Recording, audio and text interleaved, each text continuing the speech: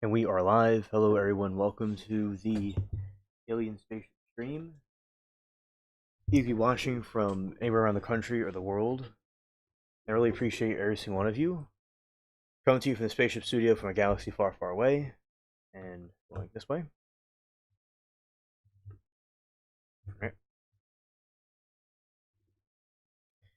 Alright, so hello, everybody. It is nice to see everybody here. And yeah, today is Sunday, and I believe with weather and stuff, like last night was a good stream, even though we had some strange weather happen. It was still pretty good in general, and we were able to complete the stream and finish it.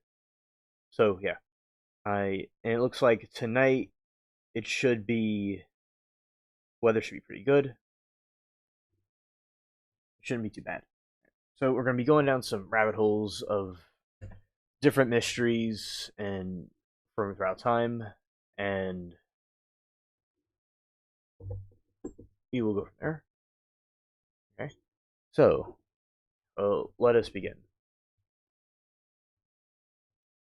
In the eight so the this in the 1800s, the century was packed with bizarre trends, unsolved mysteries, and earlier scientific experiments that make for the perfect deep dives into these things, because 1800s had a lot of things that happened and different trends that were very sometimes dark and sometimes mysterious stuff. But over time, they modernized things to our time period now. But back then, there's a lot of speculation about how things worked. They didn't really understand certain things with medicines or the way people worked. They came with their own theories. Oh, okay. Okay. Yeah, facts. Now, from the birth of the modern forensics to Victorian obsessions, and here are some of them.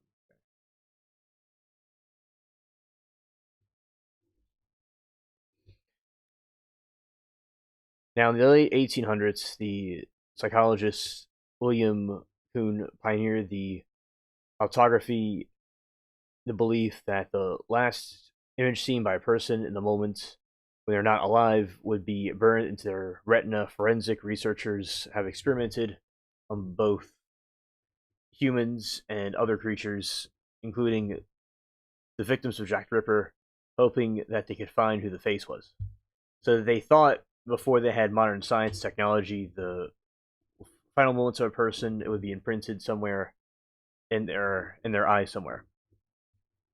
So similar to like a camera, like a picture, but that's not really how it works. Like sometimes they had ideas about biology that were very science fictional, but they didn't quite understand how the human mind worked. Because an eye has trillions of different cells in it to all be aligned together for us to see.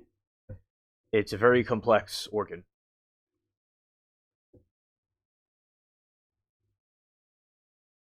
In the early 1800s, many kitchens featured a specific, now extinct breed called the Turns Turnspit dog.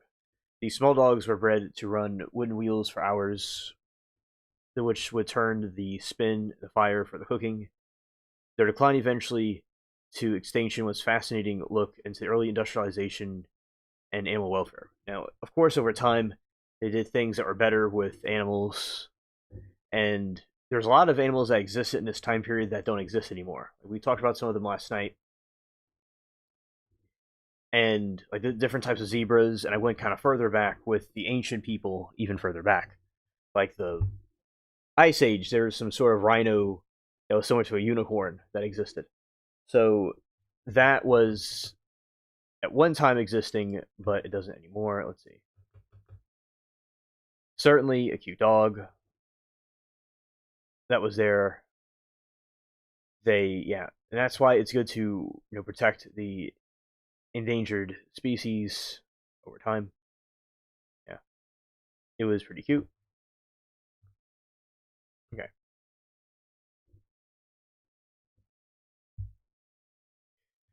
Now, there's 19th century crimes in Colorado. There's Alfred Packer. Historians uncovered bizarre criminal themed poetry that he had published in the newspapers during the 1800s. These poems about a bride he took treat the subject with unsettling mix of romance and horror. Okay.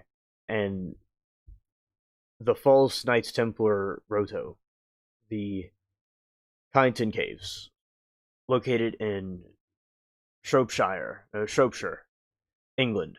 These man made underground chambers were once rumored to be a secret meeting place for the Knights Templar. However, most authoritative sources now date the Kyneton Caves at the early 18th or 19th century. They remain a hub for modern secret rituals and underground history. These, yeah, definitely the Knights Templar. There's lots of conspiracies about them and their involvement in different types of secret societies. Now, they're Christian troopers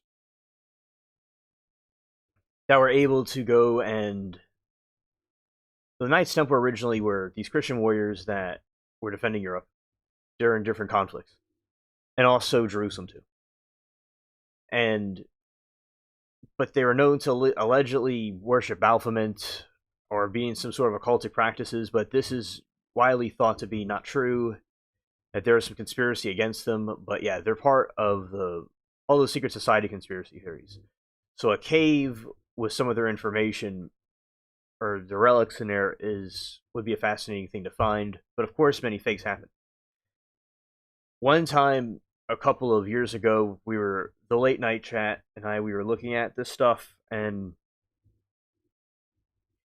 it was really interesting. They had these different shops that would be out in public, and they would show these magic tricks and these magic shows where they were like saying these creatures were real that weren't real, or they would show smoke and mirrors, and it was a lot of people believed it, but they're very articulated types of fake cons that they're doing. Now, us in this time period would look at it as a eccentric piece of like a props and things that look not real at all, but to them it looked real. I guess AI in the future from this time period will look completely unrealistic to them, I suppose. But I mean, AI is pretty realistic looking. I can imagine what those people back then would have thought of AI. That would have blown their minds. There's a certain point, if you go back far enough, they wouldn't exactly understand the technology we have today. Not that they weren't stupid, it's just kind of out of their comprehension. So, although it's not like too long ago in the 1800s, it's like our technology's way, way advanced, like in the stars, in galaxies. Like, it's like Star Trek type technology we have now. There is capsule wardrobes, and the fashion enthusiasts in the 1800s offer a hyper-specific capsule wardrobe rabbit holes, such as the working class attire of the 1830s and the streamlined accessory-focused outfits of 1874. Living historians meticulously documented these eras to manage storage and maintain accuracy for prepaid reenactments.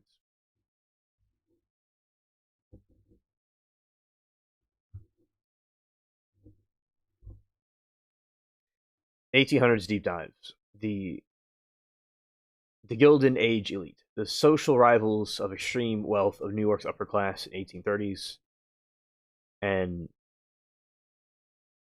there is the Frankie John murder, 19th century crimes inspired famous songs, record by Sam Cooke. There's the Woods Hole Botany, the story of thousands of plant specimens collected in the 1890s, each mirroring a unique piece of 19th century history.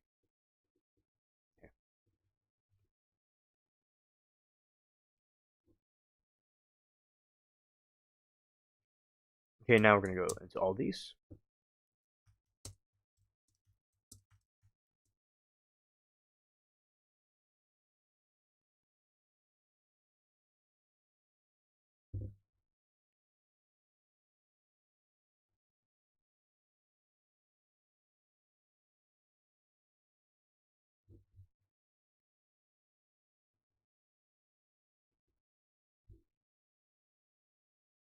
The optography search for the last image.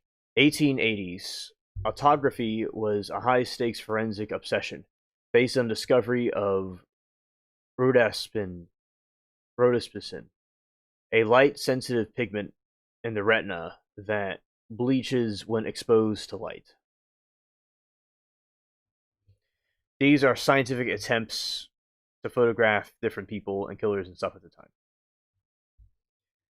Theory. Scientists like William Cahan believed that the retina acted like a photographic fixing into the scene of deletion. Let's see.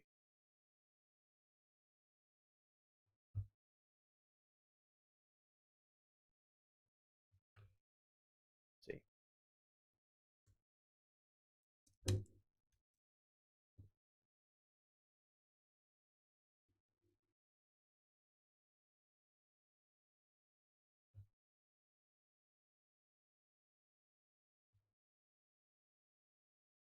All right.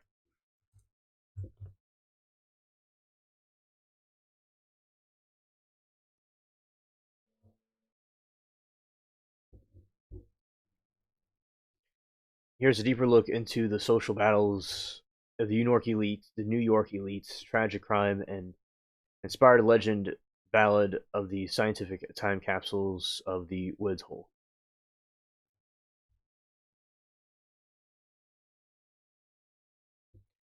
The Gilded Age elite, Miss Astor and Alva Vanderbilt. Late 1800s, the New York high society was governed by the 400 list of families deemed socially acceptable and the Caroline Astor, the undisputed Queen Bees, and her social attributor Ward McAllister. Rivalry.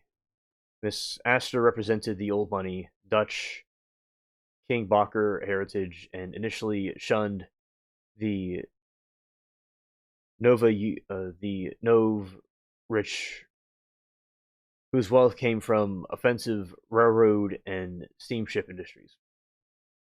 Now, back in that time, iron was a big thing back then, and also railroads. The internet is the modern railroad stations. The strategic move in 1883, Alva threw a masquerade ball and cost an estimated 6 million in today's currency. She strategically withheld the invitation from Miss Astor's daughter, Carrie, claiming that she couldn't invite someone she hasn't formally met.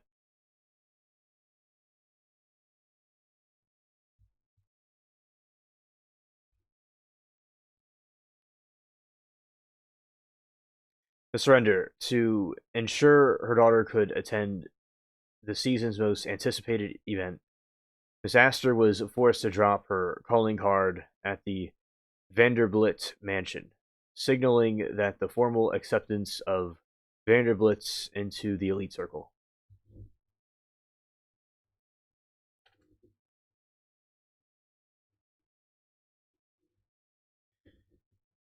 Famous ballad record by Sam Cooke,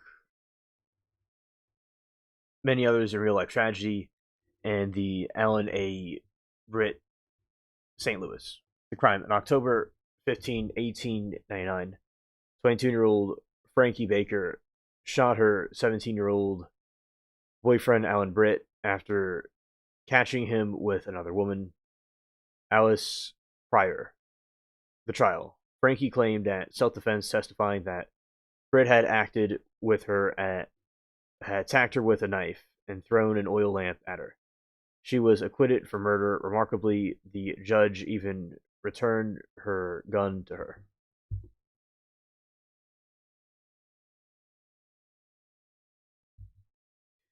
The song's curse. While the song became a global hit, Frankie Baker spent her life trying to escape its notoriety. She moved to Oregon and filed several unsuccessful lawsuits against the film's companies, including one against Mae West for the film She Done Him Wrong, and she deleted in a mental institution in 1952, never having profited from the legend.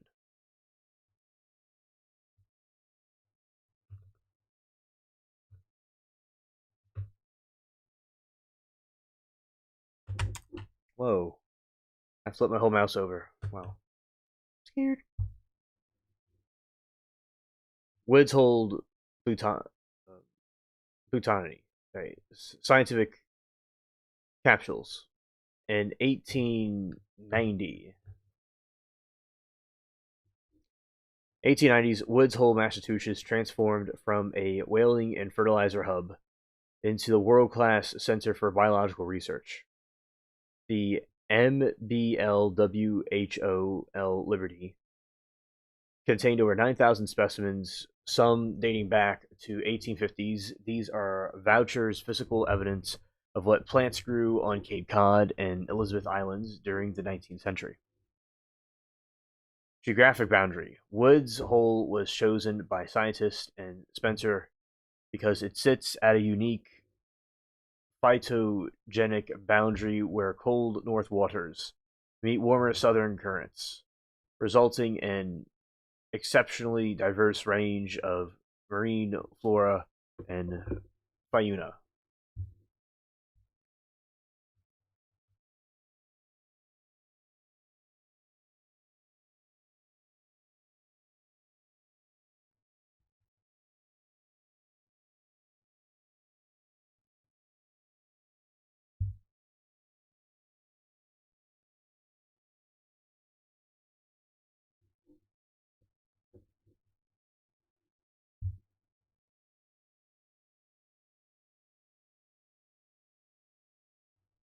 Victorian precision. Collectors in the 1800s were obsessed with standardization, recording precise location data, elevation, and associated species.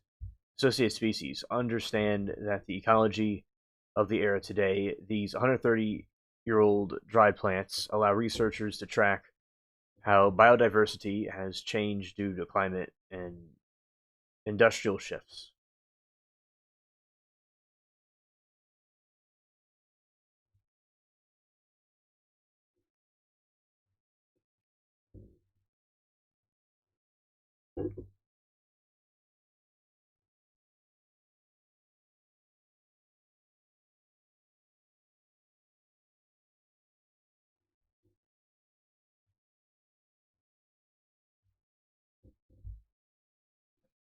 Okay, and now we're going to go here.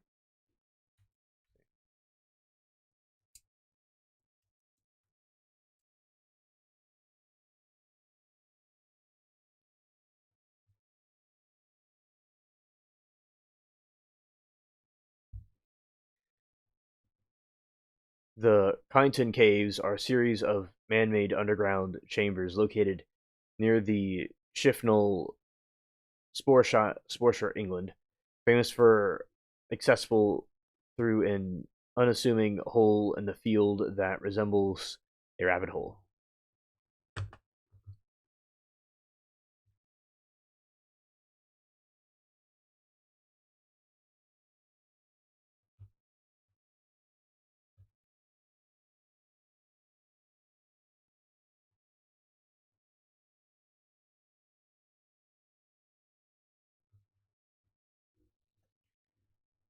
Original purpose, according to the historic England structure, is most likely the Victorian grotto or folly. It is believed to have been carved out of the sandstone by the Ledge family, landowners in Caton Hall between late 18th and mid 19th centuries. Designed a network featuring Neo-Roman architecture, including carved archways, pillars, and nooks intended for candles. Some passages are also narrow that visitors must crawl in their hands and knees to move between chambers. The Templar myth. Local legends often claim that the caves were secret hideouts or Templars from the Knights Templar. Now, the historians such as Dan Jones have noted that there is no historical evidence to support caves were likely built hundreds of years after It was discovered in 1312.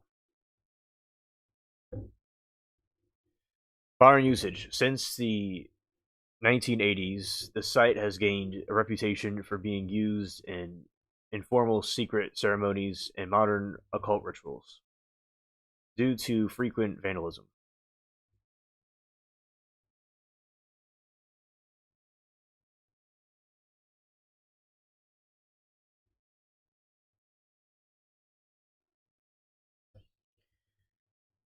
The caves sealed by the landowners in 2012, though they continue to attract interest in explorers and photographers.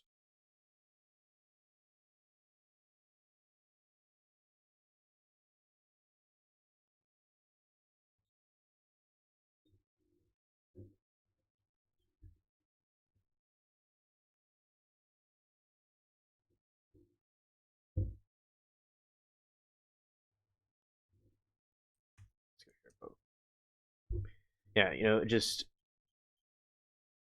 a lot of these cave systems were, yeah.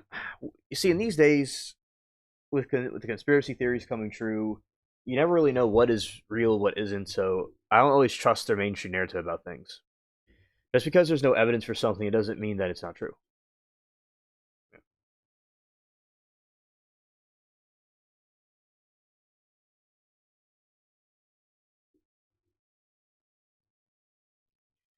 The architecture, the chambers are designed in a neo Roman style, but rounded arches and sturdy pillars and vaulted ceilings.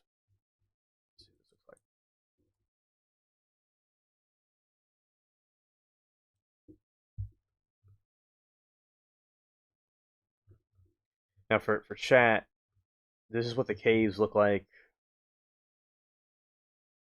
Let's see.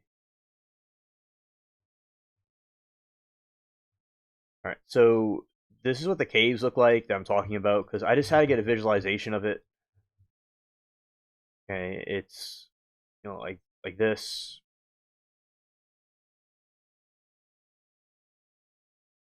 Yeah, it looks ancient. I mean, it looks pretty cool. I mean, yeah, it's like I could definitely see the Templars using it, and that's the entrance of it.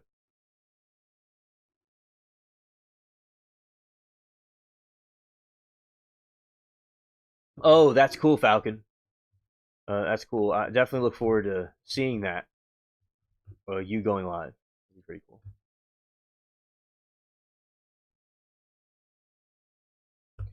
Oh, hello, Moki. Awesome watching hockey. I definitely appreciate it. I hope the Knights win. Thank you for being around. And yeah, Falcon definitely will be uh, cool to see. And let's see. So you got that right there.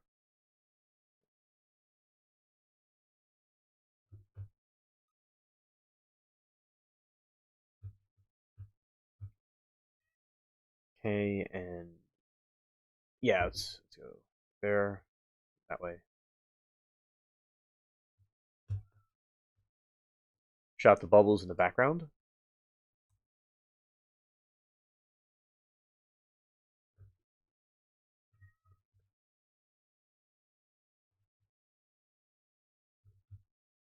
There we go. Yeah. So let's continue with the ancient cave. All right, so architecture. So the atmosphere. Many walls contain small carved designs, and the whole candles are tea lights, which were used to illuminate the windowless tunnels during the Victorian social gatherings and later rituals. You see, this must be one of those caves that they used for their maybe their practices and stuff they did. The occults. Centuries of soot from the candle moisture have darkened the stones, and visitors have carved various symbols, graffiti, soft stone over time.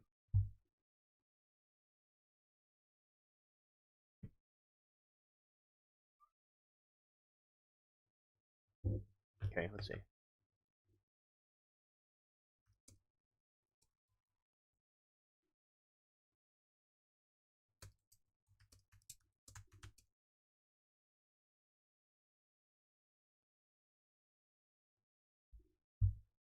Oh, okay, Falcon, understood.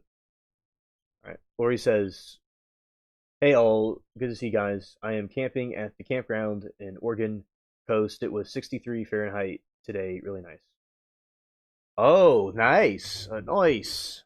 That is great. You were doing that. You're up there in that region.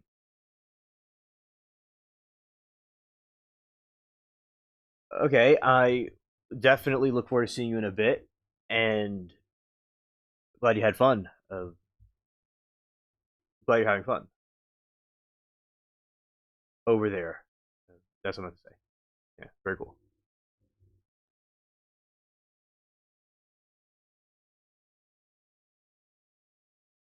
Oh, okay, Falcon. Okay, Falcon. Well, that will be interesting to see.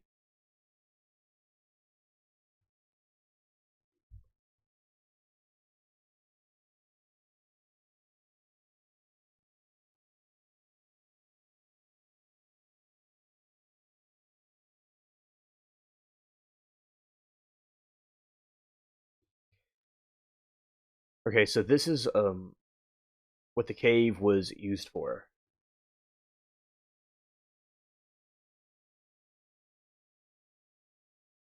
History blend of practical use. Let's see. Oh, you saw northern gannets driving for fish. Oh, interesting. Yeah, Falcon. I think you have to wait 24 hours.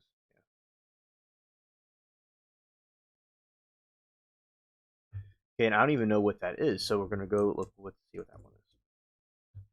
Ah, okay. That they are large. Wow, these things are pretty cool. I'll show it on the screen for chat. These cool birds. Okay, here.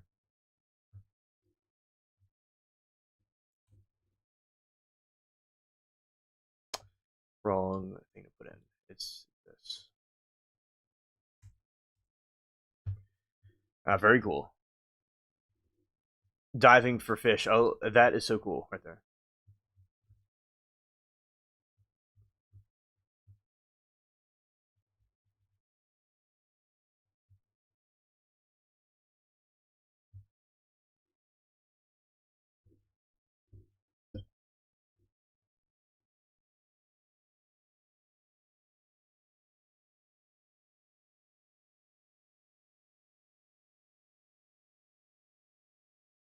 Oh, okay. That's funny. You thought they were that. Yeah. And it definitely looks cartoonish the way they dive into the water. And you got to remember those two birds look nearly identical. You know, very beautiful birds, both of them. But yeah, they look nearly identical. So it can be easy to get them mixed up. I think they both have some of the largest wingspans. Oh, hello, Frog. Um, Glad you could hop over. Facts.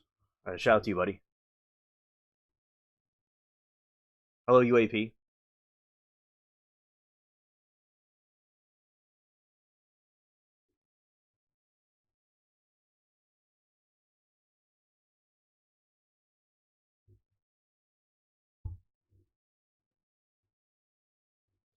Yeah, shout out to the Frog. Yeah, Frog is in the house.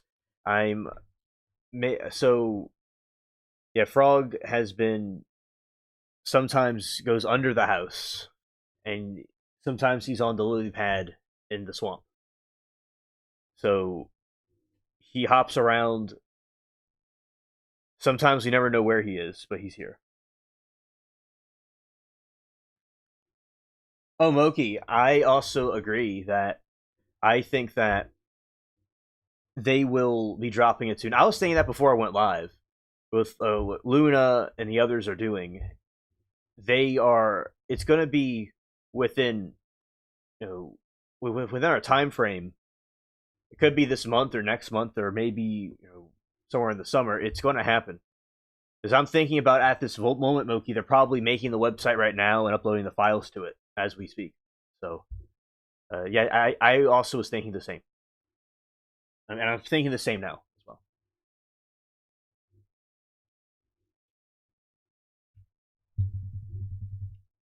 Yes, yes. Frogs are known to sleep under his house. Scared.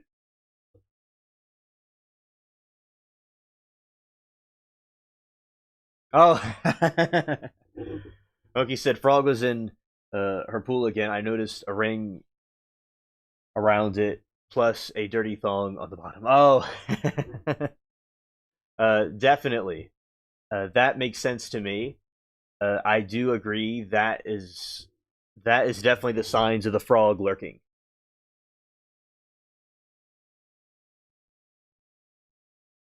Yeah, and his thong. Anytime you see a thong, that's when you know frog has been lurking around. Remember the time he went on the roof on a place and scared all the people there. Scared.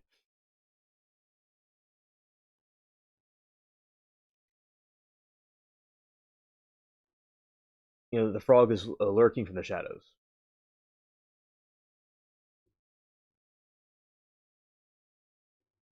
Most experts, including the historic England, became the caves were originally built in the 18th or early 19th century. They were likely commissioned by the League family and landowners. Caton Hall, also an elaborate grotto or garden folly in that era. Wealthy families often built such structures to entertain guests and provide a romantic or a spooky retreat on their estates. You see, Moki washed them for him. Yep. Now he has clean thongs.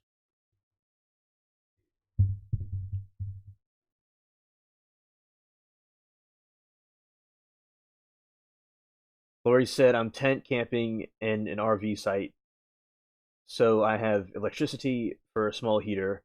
All of these RVs and little me in my Subaru tent, big tarp. Lori, shout out to you. That is an impressive sight to see, indeed. And it's also funny too. That is true. Don't get abducted by aliens out there. Yes. Scared. Scared.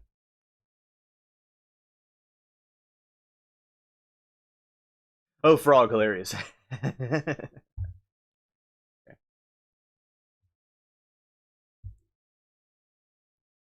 Yeah, I mean,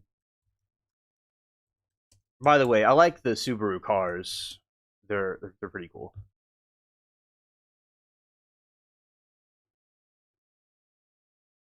You know, a couple like over 10 years ago, my family had a Subaru. It was pretty cool. Oh, Oki said she leave in the back porch. Scared. Okay.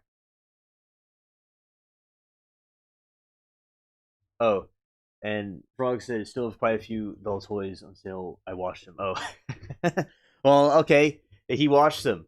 That is interesting to me because in the swamps and bogs, we have a way of washing those specific toys. Interesting.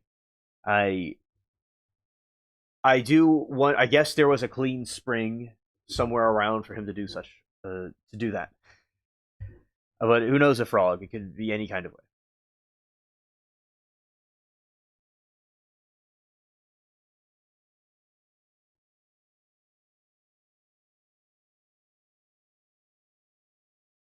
And UAP said, "Lori camping with Lori live stream bushfire camp."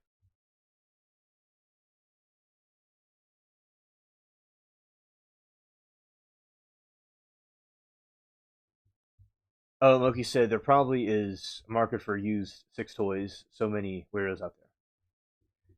Yeah, I agree with you. Uh, I'm sure there are people out there that are into that. Yeah, it's the call them swamp toys. Or he said, I'll post pics on IG when I get home. I'm being covered by the locals. Oh, okay. Lori's outdoor adventures. You see, I remember when Lori. I know Lori for a while, but I remember we would talk about fishing trips and the she's done and things that I've done, and she's. I remember there's a certain type of crab she has over there that they don't have where I am. Well, they probably have them where I am, but I've not really seen much of them. I just have the blue crabs. So yeah, she's definitely into outdoor adventures.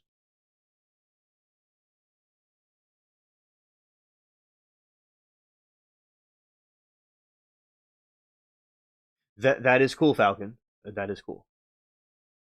Awesome.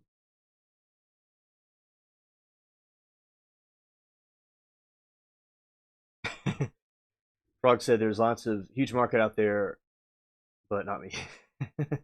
There is. And also, I will say the chat likes to do satirical jokes with each other. Um, that is what chat is doing at times, just for the record. And yeah, I think with it is it is good for people to get outdoors and experience it because a lot of people don't always have the opportunity or don't do it. Now, I've never heard of a Subaru tent before, and I'm looking at them right now, and that's a very cool concept. I've not thought of before. Something brand new.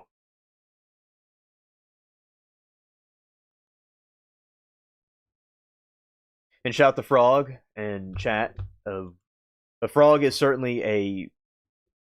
I've been knowing him for a while, and he's very funny.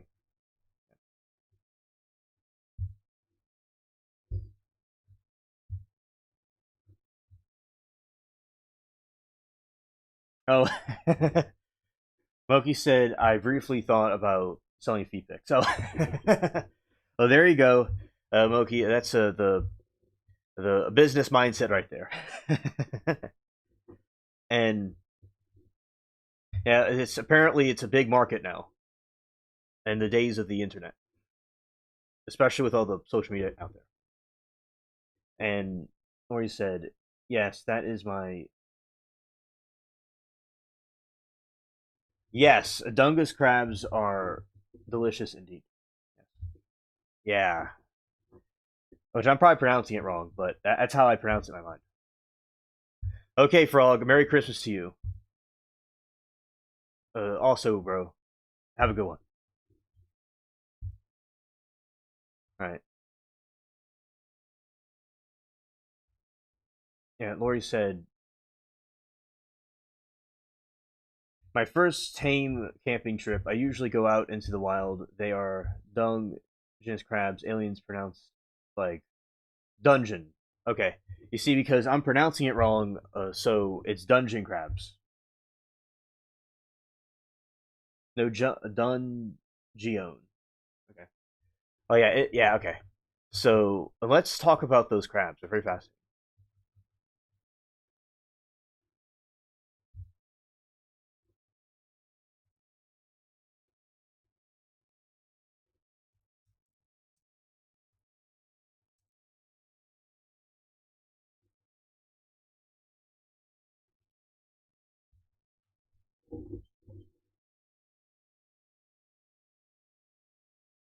Maury said, I have regular tent, but I backed my car out far as I can put the tent and far enough away to have a chair in between and tarp over the back of the car, over the tent. I'm a bargain camper. Ah, yes. A shout out to the bargain campers. Definitely. Appreciate that. Yeah, it's like, do we have to. Does she have to take a trip to the Shadow Realms to get the spelling just right? Scared. But shout the or yeah, the autocorrect is evil.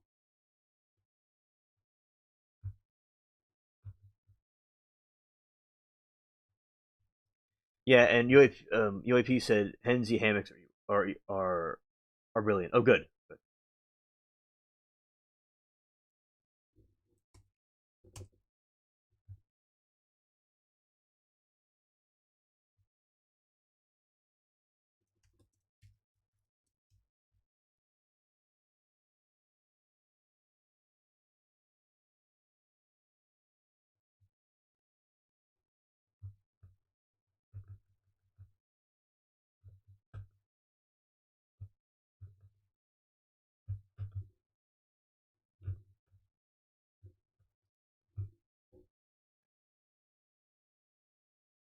Oh, you had some crabs a couple of times. Oh, hilarious fun.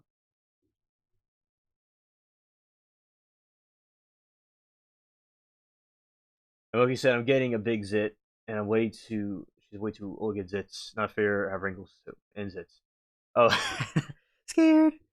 Yeah, definitely. We need to bring the alien. We got to get Zero to order some of the galactic magical cream to deal with all that. There might be a touch of adrenochrome in some of those products on the spaceship, perhaps allegedly. I'm not too sure though. But most of it is just friendly galactic uh, materials from across the galaxy. Right. Okay, Lori. She says, "I think entertained by this time these RVers with my guidelines, basically." Yeah.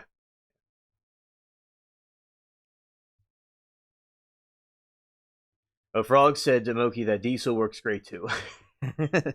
There you go. Yeah, we got to get some of the diesel. The spaceship has diesel running on it, by the way, so diesel would be easy to find on the spaceship. UAP with age from pimples and wrong places inside the nose. Oh, scared. Yeah, yeah. The struggle is definitely real.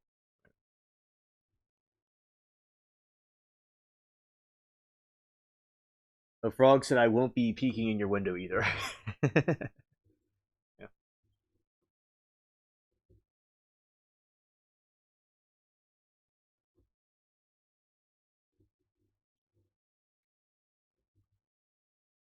Oh yes. And let's see the Dungeness crab. Let's see the Dungion crab. I'm gonna go read about this crab. Is a prized crustacean native to west coast of North America, ranging from Alaska's Allenton Islands to Santa Barbara, California. Ooh, he's Moki's going to tell his wife. Ooh, uh-oh. All right, so frogs gonna have to be living under the house for now on. So they're gonna have to. We have to make some free frog shirts. All right, a prize crustacean. All right, so named after the Junius spirit in Washington State, it is celebrated for its sweet, delicate flavor and tender texture, which many consider superior even to lobster. It serves as a cornerstone of the Pacific Northwest seafood industry, and officials state that the crustacean of both Oregon and California.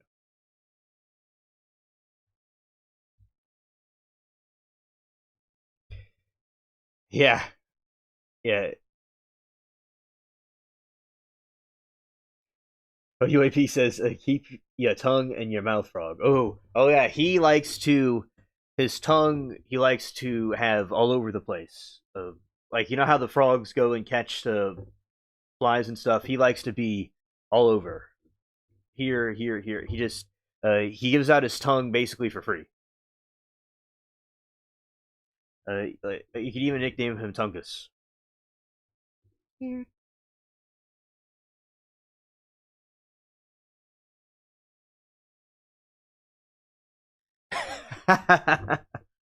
Frog said, "Moki, she doesn't care who I a fat cat through the window." She said, "As long as it's not her."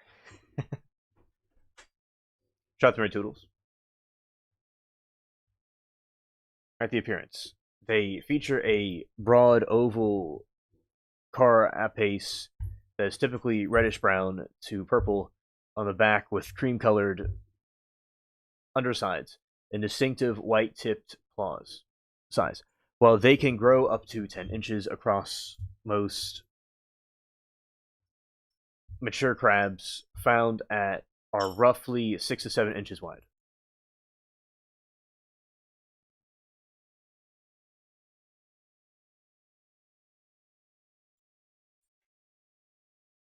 Habitat: adults prefer sandy or muddy ocean floors and eelgrass beds, living at depths ranging from interdial zone to 30 feet.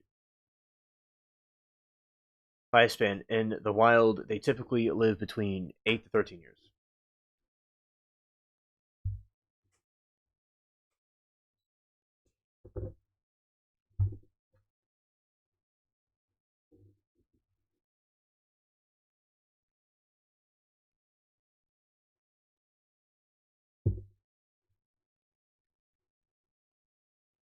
The Dugenius is highly sought.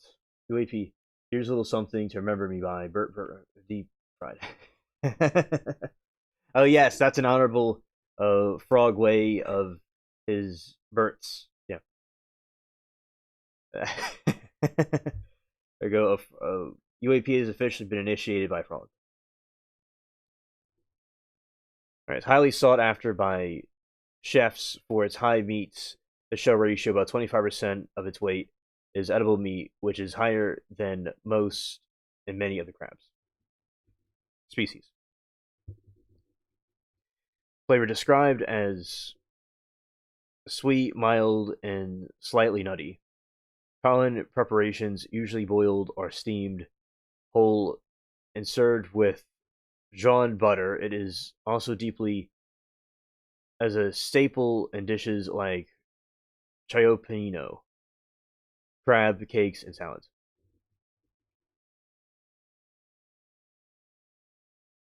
UAP said aliens don't breathe. That's cute.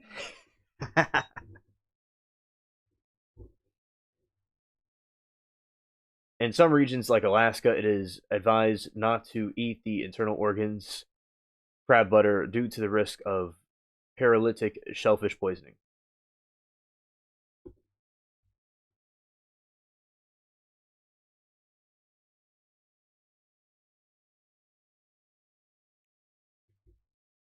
Sustainable fishing seasons. The fishery is considered a model sustainable sustainability because regulations generally allow only the harvest of adult males of a specific size, ensuring the females can continue to reproduce.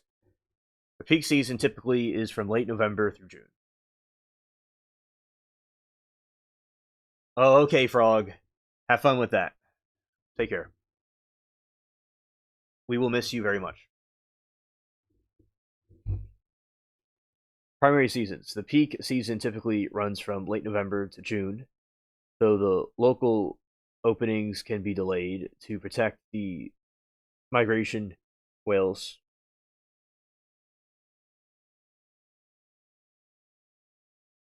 Oh, Moki, really? See, I knew it.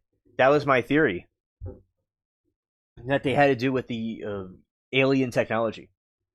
Moki says,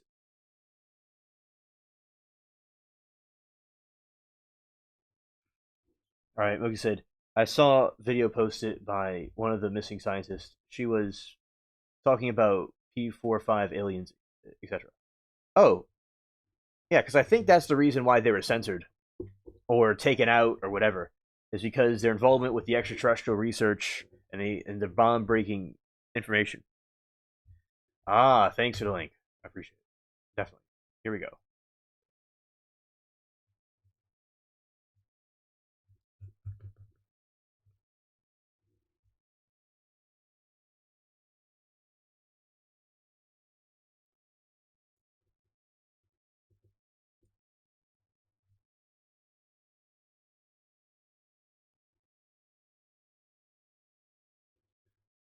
Oh, it's all from J Rod. Okay.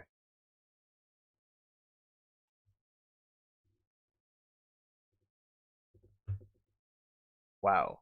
Okay, we're gonna put this over here and show chat.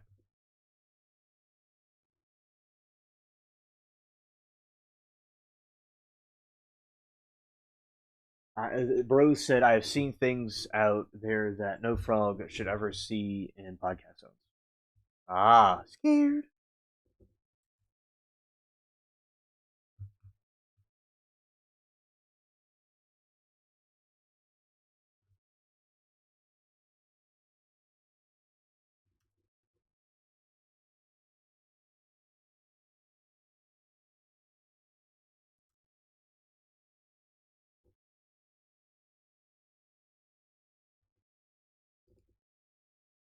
Okay.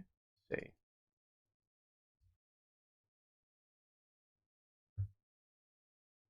We'll get this to work.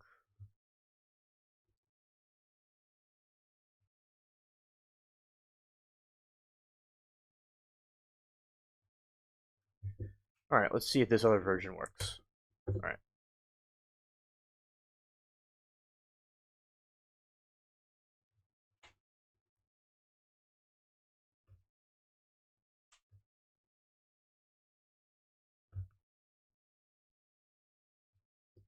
Hmm. Don't know why it's doing that. Oh, ahoy, Mark. Welcome to the stream.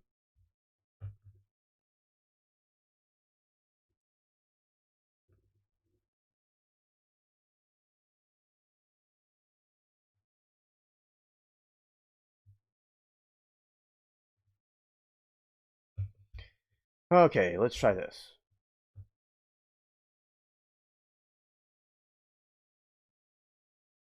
Oh, hello, Shell.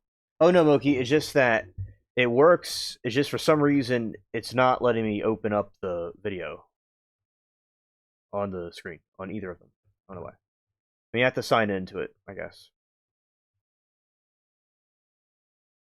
Let's do this. Try to sign in. And shout out to Shell.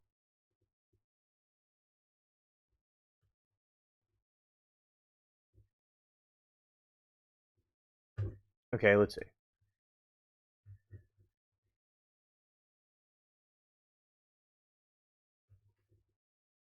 Okay. Oh, let's see. All right. Let's do this.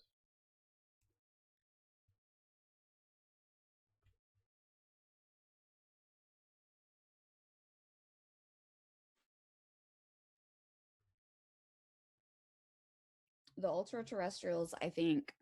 Have you heard of the P-52s and the P-47s? Do you know what that is? They're us from the future. They're from here. They are you. They are me. They're from here, from the future. P-47 is present plus 47,000 years. P-52 is present plus 52,000 years. And basically there's a calamity, right? So there's like a apocalypse scenario in the near future. It wipes out most of like everything, man.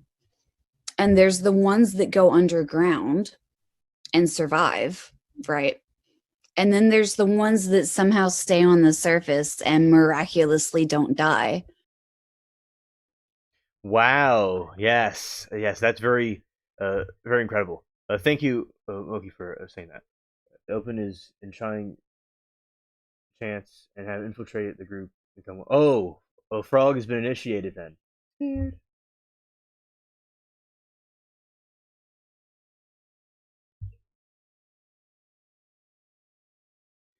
Yeah. Yeah. You see, she knew this information and she was exposing it.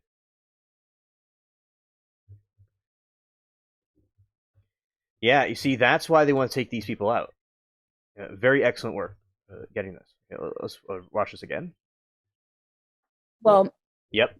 J Rod. so the ultra terrestrials, I'll just tell you, the ultra terrestrials, I think, Have you heard of the P-52s and the P-47s? Do you know what that is?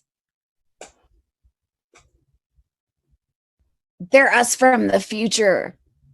They're from here. They are you. They are me. They're from here, from the future. P-47 is present plus 47,000 years. Oh, that's good that there's videos of her coming out. Everything she said needs to be brought to light. P-52 is present plus 52,000 years.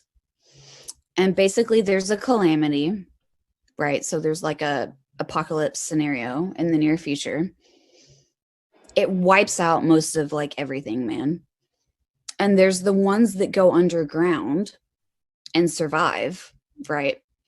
And then there's the ones that somehow stay on the surface and miraculously don't die.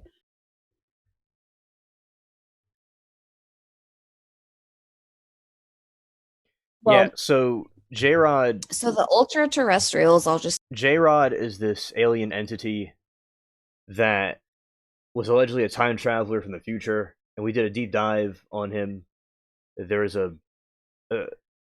one of the government scientists that were working on the project saw. We're talking about him from his experience of working with him, and yeah, that's what she was referring to. That these aliens that come from 56,000 years from now, really us from the future. Yeah. So yeah, yes, free Skinny Bob and give him a steak. Right. All right. See this one.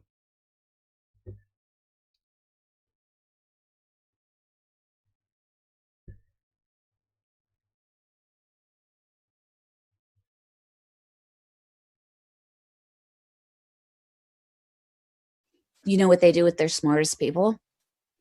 Cancel, cancel, cancel, dopamine block, dopamine block, dopamine block. They get the ideas from you. They get the design. They get the prototype that works the first time you turn it on, and then they cancel it and they take it a level deeper. Because the fact is, it's a waste of your time. If you're a problem solver, if you solve impossible problems, it's a waste of your time to optimize a problem you've already solved for application. So what they do, you solve the impossible problem and then they cancel it in the white world. They move it a level deeper. A level deeper, they optimize it for the secret application and they give you a new problem. And then they cancel it. And then they give you a new problem and then they cancel it. And a new problem and they cancel it. And they psychologically abuse you into seeking the dopamine of the satisfaction of reward. And they use you as an idea factory. That's what they do to their smartest people. Because if they reward you with success, you rest on your laurels. I'm so fucking smart, I never have to try again. But if they cancel, you're constantly trying to prove yourself. You see, she's definitely a very good job at standing up to the system, and she's right about the cancel culture that happens, and it's extremely annoying, and it's used as a weapon. So yeah, she definitely was going to stand up for what she believed. UAP, and I've mentioned this on the live streams before, but that's what these things are claiming to be. We don't really know what they actually are, but that's what they claim to be. They could be lying about being time travelers, but they said they're aliens. Now they're saying they're time travelers. It's inconsistent. But if it is time travelers in the future, then it's time travelers in the future. That's what it is. And they came back from here, all this, for whatever reason.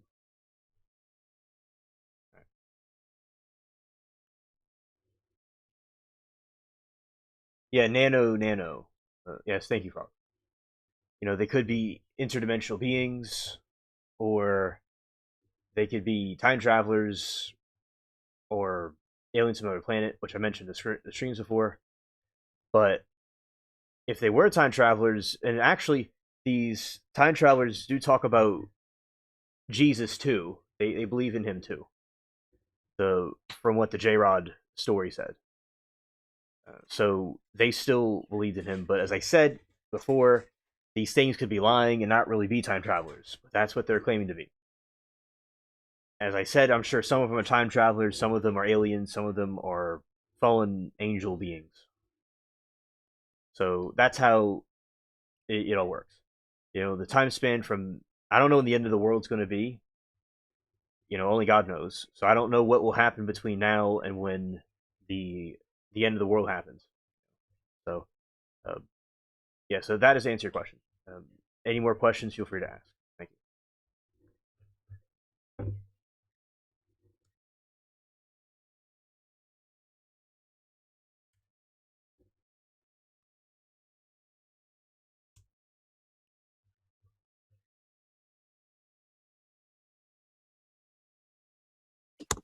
Disclosure is going to come out of Huntsville, Alabama, out of Redstone Arsenal. Redstone Arsenal in Huntsville, Alabama is the biggest fucking deal that you've never heard of. It's the biggest fucking deal that you have never heard of. Because the fact is that we have deep and wide, extensive credibility that no one knows about because you're not supposed to know about it because it's in Alabama, it's obscure. You're not supposed to know about it. That's the point. People that don't know what Huntsville is. Amy People know what Huntsville is? Is that what you're saying? People don't know what Huntsville is. Huntsville is the biggest fucking deal on the planet that you have never heard of. Now, like, Huntsville is the Silicon Valley of government national security technology and intelligence community technology and aerospace technology. Huntsville is like the hub. Like, we are number 3 on the first strike launch list. If first strike happens, 3 targets, Huntsville will be one of them. Alabama. This is Alabama, dude, in the deep south. We're in the top 3 first strike. We're in the top 3 first strike because you haven't heard of us. That's why. It's on purpose. I started the Institute for one reason. One reason, the Institute.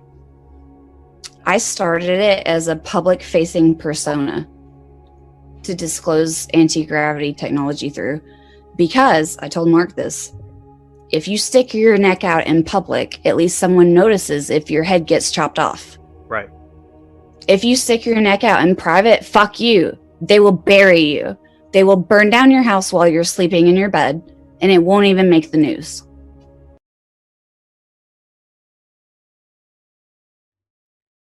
You see, there you go.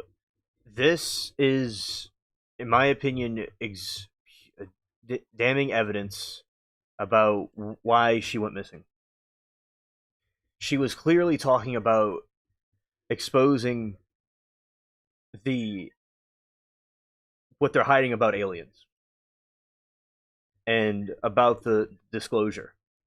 As I said, I like her a lot. She seems very zealous and defends her position, and she hinted at her being decapitated, so to speak, that they were going to take her out.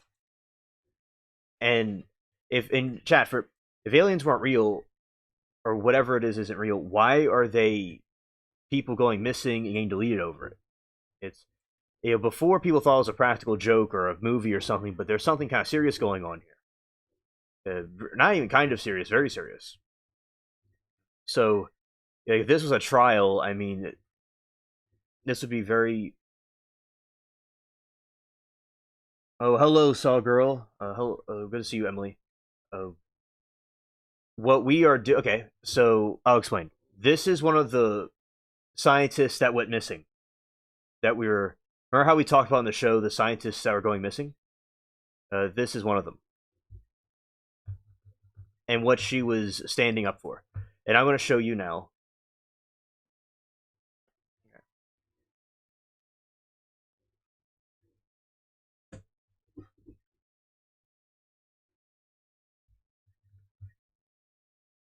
Oh, interesting link. Let's see about this. Thank you, Sakuro. And I caught EVP swarms around the lines and shooting upwards in swarm streams. Oh, good.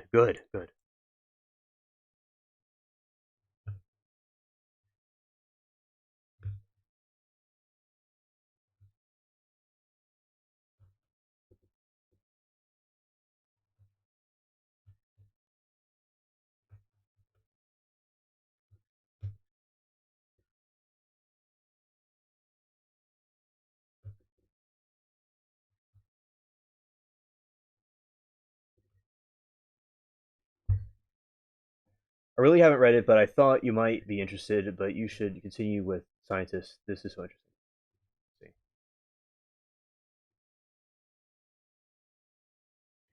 Okay. When we cover, I will thank you for the link. I will definitely read it. Thank you. All right, Cell Girl. So I'm gonna give you a recap about what we talked about the links. So I'm gonna show you. I'm gonna play all the link. I'm gonna speak English for a second, so you can understand what I'm saying. So I'm going to play the clips for you that we just played about who this is. Yes, yes, and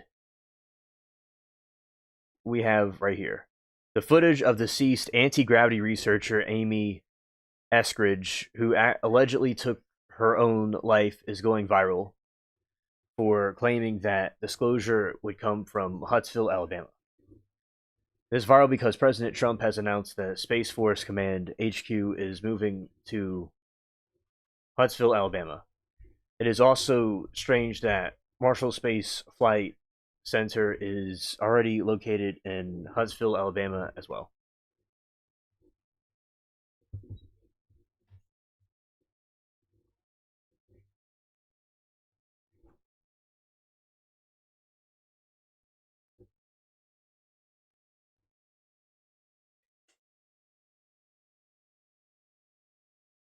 All right, here we go.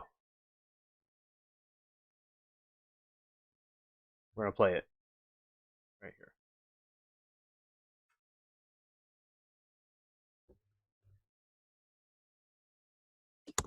Disclosure is going to come out of Huntsville, Alabama, out of Redstone Arsenal. Redstone Arsenal in Huntsville, Alabama is the biggest fucking deal that you've never heard of. It's the biggest fucking deal that you have never heard of. Because the fact is that we have deep and wide, extensive credibility that no one knows about because you're not supposed to know about it. Because it's in Alabama, it's obscure. You're not supposed to know about it. That's the point. People that know what Huntsville is. Amy People know what Huntsville is? Is that what you're saying? People don't know what Huntsville is. Huntsville is the biggest fucking deal on the planet that you have never heard of. Now, like, Huntsville is the Silicon Valley of government national security technology and intelligence community technology and aerospace technology. Huntsville is like the hub.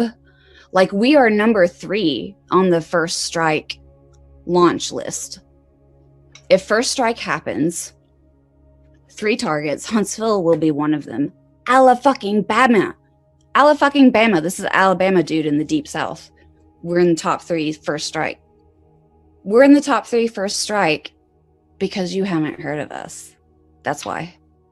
It's on purpose. I started the Institute for one reason. One reason, the Institute. I started it as a public-facing persona to disclose anti-gravity technology through, because I told Mark this. If you stick your neck out in public, at least someone notices if your head gets chopped off. If you stick your neck out in private, fuck you. They will bury you. They will burn down your house while you're sleeping in your bed, and it won't even make the news. Hilarious, Mark. Yes. So she is deceased, and she was one of the anti-gravity researchers. Here's another one.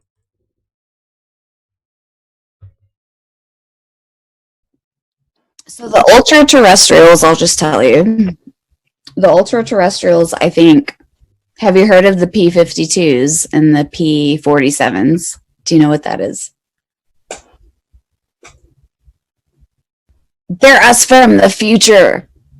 They're from here. They are you. They are me. They're from here, from the future.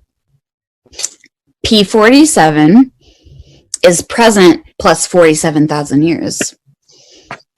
P-52 is present plus 52,000 years. And basically there's a calamity, right? So there's like a apocalypse scenario in the near future. It wipes out most of like everything, man. And there's the ones that go underground and survive, right? And then there's the ones that somehow stay on the surface and miraculously don't die. Yeah, yeah. And she was talking about an alien called J-Rod, which was an experiment where this gray alien named J-Rod was claiming that he is an extraterrestrial that was really a human from the future that came back here from a time machine.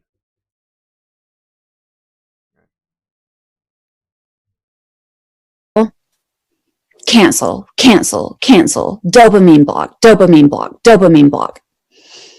They get the ideas from you. They get the design.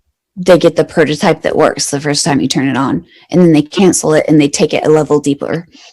Because the fact is, it's a waste of your time. If you're a problem solver, if you solve impossible problems, it's a waste of your time to optimize a problem you've already solved for application. So what they do, you solve the impossible problem, and then they cancel it in the white world. They move it a level deeper. A level deeper, they optimize it for the secret application, and they give you a new problem. And then they cancel it. And then they give you a new problem, and then they cancel it. And a new problem, and they cancel it.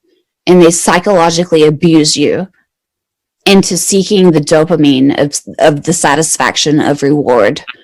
And they use you as an idea factory. That's what they do to their smartest people.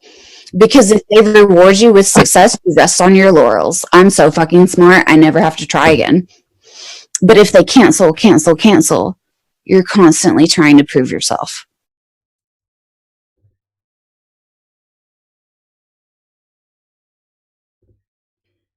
Right. So, yeah, that is the scientist that she's not alive anymore. And she's part of the group that when all these scientists had something to do with alien research and they're completely either deleted or now or missing.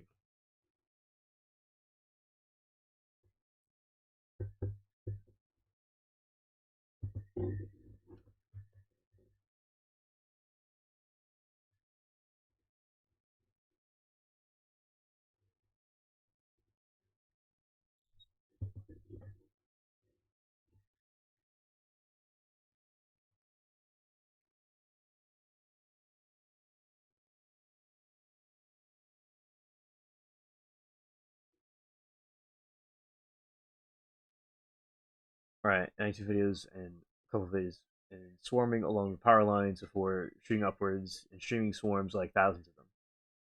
Work with insane and trust me, bro. That reminds me, I still got a bridge to give you.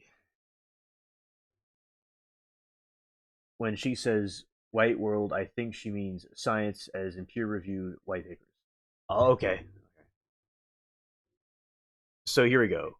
Amy Eskridge, 1987 to 2022. I'm going to read you all about who this woman is.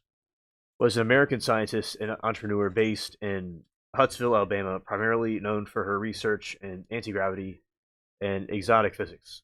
She is co-founder of the Institute of Exotic Science with her father, Richard Eskridge, a retired NASA engineer, with the goal of disclosing gravity manipulation technology. Her name has been recently gained national attention in 11th case in a string of deletion deaths and disappearances among the scientists with ties to the U.S. government, research, nuclear programs, and aerospace.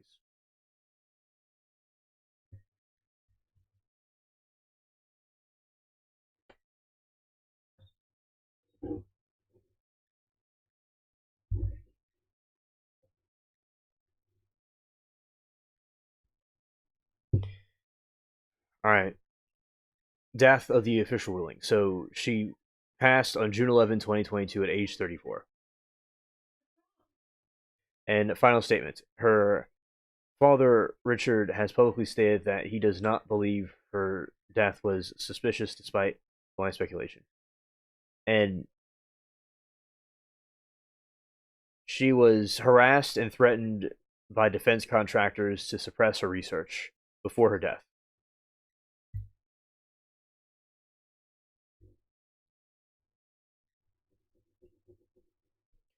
Nuclear 11. She frequently cited the alternative media UAP unidentified air anomalous phenomena circles as of Nuclear 11, a group of researchers whose fates some believe are linked to war classified and revolutionary technologies. Oh, we'll find a buyer for you, Mark, somewhere in the galaxy. Following her call from Representative Eric Burleson, RMO,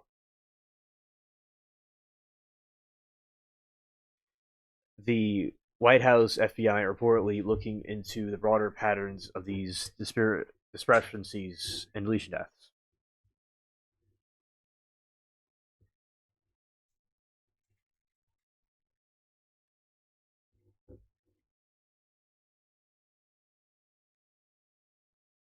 Thank you, Moki, for clarification. Something that I do want to emphasize that I have been saying before is that there is aliens are being disclosed. It's not just about aliens being exposed in general. For those that may think that it has to do with alien exposure, it has to do with the aliens have a certain energy that can be free for everybody and that can be easy to use. And also, I believe I'm going to add healing technology that we possess that we would be able to heal all kinds of diseases. So this would be a very big blow to the big corporations and electrical companies and etc. So it's a lot of money. It's like the iron and oil tycoons of back in the past. It's the same thing now. So there's free energy that they discovered, they know about, and them exposing it is a threat to these big corporations. And it would completely, totally upend world economics. And the economies of the world would be thrown upside down. So this is the reason why, a speculation, they took her out and the other ones out because they didn't want them releasing this information. Because yeah, for the president, it's talking about alien exposure. Pretty much everyone knows there's aliens. But this is even more serious because the technology, and especially element 115, that is this element that can cause levitation. Levitation of a UFO. So they don't want this going into the hands because it's going to destroy everything. I will even say this mirrors the Edison versus Tesla, the Nikola Tesla. Tesla was very brilliant, and he came up with this type of wireless communication, which is now used for Wi-Fi and in cellular towers. And his theory was electricity that would be wireless, and he could have gotten the technology or known about it from aliens, possibly too. I'm sure he could have, but Edison wanted everything to be a big business, so he completely ripped him off and created this system we have today, and this is that on steroids, unimaginable proportions. Some alien technology that could be free energy, and I guess, in my opinion, healing people that are sick too. That would completely make our planet a better place, electrical wise, and this will completely turn the world economies upside down. So that is a reason why, my opinion, a big reason they took all these people out, including her, and she fought to the end. And with the internet, people could see what's going on. If this was back in the 70s, or people would not be knowing what's going on maybe as well. So although the internet existed in the 90s and the 2000s, I mean, the way we're communicating with our new technology is a very good weapon against them, because you can't really censor anything with the internet. It's going to come out eventually. That's why countries like China and North Korea and the third world countries will try to do what they can to censor the internet, because it's a powerful weapon.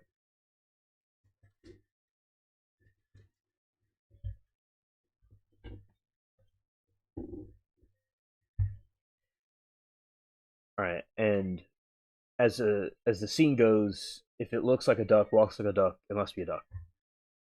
Yes, the saying. Okay, as the saying goes. But saying the scene goes, that works too, because you could have a scene of a duck that looks like a duck and talks like a duck and walks like a duck. So I understand you meant saying, but a scene also works too. And it would free us. The self-proclaimed masters don't want that. Exactly, Lori. They don't want this type of disclosure happening because those in power, like the Rockefeller type institutions that were created, would completely shatter.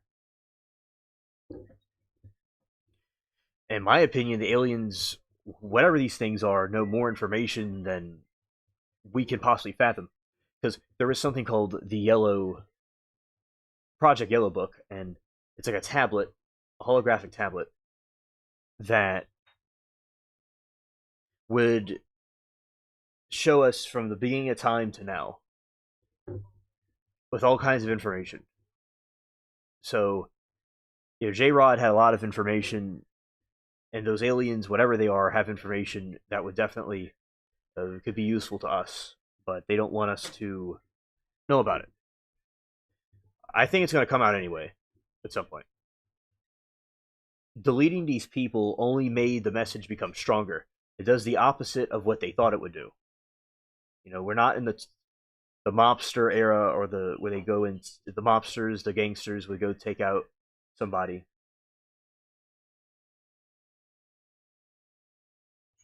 Oh, hello, mermaid. Welcome to the stream. And no videos tonight, just relaxing and out of ideas. Oh, okay. Well, mermaid, that is understood. You did very good yesterday with your 2 videos. Very well. I like them. The clocks were so cool, and I still have to comment on the other one. So I'm gonna leave you a comment. Yeah, I definitely think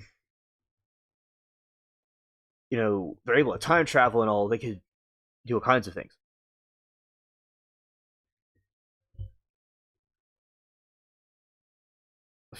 For instance, the fallen entities, they went out and gave humans technology to begin with. Like, they gave people technology with swords and astronomy, whatever. Now they have some new update for us, it seems. And there you go. So yeah, I tell you, I think one way or another, it's gonna come out. And deleting the people, silencing these people, only makes it stronger. Just to recap about what I was saying.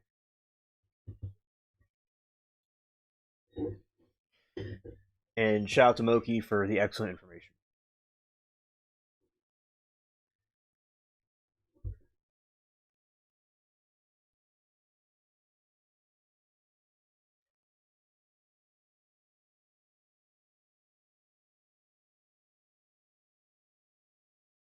Yes, that's true. UAP came at the end of the premiere.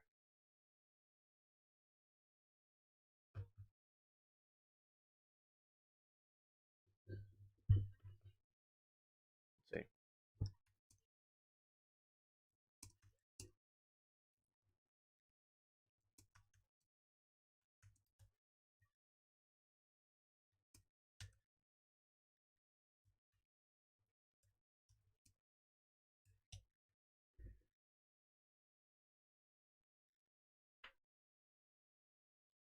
Yep. And just for the record, everybody, she is in a series of deaths and disappearances of the 11 scientists in the United States. And authorities have not confirmed physical links between them. It was. She falls into that category of the nuclear 11 that went missing. And yeah, Saw Girl, the way they could have been done was they could have done some MK Ultra stuff to her to cause her to do that to herself, or they had an assassin go out and do it to make it look like it was a self deletion, but it wasn't. And remember, these people are much better. We watch trials all the time, and a lot of these people that do these staged deaths are really don't do it right, and it's easy to detect. But these people got the money and power, and skilled assassins to be able to do these things that make it look like an accident. The mafia did stuff like this a lot, based on research. So it's a tactic like that. The way these people operate is like gangsters and stuff. Like it's like a crime syndicate, but it controls the nation. So it's a little bit spooky. It's much bigger, more powerful than the other crime syndicates. We almost live like in a Marvel comic or a DC comic, basically. That's what this is. With villains and trying to censor a scientist, it's basically like being in a movie.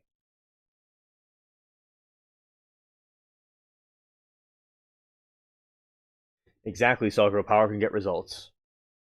I make the analogy to South American countries that are able to buy out the police and politicians, even in Eastern Europe and Russia back. People might argue even now, but especially back in the Soviet Union, they're just able to pretty much buy out everybody and do what they want to do. Yes, UAP, they do. Very true. And the Skull and Bones and the other secret societies knock people off as well. Yeah.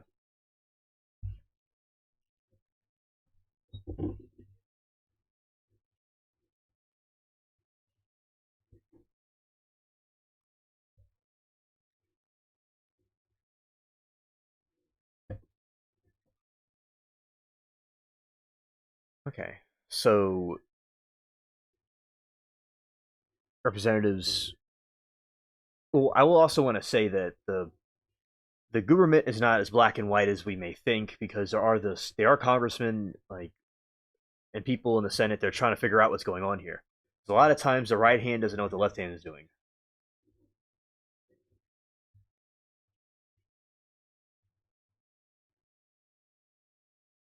And because it's kind of like Transformers, um, which I think, looking back at it, showed a lot of subliminal messages about what's really going on. Because there is a secret government agency called Sector 7 that no one even knew existed. So I think something like that must be operating. And the way the alien robots were very similar to what's happening in real life with these other alien beings.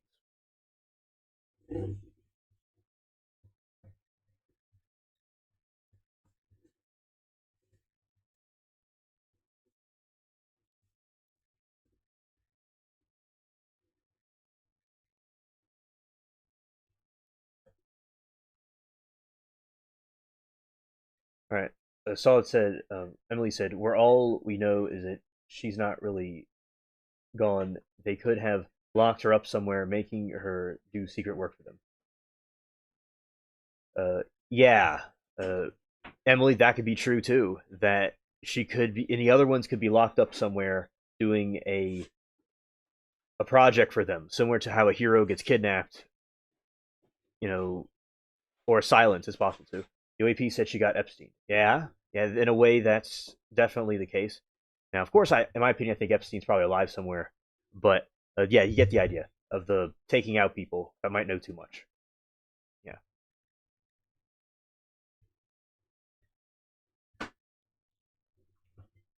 and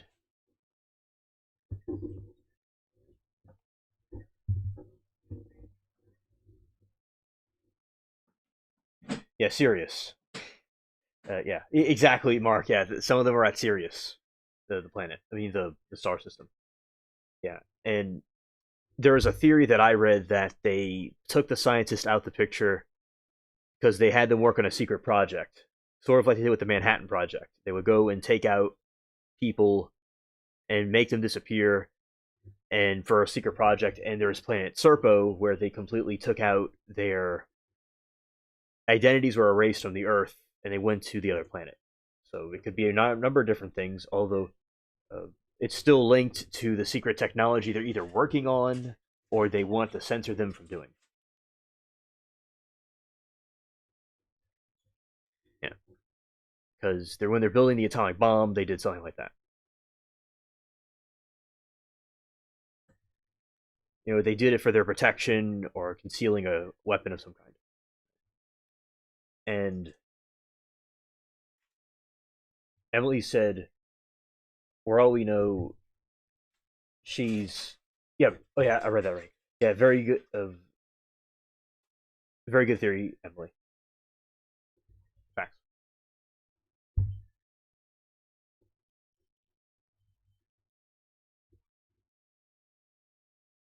Now, General McCasland was the one that I know the most about. Oh, thank you, Emily. Like that.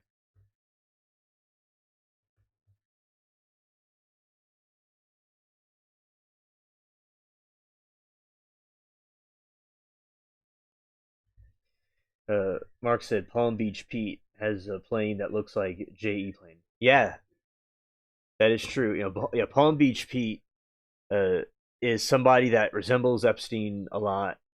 I've talked about him on the show all the time, and also I talk about, especially in the phone lines, I talk about Palm Beach Pete and Gerald the Dolphin all the time, and Gerald rather, and it is really interesting to see how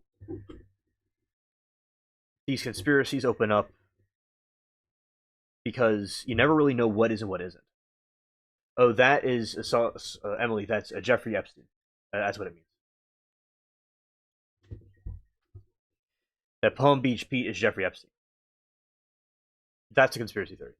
That he lost weight or did something different to his face, and he apparently has the same tattoos, the same teeth, and the same jets. And he even claimed that he went to one of Epstein's parties before. There's another theory that he's a decoy as a distraction from where he really may be, over in another country. Yeah, exactly, Emily. And that is the point where he, although as I said, him really being the guy is something that's far fetched. But and even Epstein said in his last interview about his home in Palm Beach, and there's a guy comes out of nowhere named Palm Beach Pete. So it can be just with the conspiracy theories coming out, especially when the Epstein thing came out, is pretty much at that point all the conspiracy theories were deemed either credible or true at that point.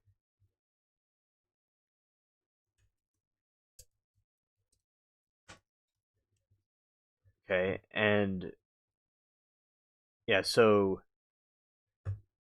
let's see, Epstein. Yep.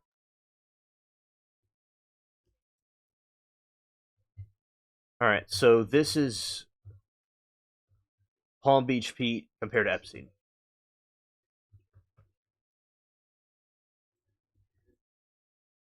And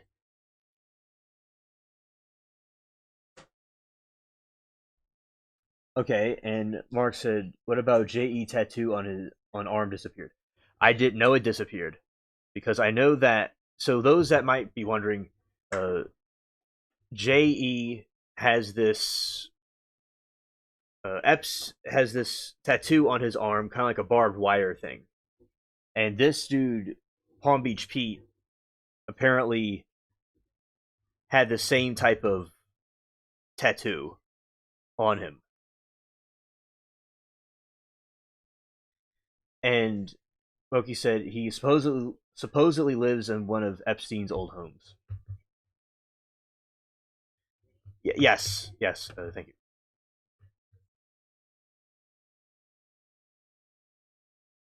Oh, I know Mark, but I mean, Epstein used Gmail to talk about his activities. He used the clear web and not the deep web, where he would have been more anonymous.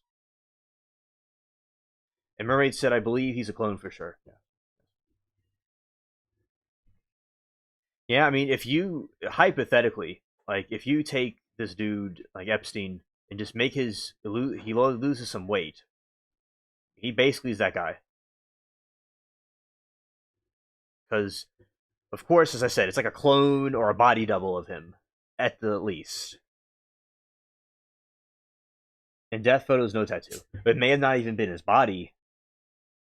It could have been another body. But it's just in. No, you gotta understand. Uh, Apparently, in the files, there's a picture of him with a tattoo on him.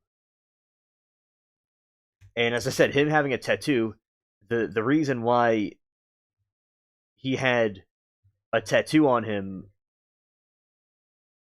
was because he just was a guy that did that. You know, rather than most people would want to conceal a tattoo, but this guy wanted to just show himself everywhere. And the reason why he was so having tattoos where people could identify him easier, or why people would want to he used Gmail because he had so many rich, powerful people under his thumb that he pretty much thought he'd get away with anything.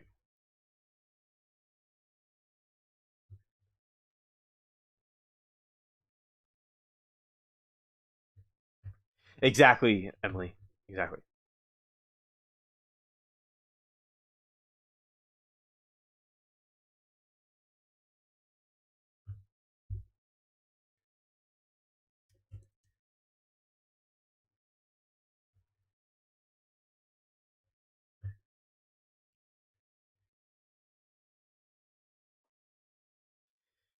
Oh, okay. Emily said, I thought the guy on the left was Epstein until I read the names above that. Oh, yeah. Okay. See, basically, here.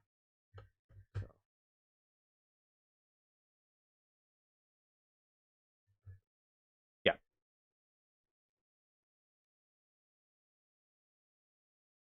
I know as I said, if Jeffrey loses weight, he would look like a complete carbon copy, in my opinion, of that other dude. Make his hair a little bit different.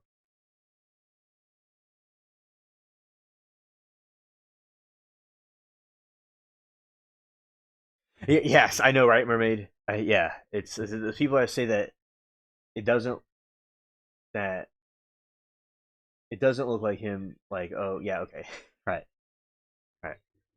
And I'm not saying it's him, but these days I don't know what's real, what isn't real. Yeah,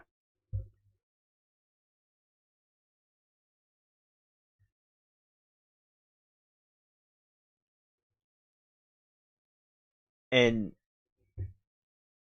yeah, he drives around and he's like a social media person, and he does I'm not Jeffrey Epstein, but in a way, people are kind of suspicious about it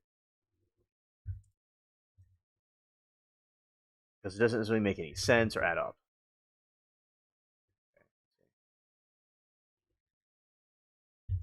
Here,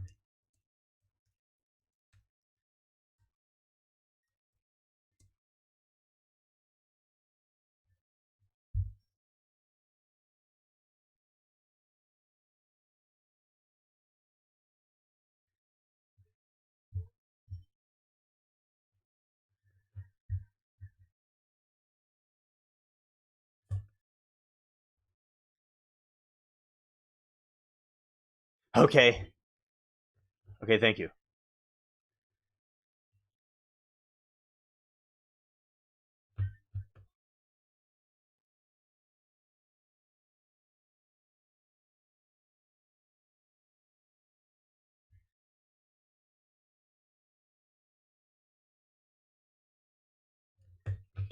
Okay, I'll play a video of Palm Beach.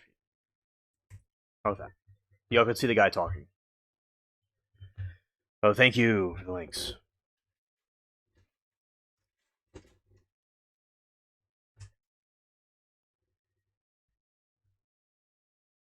Okay, let's go this way.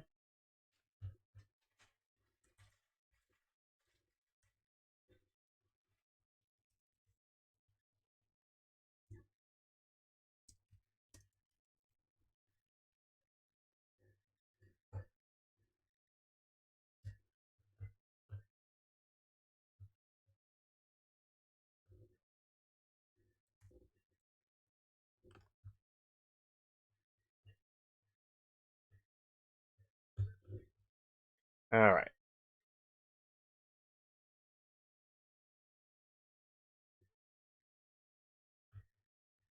Go this way. Shut the chat. Shut the spaceship cats. And let's go here.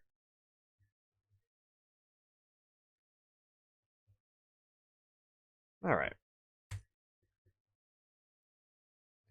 Okay, this one will be Palm Beach Pete talking.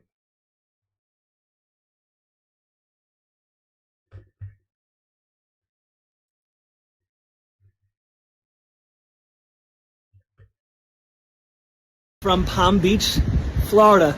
I want to thank everybody for the positive comments I got from saying I'm not Jeffrey Epstein. I'm just Palm Beach Pete.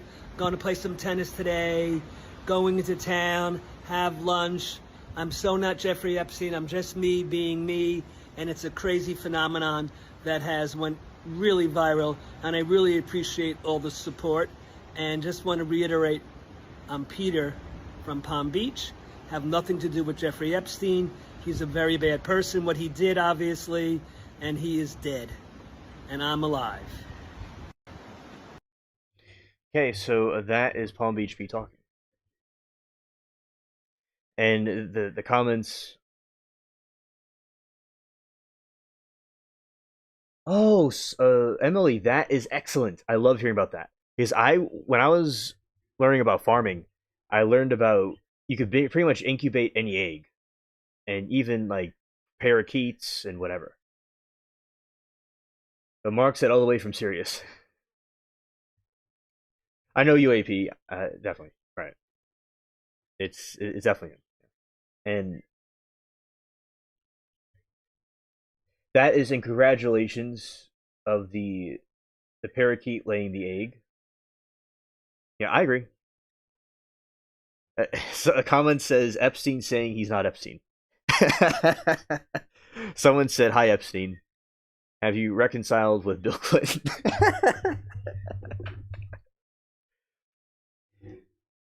And it's like when you got to go online and say you is not somebody else is hilarious. Yep. So Emily, good luck with that. Because I know about with chickens you could incubate the eggs.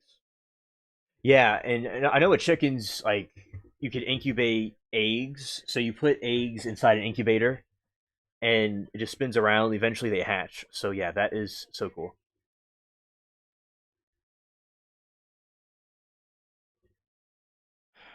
Okay, his accent is different than Epstein,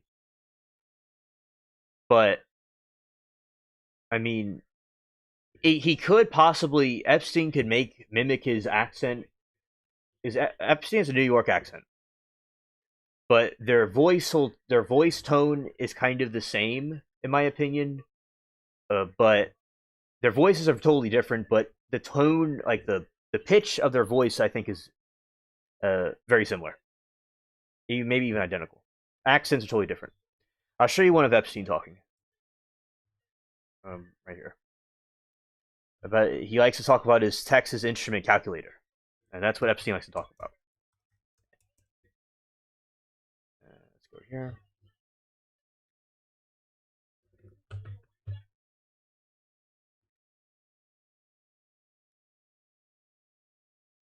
Yes, if you put a chicken egg inside an incubator, it hatches.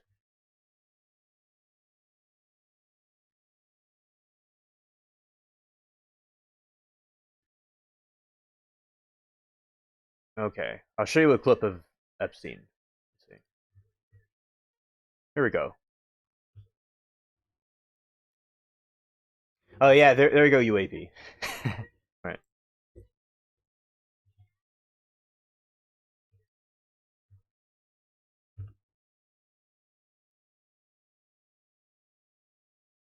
Okay, this is Epstein talking. Here. So, instead of asking me the question, should you take the money? Because I think it's a legitimate question. You think it's a legitimate question? Yes, no Why? question. Because I think ethics is always a complicated subject. But I can tell you that with the money I gave to help try to eradicate polio in Pakistan and India. Instead of asking me whether that money should be given to these children for vaccines, I think you might want to ask their mothers who received the vaccine, who know their child now won't get polio, and ask them if Epstein should have helped these people If we with walked their in, money. if we walked in, Is that a fair question? you're a mathematician. If we walked into that clinic where they're giving that money out to these people that are in the most dire straits of poverty and sickness, and told them that the money was coming from a, what are you, class 3 sexual predator?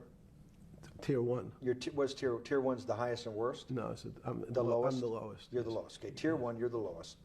But a criminal. Yes. That the money came from them. What? Yes, exactly. The pitch is sort of the same, right? But the accent right here, he's Brooklyn accent right here. What percentage of people do you estimate? I understand you don't like probabilities. Do you estimate would say, I don't care, I want the money for my children? I would say everyone said, I want the money for my children. Did they know where the money came from? I think if you See, told them, if I told them the devil, 100%. the devil Himself. The devil himself said, I'm going to exchange some dollars for your child's life. Do you think you're the devil himself? No, but I do have a good mirror. It's a serious question. Sorry. Do you think you're the devil himself? I don't know. Why would you say that? Because you have all the attributes. You're incredibly smart. You remember the devil is. Oh yes, Emily, he is a pedophile. Yes, he was part of a human trafficking operation that was global, that trafficked young teens and across the world and his own island. Yes, he would. The first started out. He would get these Maxwell and some older women that were a little bit older, and they would recruit girls from their school or their work, or the girls that were like in high school from the mall, and say, hey, this dude wants you to work for him and give him massages and be paid really well. And then he wants them to do some other things that are a little bit weird, and then it gets weirder and weirder to the point of disgracefulness. So yeah, that's what he did. And people that were powerful, people all over the world, were not everybody that's involved or like listed there necessarily had anything to do with these actions, but that is, a lot of people were involved with this, and they try to cover it up for years. So when he's talking about being the devil himself, he smiles and he gets all goosey and bashful. These people are completely evil. Yeah. So anyway, that is Epstein. That was Epstein talking. And versus Palm Beach Pete, which, as I said, Palm Beach Pete is not has been proven to be Epstein in disguise by a court or a trial, or DNA or whatever. But allegedly, people think he may be either a clone or a body double or Epstein himself in a different disguise. Yeah, poker face. I say poke his face with a 20-foot pole that needs to be burned afterwards.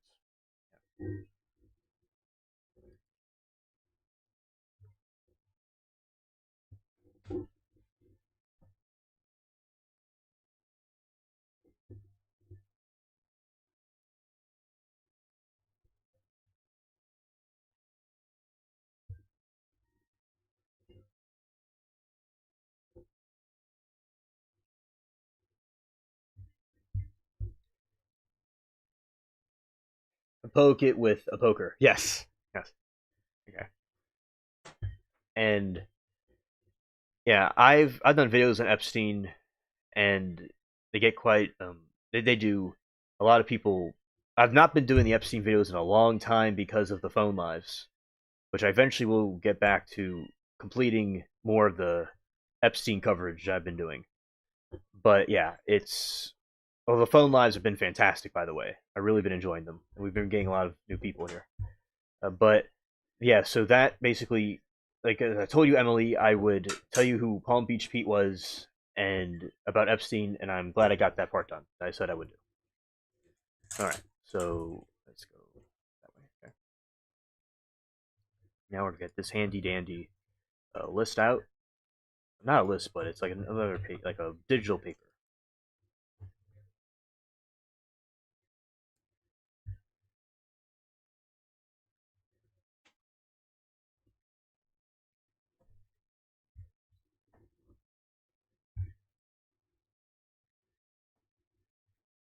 Mark said, "Show face on $20 bill." America. Oh yes, thank you for that. Okay, here we go. Um,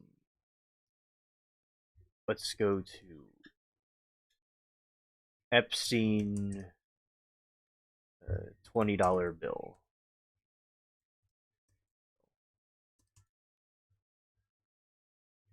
Okay. Well, we're gonna actually go be more specific. Comparison.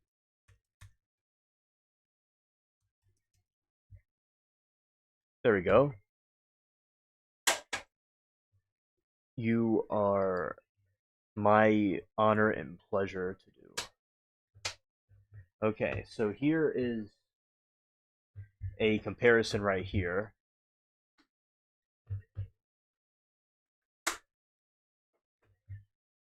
This is Epstein's, just a fun fact. This is Epstein's face compared to the United States $20 bill of Andrew Jackson.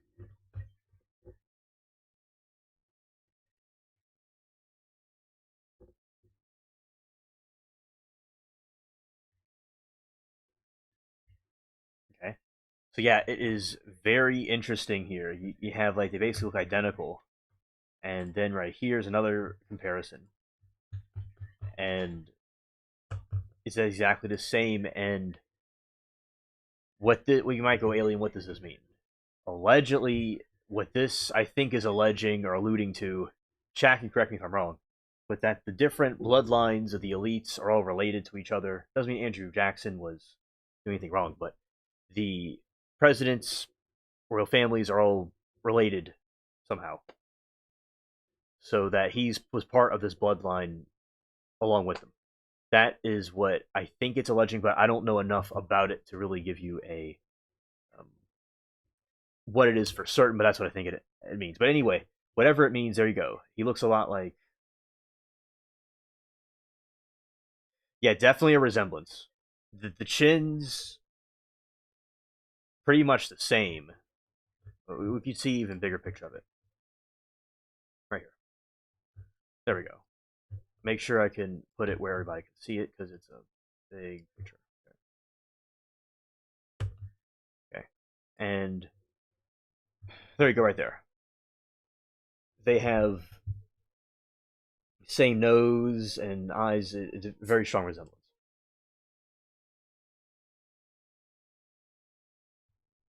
Yes, royals that don't admit to being royals. Exactly. Yes, that is true, AP. Correct. And so, yeah, there is the resemblance right here. And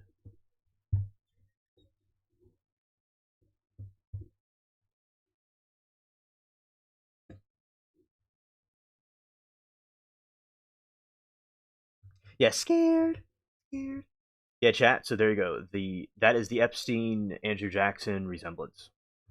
Okay.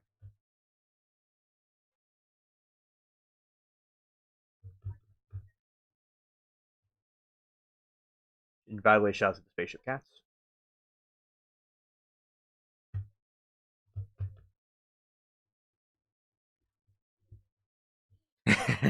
Yeah, scared. Scared.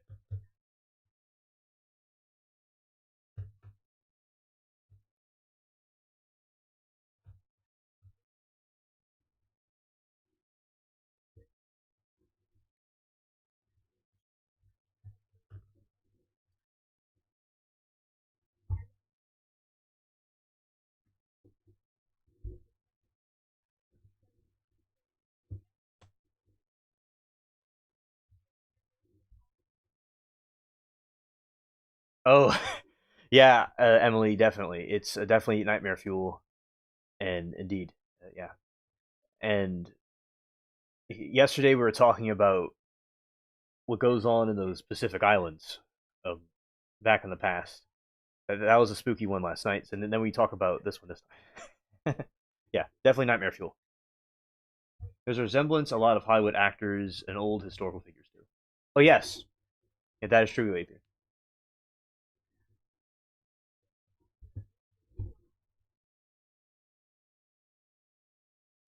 Yes, you, Leo DiCaprio and Ari Grande. Yes, Harrison Ford,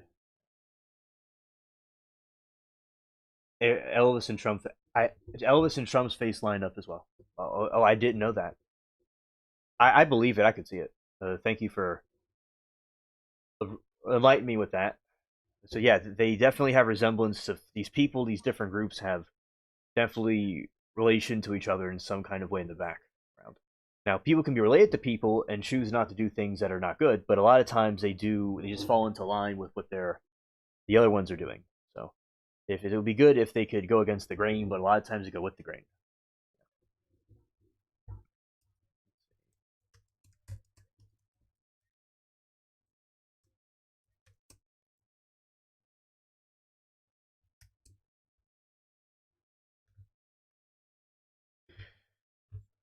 Oh yeah, um, I I am too.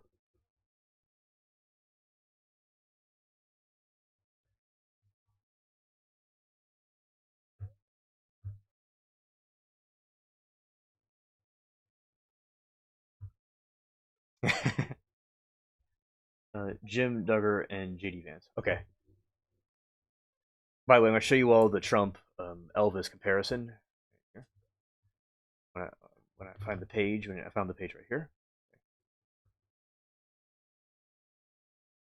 but I didn't do the copy and paste thing properly. I did it like a Timu version of it. So we're gonna copy the link. Yeah, copy the link, and then go here. Okay. That didn't go too right well, so we're just gonna have to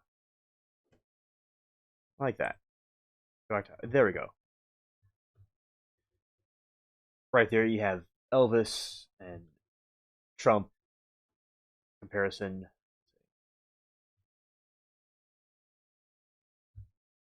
Yeah, the nose, the lips.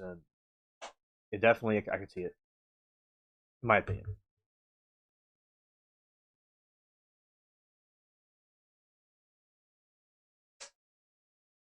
Oh, yeah, it has a Timu data signal. Yeah, I would think. I would imagine. Yeah, an old hound dog. Yes. Okay, let's see.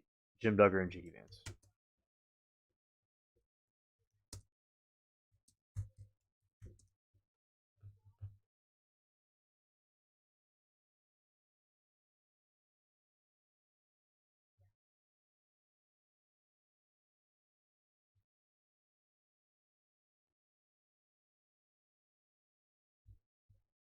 Yeah, Jailhouse Rock. Yeah.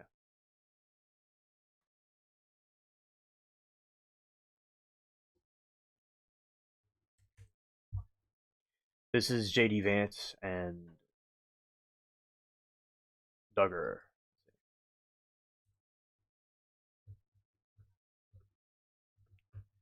Comparison right here.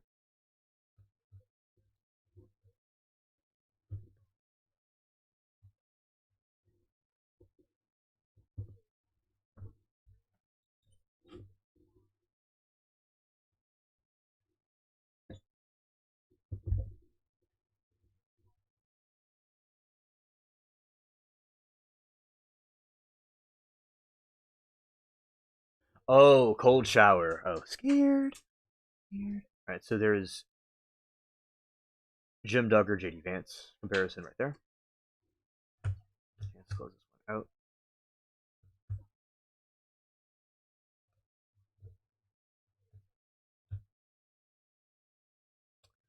Okay, now going this way.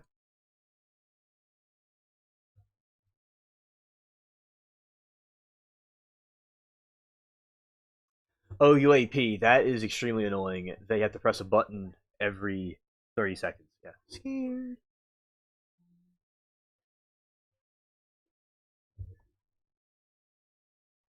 Yeah, I mean, you have to focus on the user experience, and the user experience is going to just be pushing a button.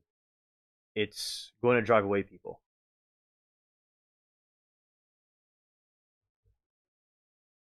Oh no, that's not JD Vance's mugshot. That was someone named Jim Duggar.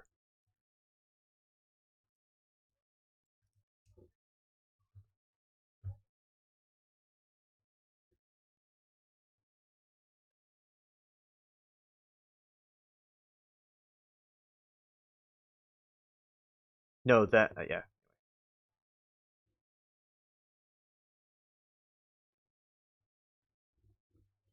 And also, Mark said, got Duggar got 30 years. Oh, okay.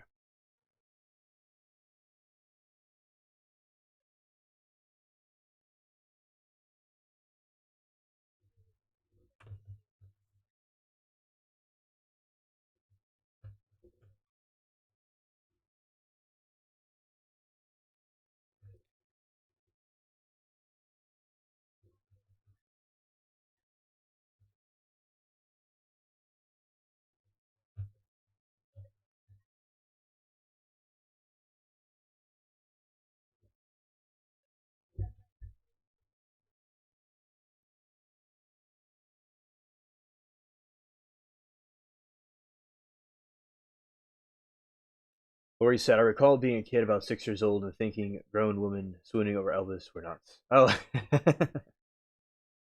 okay. And instant cold water every time, just when it starts heating up, it goes off again. Yeah, that is definitely a Timu Sheen shower.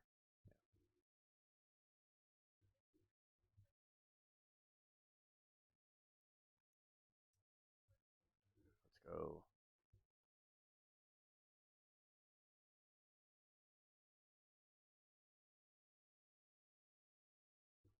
Hello, Goose. Goose says, Hi, Alien. Even if it makes me blind, I just want to see the light. Well, that sounds like a wise thing to do is to see the light. Very wise option. Here.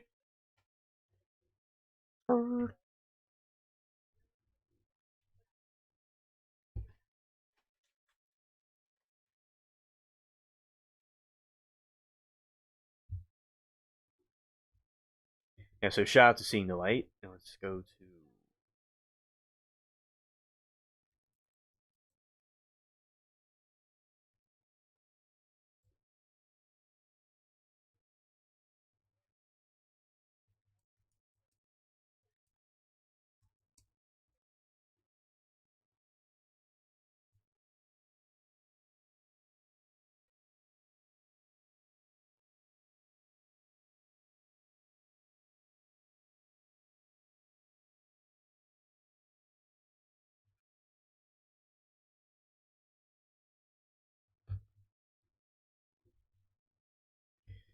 Okay, oh yeah, we're talking about the.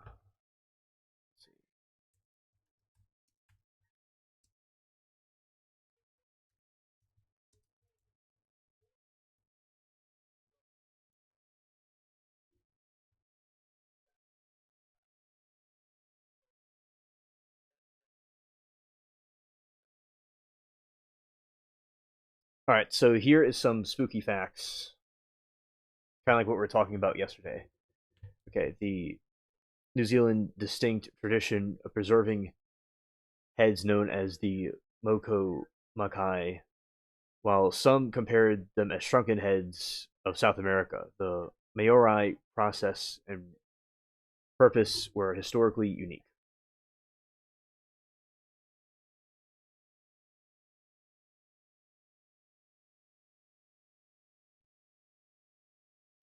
The purpose. Traditionally, the Maori preserved the heads of beloved family members and esteemed chiefs. To honor them, these heads were kept in ornate boxes and brought for sacred ceremonies to maintain a connection to ancestors.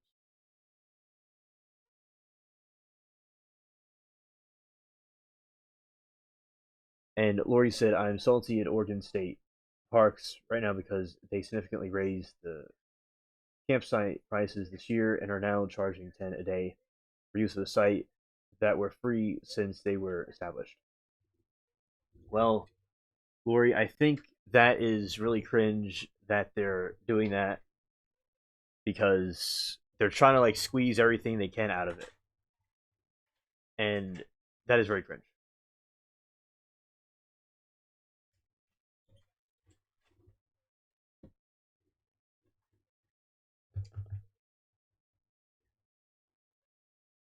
Traditionally, the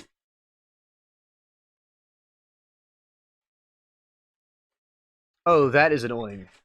To buy a 60 annual pass, go to plan to the beach 7 times or more in a year. Wow, that is messed up. They're just making into a piggy bank now. Yeah, it definitely messes up the experience with what they're doing. All right.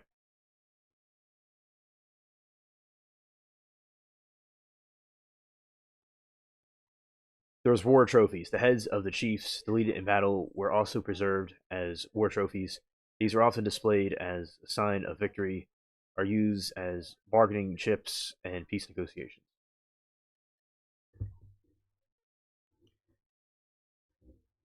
All the different parts of the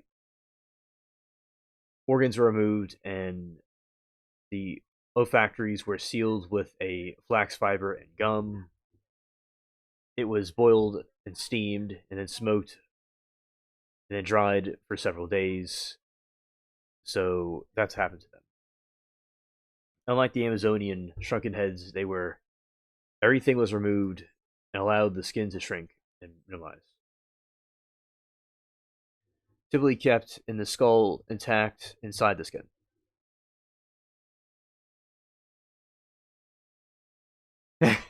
Yeah, piggy bank.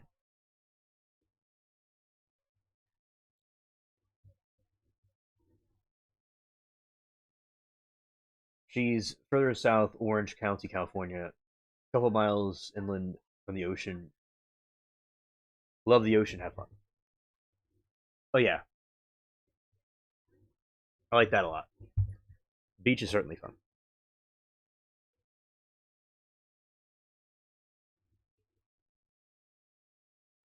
In early 19th century, European explorers and collectors became obsessed with these curiosities. This led to a dark period known as the Musket Wars, where some Morai tribes began trading the Mokai for firearms to gain military advantage. Demand eventually outstripped the supply of genuine high status, as leading to some to tattoo and elite slaves just to create them for trade.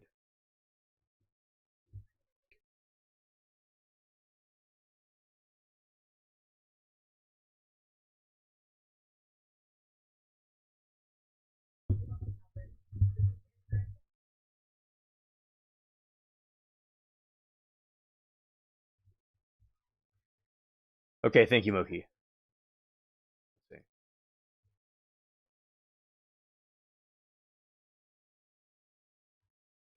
Alien interview, really cool. Okay, look at it right here.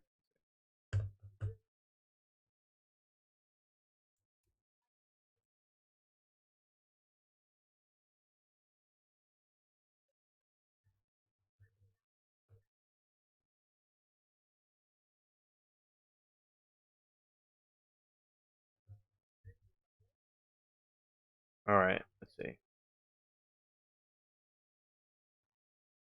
Okay, here's an alleged alien interview. Here we go. Let's play it. Let's see how this goes. Let's go here.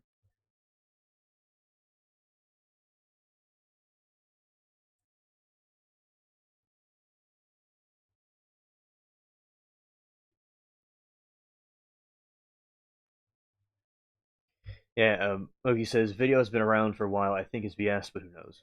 Okay, yeah. Here we go. It looks like a movie scene of some kind. Okay.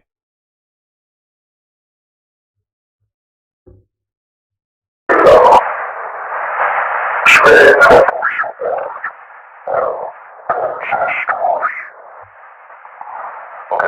so how about we concentrate on your time?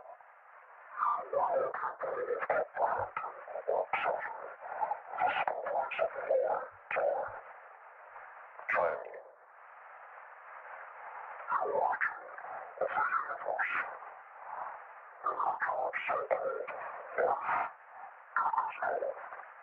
Wait, so you know the meaning of life? What's the difference?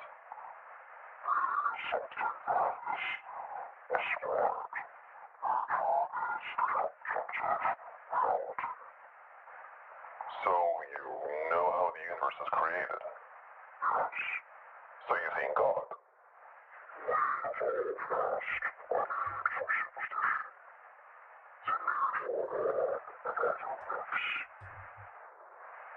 Okay, illuminate us. What happens when we die?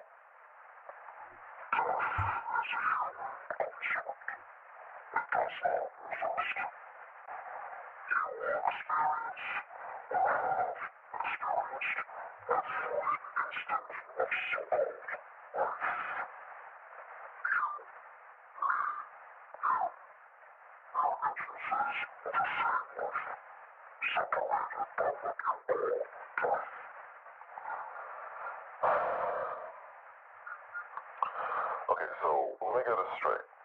There's no death, and we all experience each other's lives, right? Okay, so how was the universe created, and why is it so perfectly made for us?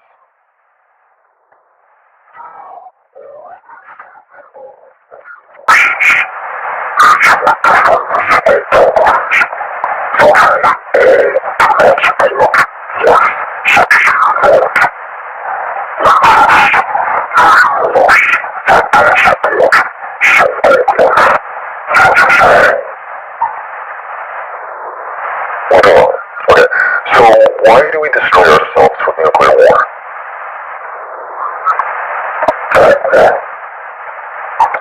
Can you be more specific, please?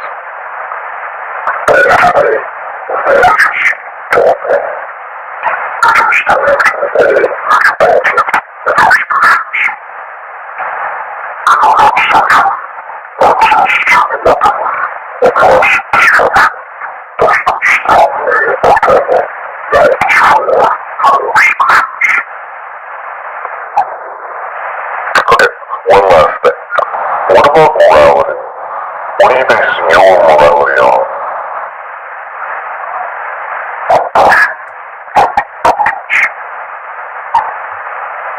I see. Okay, that's it. Thank you.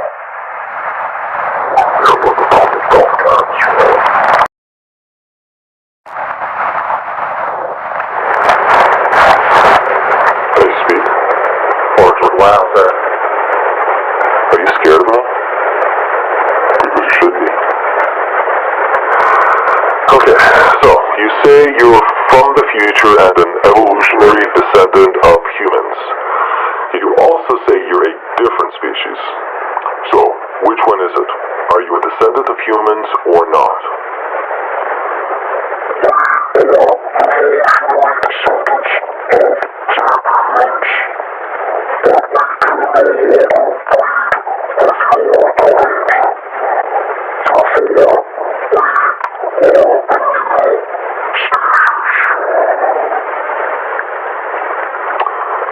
Then how do you know English? Answer me. If you don't answer, I'll administer another round of scopolamine until your system collapses. Do you understand? Now, how do you speak English?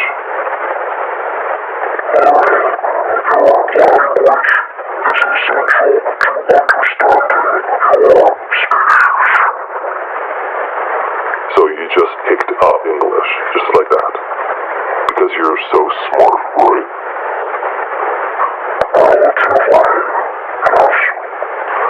Right. So, you said you know the origin of the universe, but you did not provide an explanation. So So I ask you again, how was the universe created?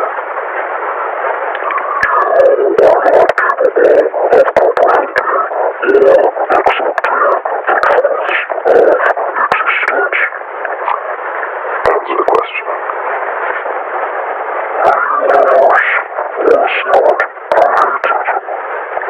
Really? But you can't create something out of nothing. Sure it is. Only a creator can make something from nothing. Wait, you just contradicted yourself.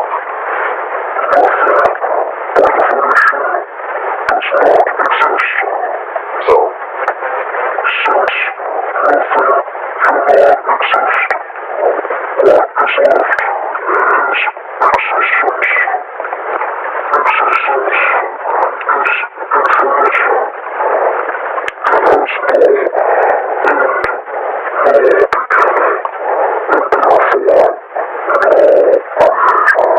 Wait, but you said there's an origin to the universe.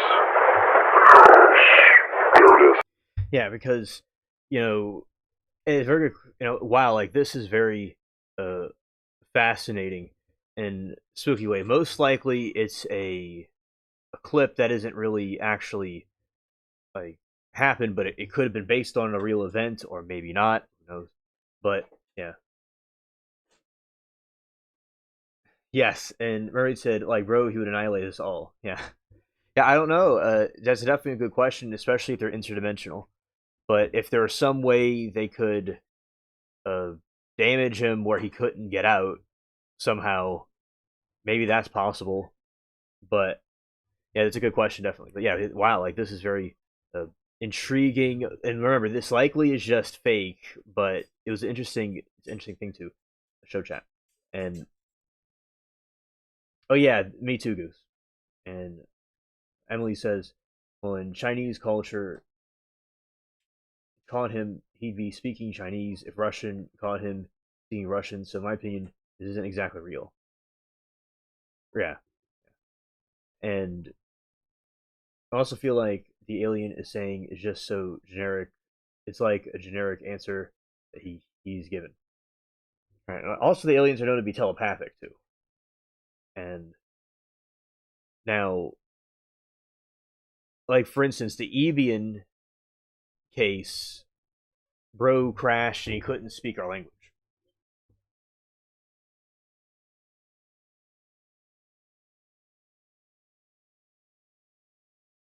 And Mermaid said, I also asked about aliens to a family friend, and he said, well, if they were mean, they would already have hurt us. I've seen interrogation just like this, 12 years old, and it was very dark. Mainly could see the same head, and also have seen no idea it's real. Okay, Murray, thank you for your take on that. And Patch said, I remember a comedy skit like this, except the aliens were low income earners with no political power in their species, just a couple of alien bros on the grid to survive. That sounds funny. The aliens just do what they can to achieve the grind. Yeah. I caught you in the lie.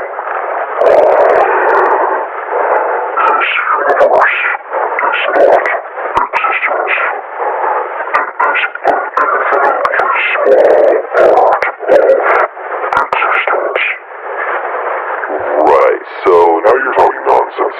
Again, how was the universe created so miraculously? This universe is a spontaneous event.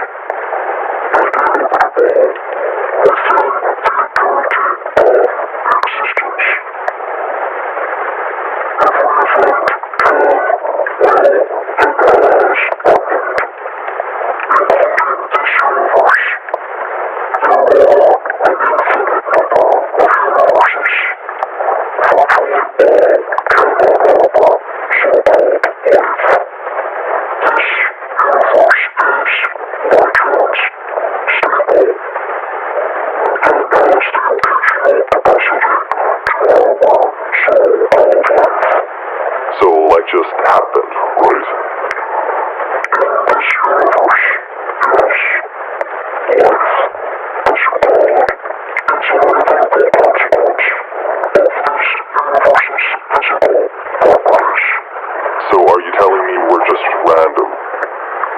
Yes. This universe is meant for the so-called life. How so? Life always had to be found to destroy. Okay, and Moki said, Alien, from the J-Rod stuff we've looked into, I don't like the idea of the messing with him. The messing with time. Oh, yes. The J-Rod, which I believe the J-Rod story was true. And I don't like them messing with time because, they're able to go into a time machine and mess up everything. Because if you go to the space-time continuum, you can go and completely distort everything in existence. For instance, like Star Wars, all these different, like the Mandela effect. How will it affect our space-time continuum? And that's what I think is very true. And I think it's all about deception. If the aliens were demonic humanoids, just like Adam and Eve, they're not going to just destroy it, you know, with fire and brimstone. They're going to do it a different type of way. So maybe if they are bad, they're doing something else to deceive us in a different way, or maybe they're friendly. Um, it's up to people what they think. But yeah, I definitely would be leery of them, what their intentions are. We don't want to be conned by from a galaxy far, far away. And yeah, Skinny Bob to me, I think is the most realistic one, which I'll play for y'all in a moment. Okay, let's go here.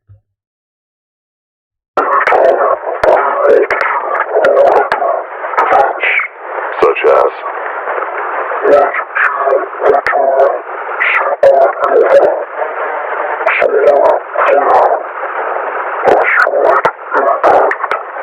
So the universe doesn't care if we live or die. I don't believe that for a second. We're more than just random.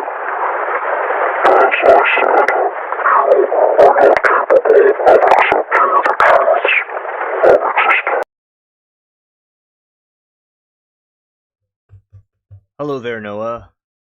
Yeah, this is most likely fake, but it's an alien interrogation footage of telling us where we came from and stuff like that. So good to see you, Noah. Yeah, you're in the dark. Scared.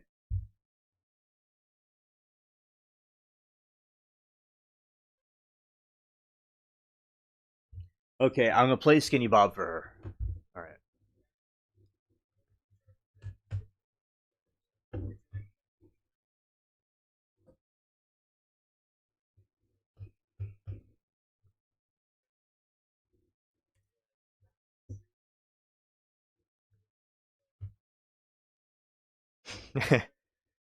Okay.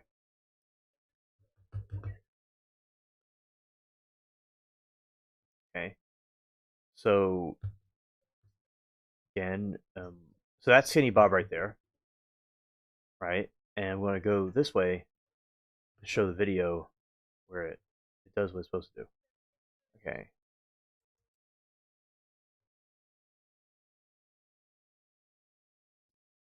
Skinny Bob.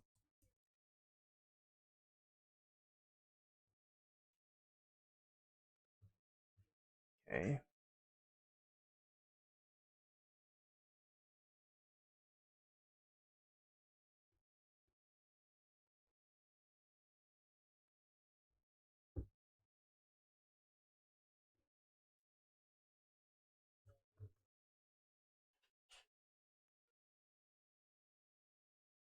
Anyway, so we're just gonna have to do it this way then.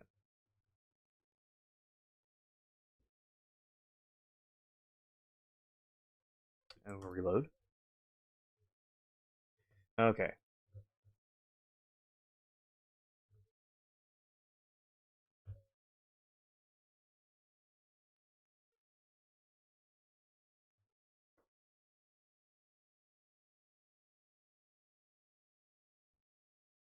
That's Skinny Bob right there.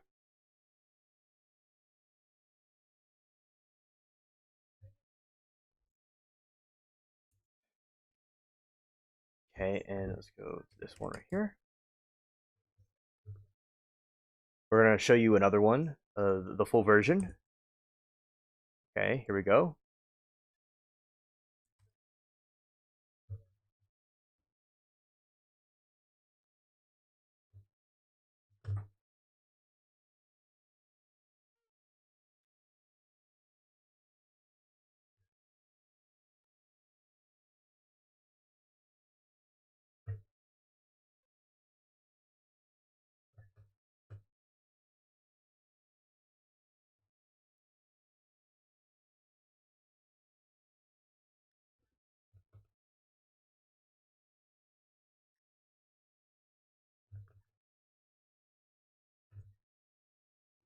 Okay, this is Skinny Bob right here.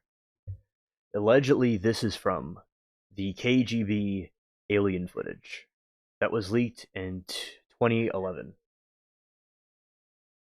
You see, it is no creator of this has ever been known, and it would have been very expensive to fake.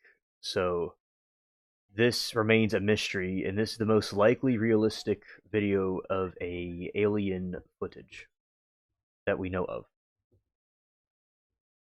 All right, so there he is, aliens blinking. And he's blanking too. And Murray said, hope everybody doesn't get for saying this, but I feel like that is Rebecca Vaughn, but just me, I could be wrong. That is fine, or maybe skeptical.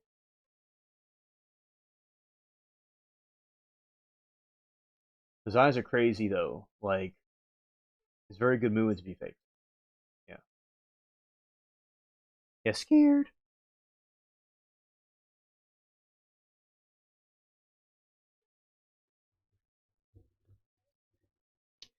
Right, and you know, if it was faked, the creator of it has yet to come out and show exactly how they made this. So it has never been proven or debunked. So even experts and people that monitor this video have never been able to debunk this. Nor has there been a creator to come out to say what exactly this was. But think about it, this is that, remember, you see the way the face is and the neck is and the eyes blinking. Like, that would be a lot to fake that, the way the head looks and everything. If it's just a person in a suit, you know, the head doesn't look like how a human head would look.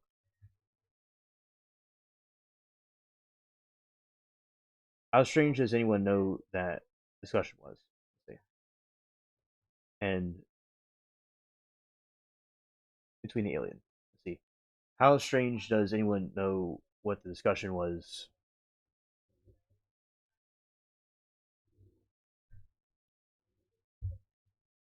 And between the aliens. Oh, this one. And Murray said, weird that people are now saying that nuclear videos are fake, but who do I know? Because they wonder how to forget the footage was caught. Oh, there's theories about the nuclear footage being faked. Now, with the nuclear footage, allegedly, if it was real, they had it in a secret bunker with a very, very thick glass that was able to withstand the blast.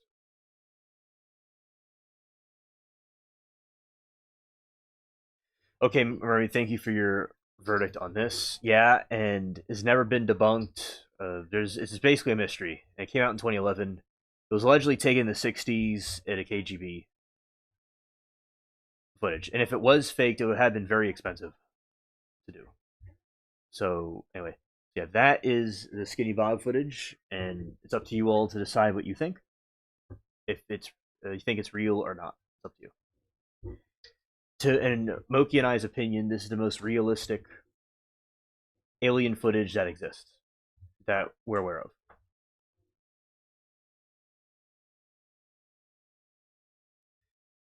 And yeah, the moon landing I think is probably faked.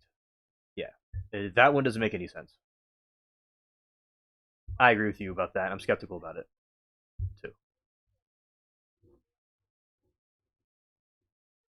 Especially the craft blasting off. They just left the cameraman behind. Yeah. So the moon landing, I don't think is really authentic.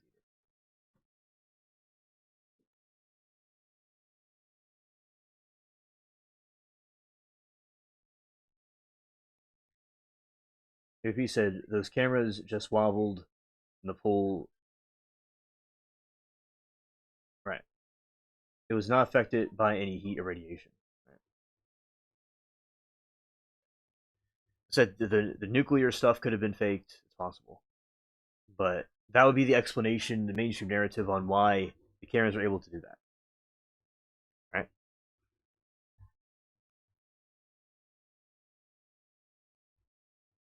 And let's go. Scared.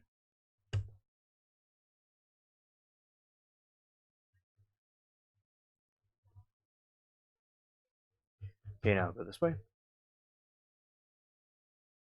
So that was the Skinny Bob footage, and that's an alien cat right there. Shout out to alien cats, the spaceship cats actually.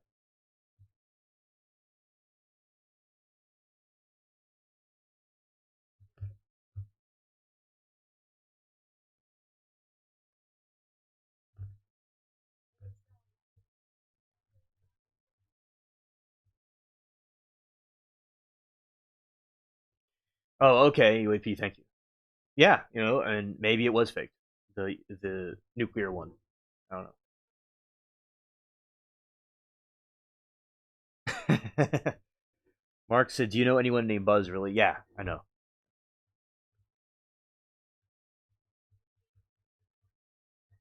A Goose says, "Just remember, white orbs call you to them.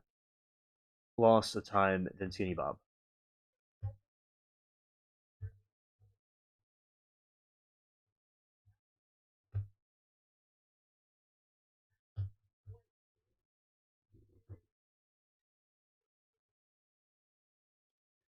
You know, thousands of years, people have been seeing strange sightings in the sky and strange flying objects. Even the Bible talks about the chariots of fire that certain prophets were picked up on, and the chariots of fire might have been similar to UFOs and UAPs.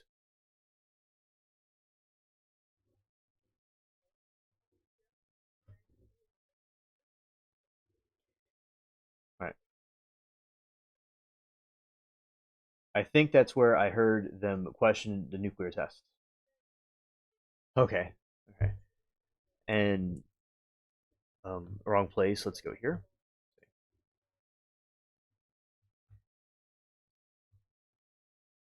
Yeah, that's that alien video. And going this way. Let's see.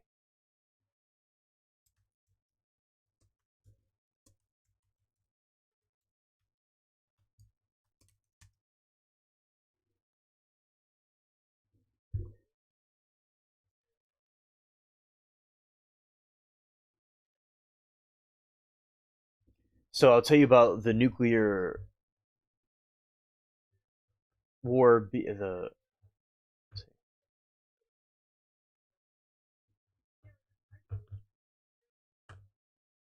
I'll tell you all about the nuclear bomb denial theory. So the theory persists that the nuclear weapons did not exist and that atomic events were actually massive eventual explosions or elaborate hoaxes. So the skeptics often point to the archival footage of houses being destroyed, asking how the cameras survived the blast, the bomb was real. Now, the mainstream narrative, which people can take with a grain of salt, is that cameras were housed in a lead-lined steel boxes and positioned on heavy concrete towers designed to withstand the nuclear pressure and radiation. Some footage was taken from miles away using high-powered telephoto lenses. That is the mainstream narrative about it, but there's been questions about the video itself, if it's really authentic or not.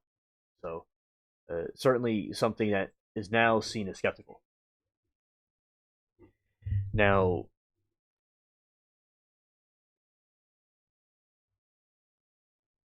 Yes, and there's something about I've seen that before too about a car magically behind the house. I've heard about that too, and it's very interesting. Magically appeared. Yeah, and when they're splicing up video footage, you know, was it there before or not? I'm not completely familiar with the car theory too much, but I do agree with you about inconsistency in the film. Either means that they must have spliced the film, or they're tampering with it, or it could have been very well been faked. I'm not denying that it may have been faked. Uh, it's something interesting to look into. Now, the other mainstream narrative is about Hiroshima and Nagasaki, and as evidence for it, they say. But the conspiracy theory is that it was a series of different bombs that were dropped.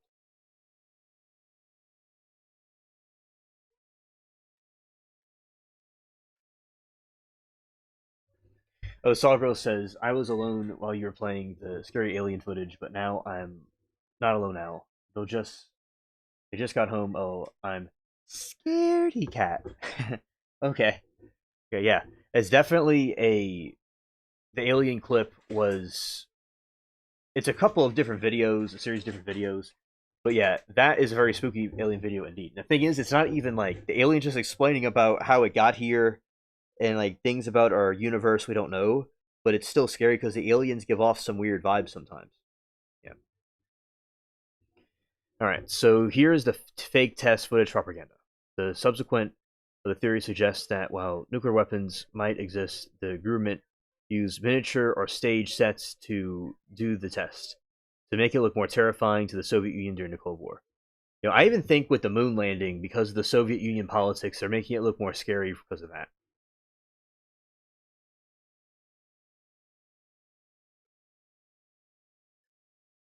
UAP said Hiroshima and Nagasaki should still be hot according to the shelf life of radiation.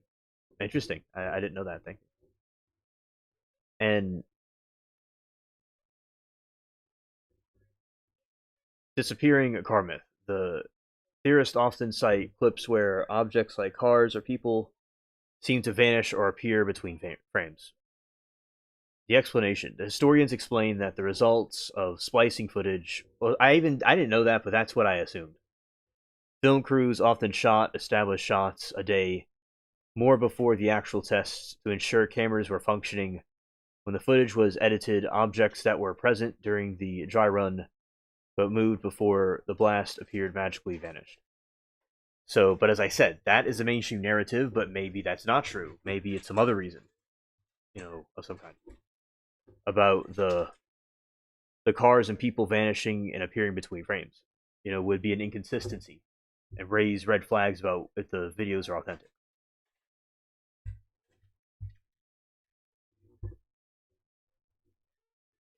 In October 2024, Iran earthquakes followed by magnitude of 4.5 earthquakes, and Iran social media was flooded with claims that it was a covert nuclear test.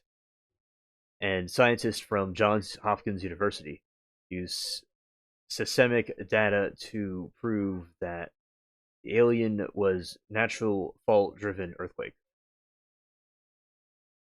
Joe Rogan, Mark Anderson interview. In 2023, the billionaire Mark Anderson questioned the survival of the cameras and the archival footage during the episode of Joe Rogan Experience, causing the theory to trend again.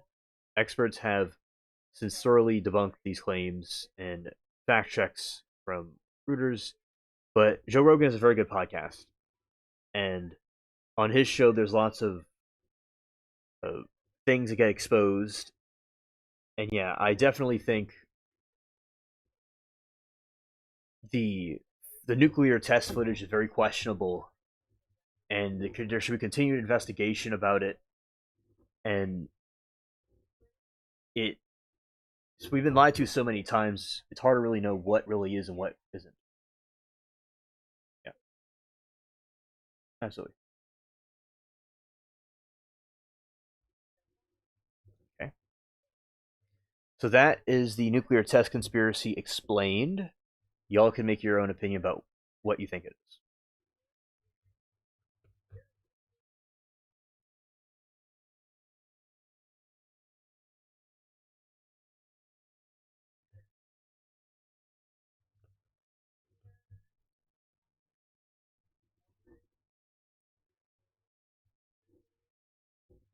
Yeah. So remember, the alien interview is likely something that isn't real. It's probably something that was made up, but it could be based off of something that may have happened hypothetically.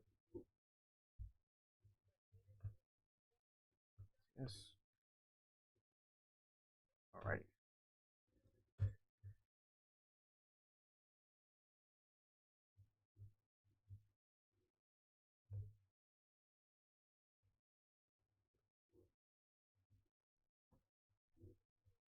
And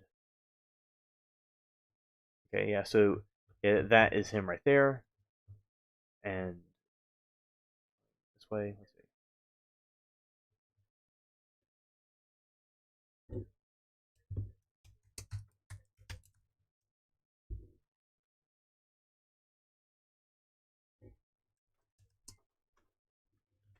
Like this. Let's see.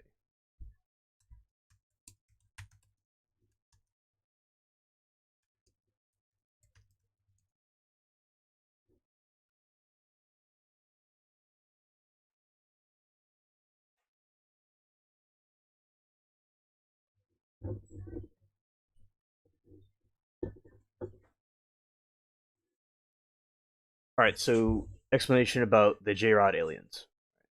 The J-Rod alien theory centers on the supposed extraterrestrial gray being named J-Rod, allegedly lived and worked at Area 51. Oh, thank you, Moki. Let's see what this is.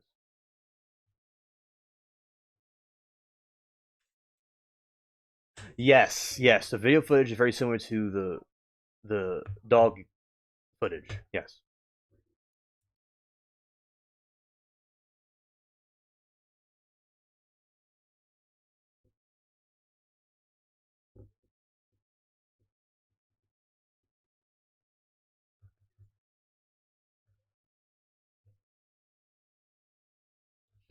Oh yeah, that's what I was playing, Moki. Yeah. I'll play the rest of it. That's true. Yes. Thank you for finding that. Yeah. So this is the rest of the alien interview part 2 right here. Then I'll show the other part. Thanks, Moki.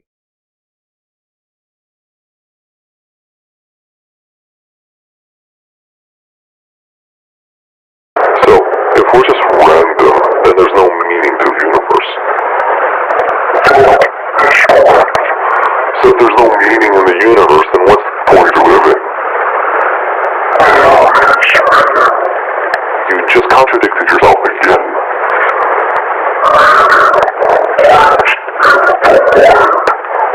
No. You can't live a full life. You can't live a life at all. Do you think that meaning is all made up?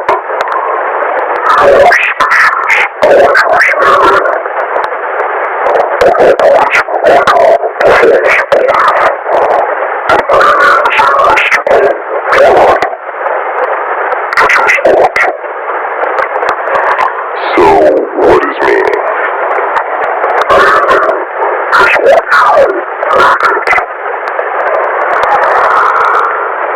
Okay, moving on. You said we humans die as a species. So, tell me, when does the nuclear war start?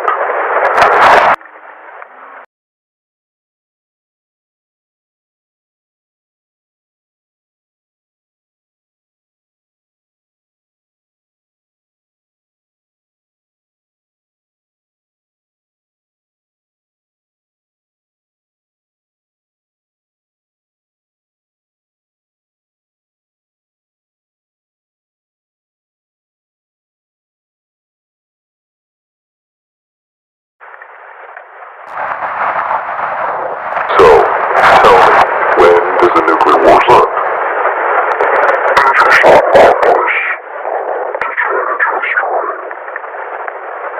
Run. Now. Yes, sir. Thank you.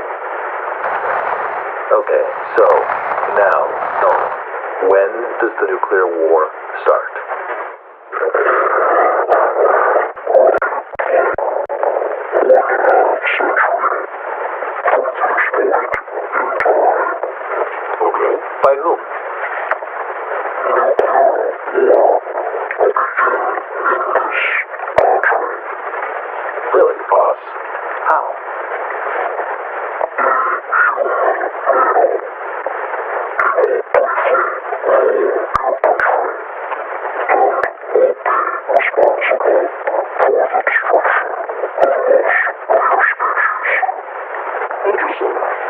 he like that? Oh, well, great. So just tell me his name and we'll go.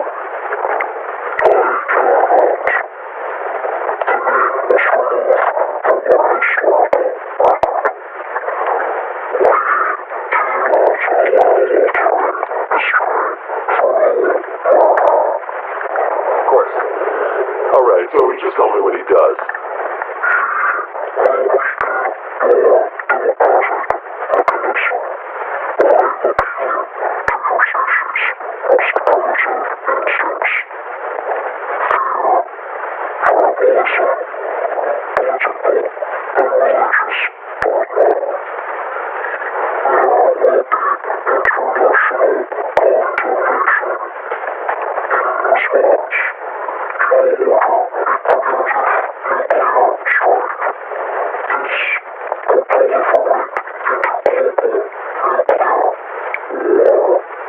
So, Then blow up.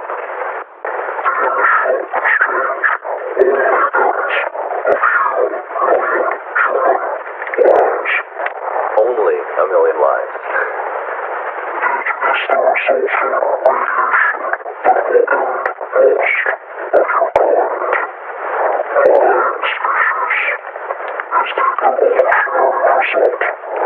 Okay, so how do we stop this?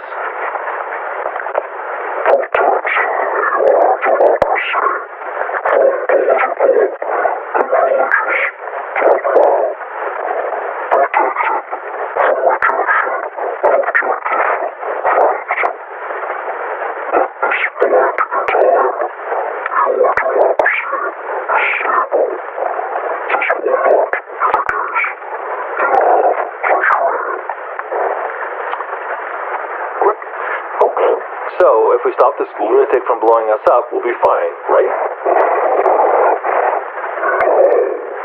Wait, but you just said that if we stop him, we won't be destroyed.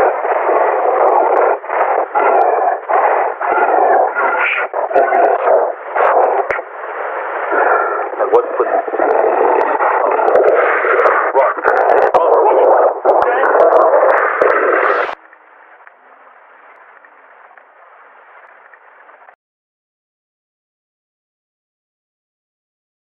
That was a very spooky, and that was talking about the nuclear war. Now this is the final part right here. Right here's the final part.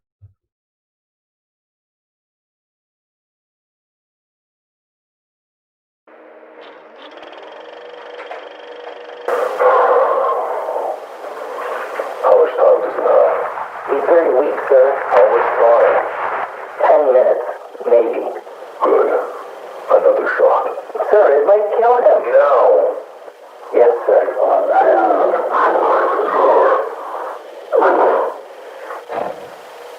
Where were we? He warned of another threat, sir. We'll get to that. Speaking of time,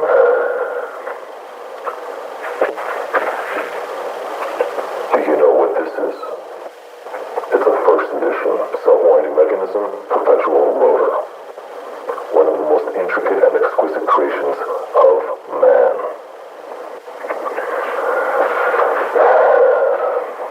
Something so complex needs a creator, wouldn't you say? Now, explain to me how another complex mechanism, me, can exist without a creator. Explain!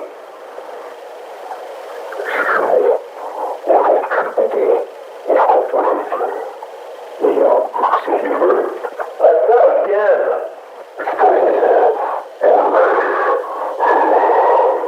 There. Now, tell me how I can exist without a creator.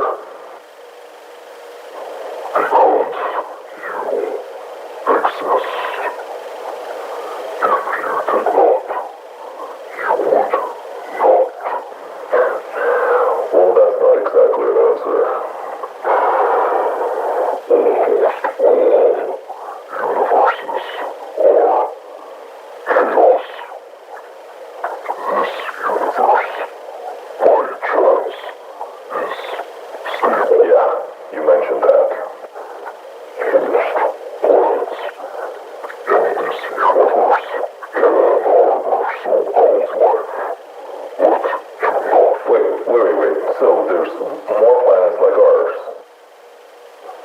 Trillions.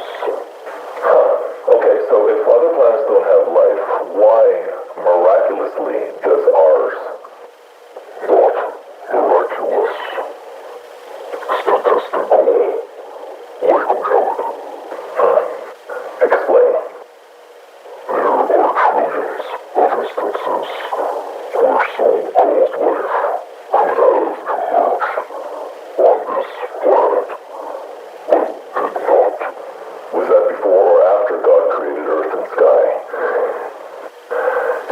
Just go on.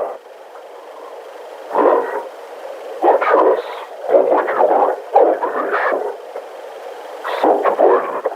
It left an inexact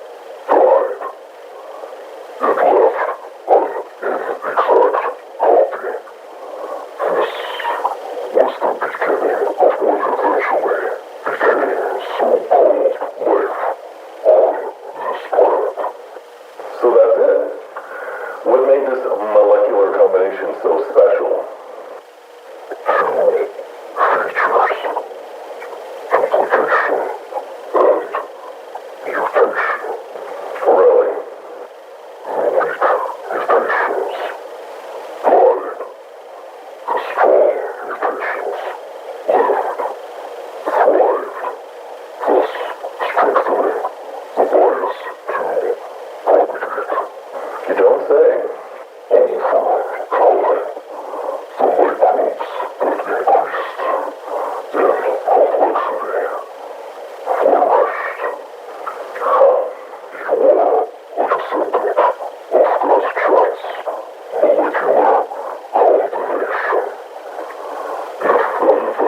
God's chance, molecular combination. If the event had not happened, so-called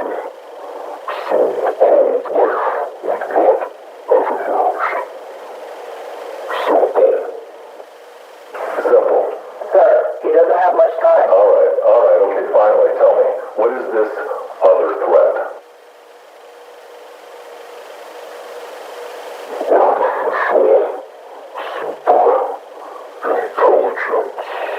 Say what now? Sir, I think he said artificial super intelligence. I know what it said. Now shut up. So what the hell does that mean?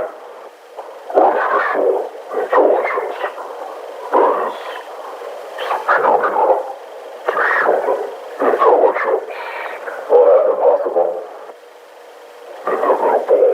Think about it, sir. I mean, the world's computer were tested in the last shutdown. Yes, sir. Okay, so this artificial super intelligence, is it a computer? You cannot have the capacity.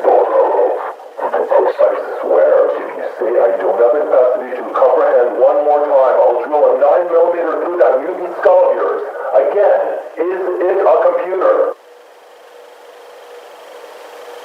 Nonsense. I acted that. And you're saying they're as smart as people? No. Hey, you just said... Or smarter. Many orders of magnitude.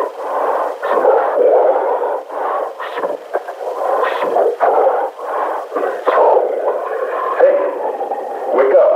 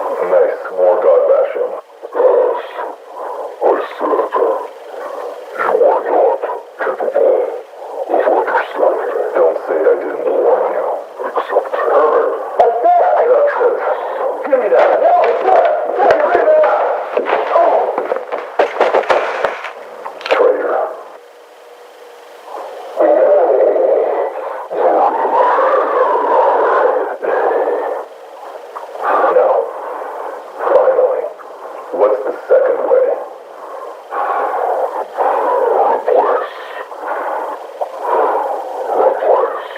Replace what?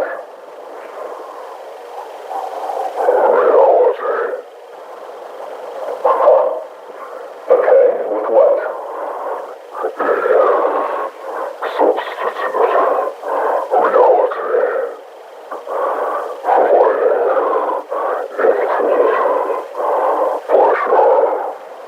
And that's a bad thing.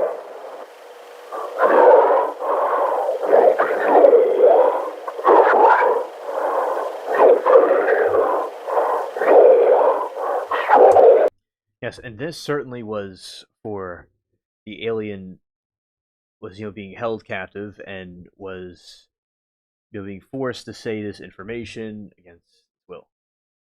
So that is something about this that's very eerie because this event, and definitely I think is very spooky.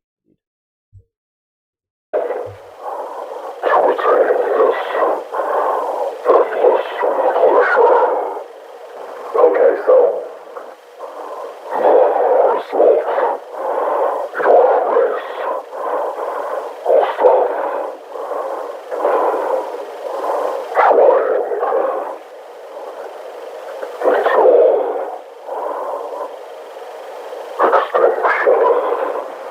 okay, extinction, really?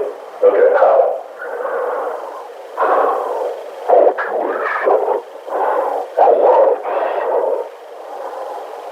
Alright, so let's just wrap this shit up.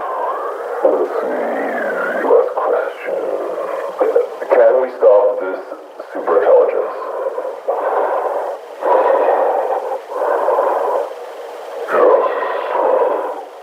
How?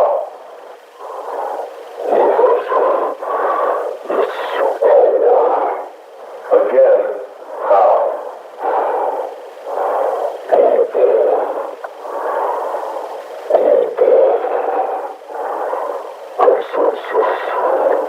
Oh, okay.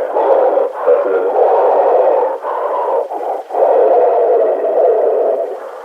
Fine. I see. Need to put you out of this way.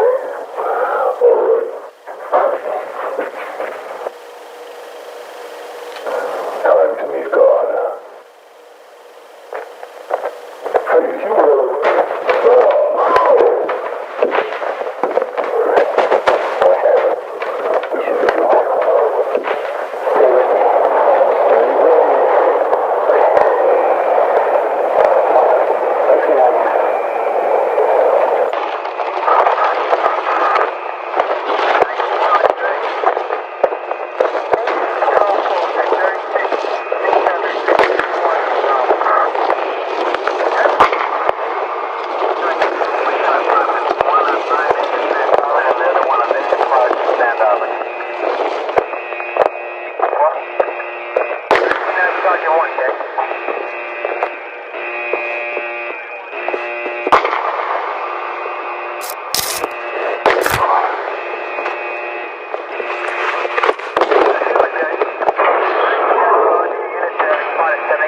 Shots 5, 8 position. Control.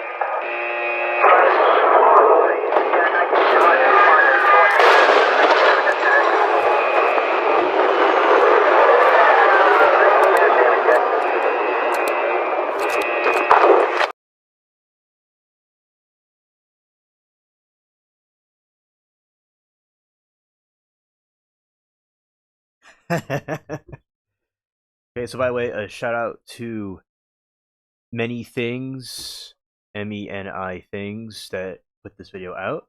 Cool channel. And this all was fair use for the commentary purposes and education. So, yeah, as I said, I think the film was very well done, very scary. And to see the audience reaction, I think it is really cool to see the effect that is quite scary. It's quite more scary than what we originally would have thought, or I would have. I'm kind of speaking in third person, but what I meant to say was I thought it's more scary than a lot of the alien stuff's mysterious, but I guess it is scary in a sense. But yeah, it's kind of scary, and the thing could be talking about a milk carton, and it'll be scary. So that's something that I thought was quite interesting during the showing, and this allegedly was based off of a true thing that happened, allegedly, or vaguely based off something that happened. So yeah, that is the alien interview.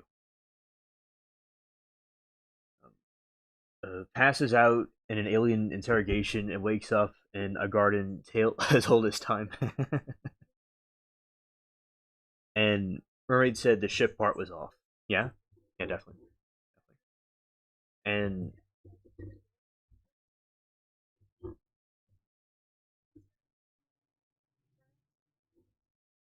Passion said definitely a bunch of people getting fired for that. Oh, yeah, the aircraft, the spaceship, this dude was able to like limp back to the spaceship and unaffected and like limping, and then he goes and blasts off. Kind of reminds me like a Transformers type scene when Starscream, blasted off. That's what it looks like. And I like how the hangar was like right there, and this alludes to him being a biological robot, like that the Greys are some sort of drone organism of some kind, where it was able to just be like unaffected and keep on going to go out of there. And also, he had in this film, he had the will to live. Also, it seems.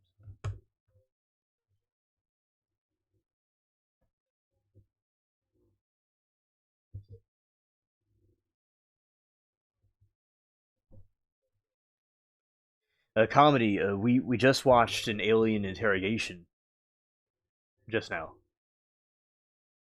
Oh, look at Frog. Peekaboo, I see you, Bert. Hello, Frog. Hello, Frog.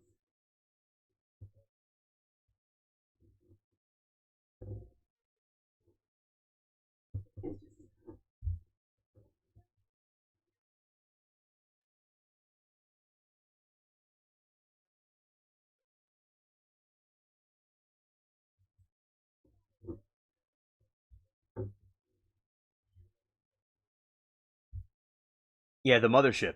Yeah. And okay, Mermaid said, I still think these videos, there's backroom ones like this. Oh, really? Yeah. Yeah, that makes sense. Oh, yes, a frog. Hello, goodbye. So,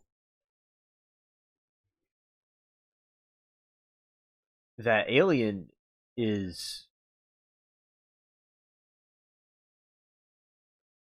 Oh, okay, comedy. Yeah.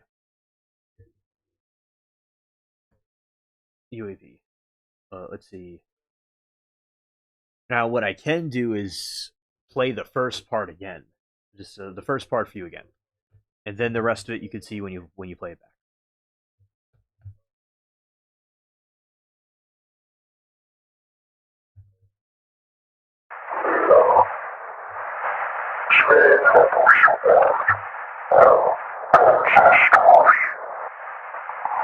Okay, so how about we concentrate on your time?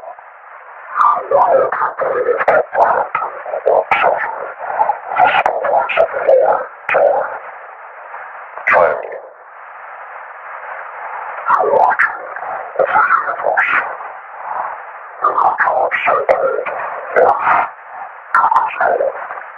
Wait, so you know the meaning of life?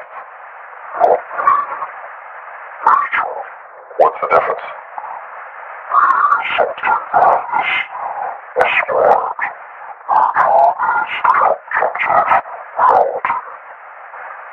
So you know how the universe is created?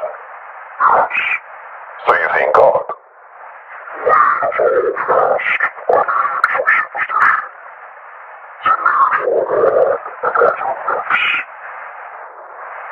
Okay, illuminate us. What happens when we die?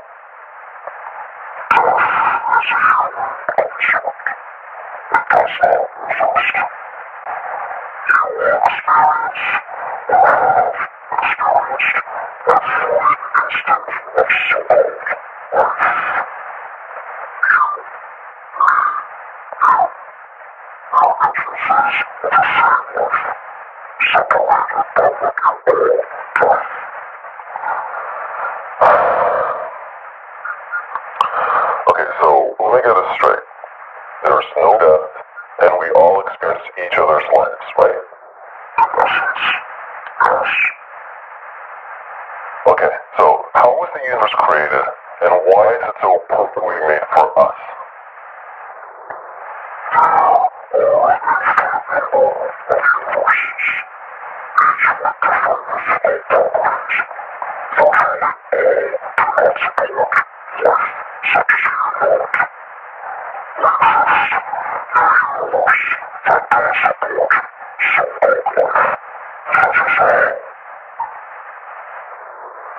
Moving on.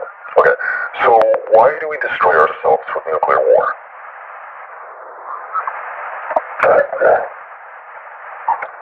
Can you be more specific, please?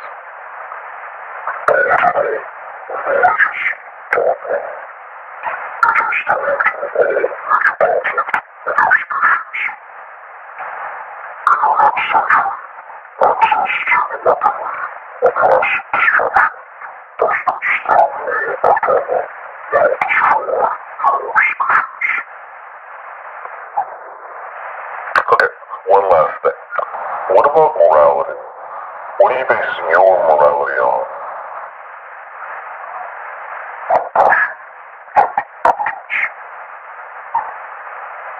I see. Okay, that's it. Thank you.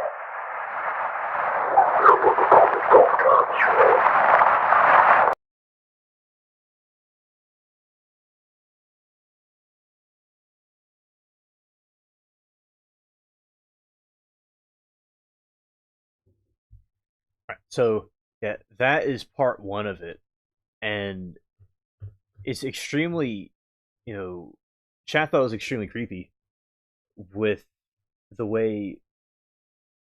Let's see. Let's see. Yeah, a lot of things that have occurred with this. Oh, that was cool. Yeah, and yeah, it's it had chat at the edge of of their seats. Indeed.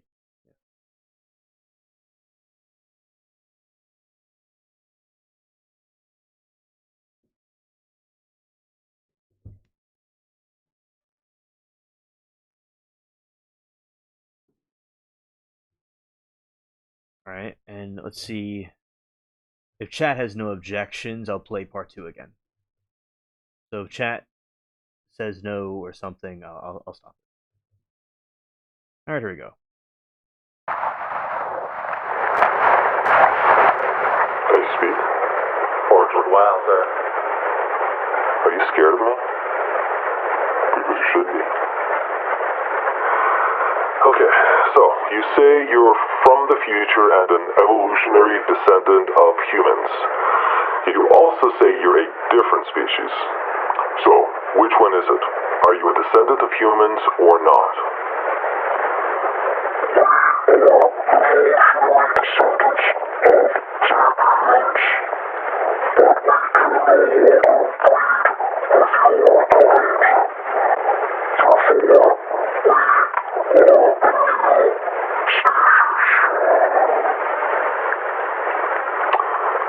Then how do you know English? Answer me. If you don't answer, I'll administer another round of scopolamine until your system collapses. Do you understand? Now, how do you speak English?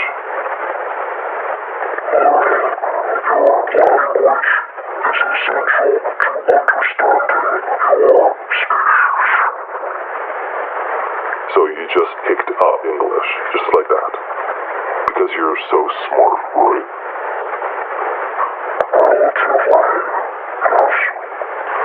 Right. So, you said you know the origin of the universe, but you did not provide an explanation. So I ask you again, how was the universe created?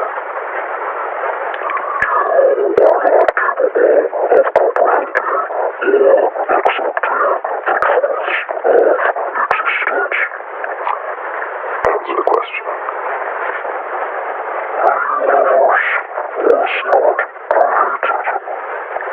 Really? But you can't create something out of nothing. Sure it is. Only a creator can make something from nothing.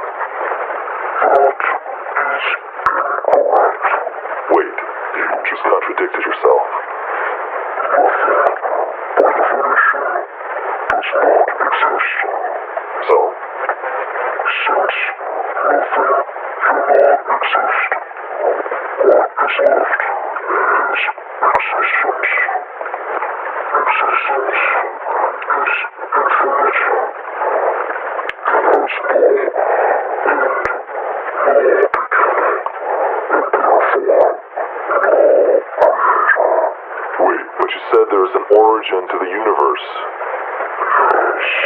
There it is. I caught you in a lie. This universe is not existence. It is an infinitely small part of existence. Right, so now you're talking nonsense. Again, how was the universe created so miraculously? This universe is a spontaneous event. But inevitable within the entirety of existence.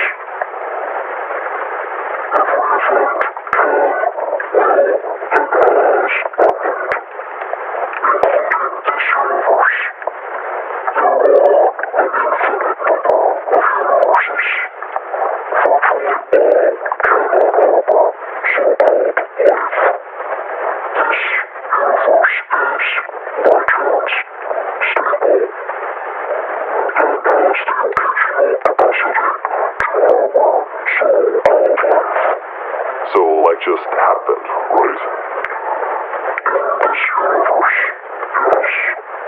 yes, life is so-called is an inevitable consequence of this universe's physical properties. So are you telling me we're just random? Yes. This universe is indifferent to so-called life. How so? Life always and everywhere is formed at any time by a multitude of random events. Such as? Light show electron, supernova, solar flare, asteroid impact. So the universe doesn't care if we live or die? Correct. I don't believe that for a second. We're more than just random. As I said, you are not capable of accepting the truths of existence. So, if we're just random, then there's no meaning to the universe. That is correct. So if there's no meaning in the universe, then what's the point of living? There is meaning. You just contradicted yourself again.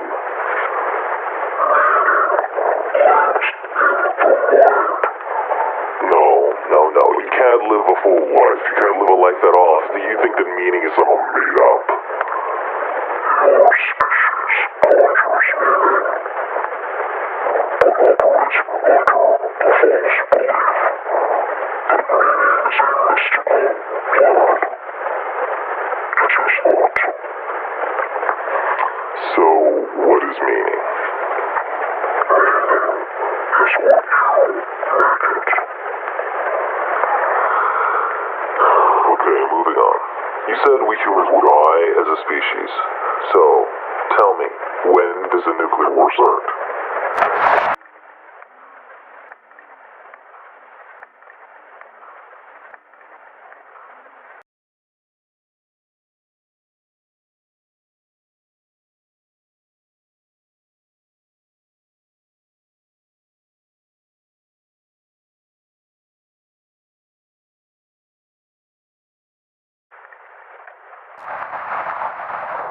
So, tell me, when does the nuclear war start?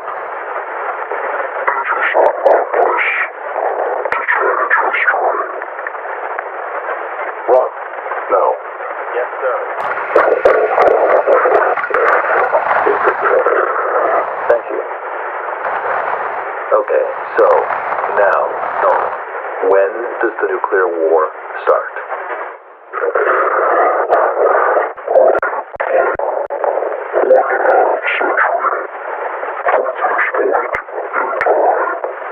Okay. By whom?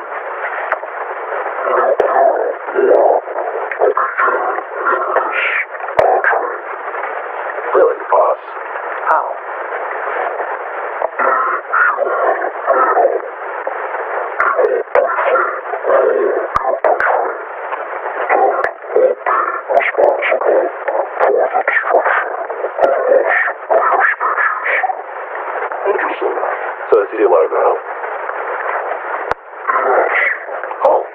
so just tell me his name and we'll go.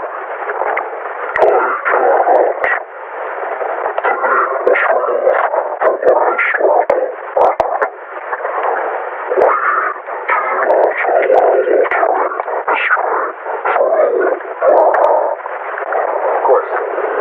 Alright, so just tell me what he does.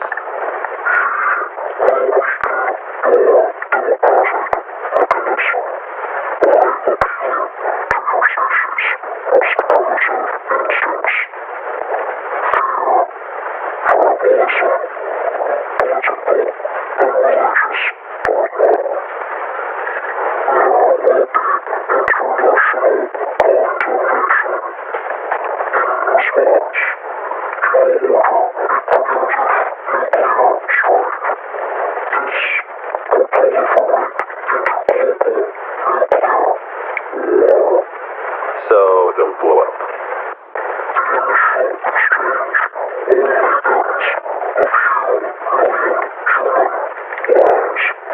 Only a million lives.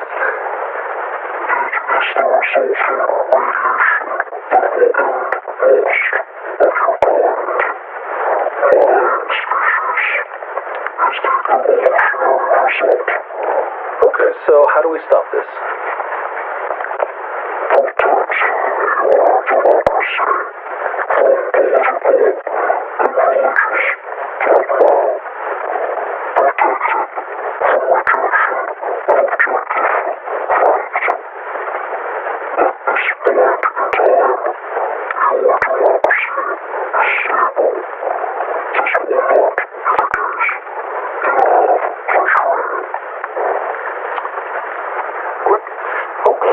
So, if we stop this lunatic from blowing us up, we'll be fine, right? Wait, but you just said that if we stop him, we won't be destroyed.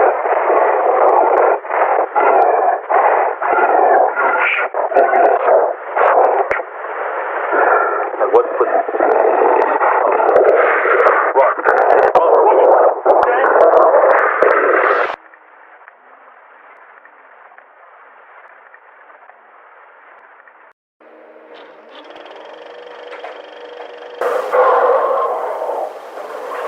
How much time does it have?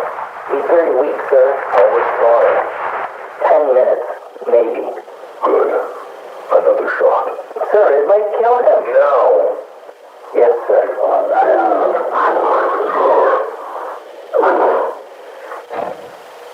Where were we? He warned of another threat, sir. We'll get to that. Speaking of time,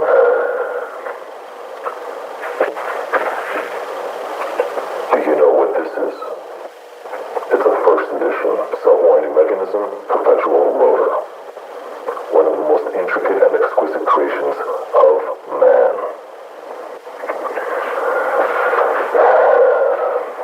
Something so complex needs a creator, wouldn't you say? Now, explain to me how another complex mechanism, me, can exist without a creator. Explain!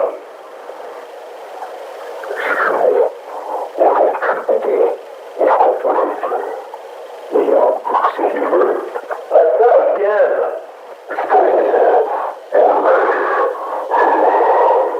There. Now, tell me how I can exist without a creator.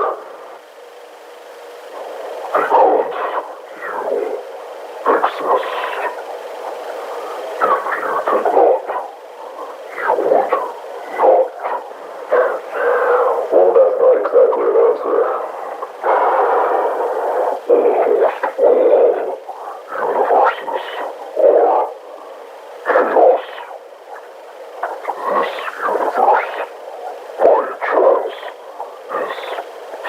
Yeah, you mentioned that.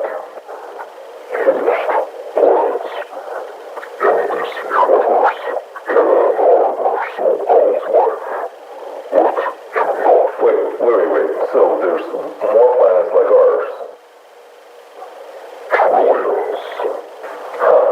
Okay, so if other planets don't have life, why, miraculously, does ours?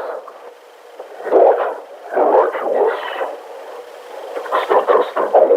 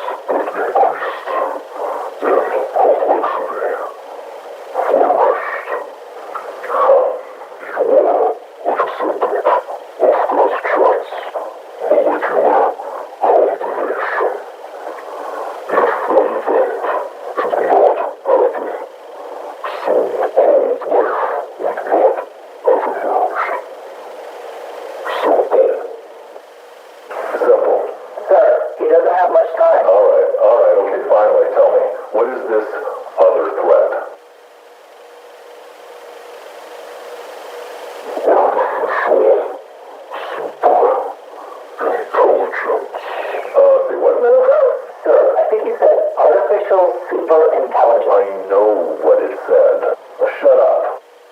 So what the hell does that mean? Artificial intelligence. That is superior to human intelligence. Well, that's impossible. Inevitable. Think about it, sir. I mean, the world's computer were tested in the last shutdown. Yes, sir. Okay, so this artificial superintelligence, is it a computer? I swear, if you say I don't have the capacity to comprehend one more time, I'll drill a 9mm through that mutant skull of yours. Again, is it a computer?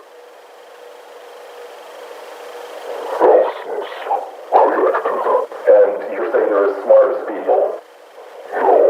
Hey, you just said...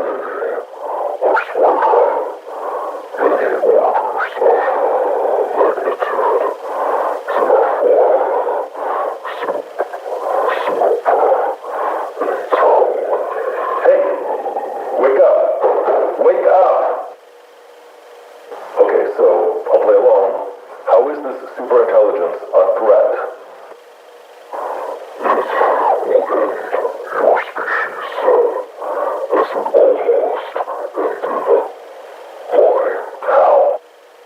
Two ways in our world. Nostradamus, what's the first way?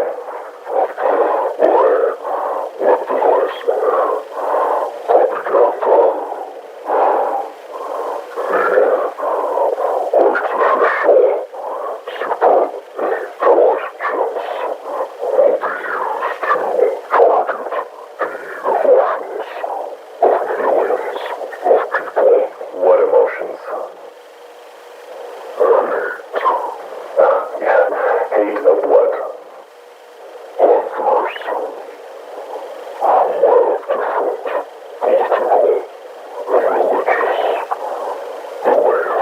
Nice, more God bashing. I said you are not capable of understanding. Don't say I didn't warn you. Except Herbert. That's it. Give me that. No, it's not. Give me that. Oh. Traitor.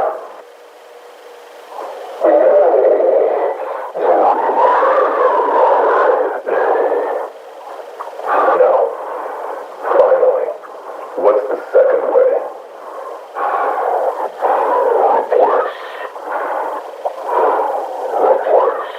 Replace what?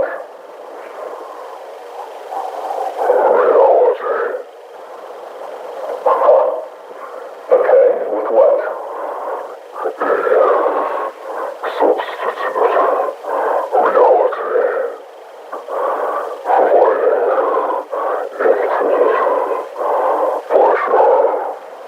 And that's a bad thing.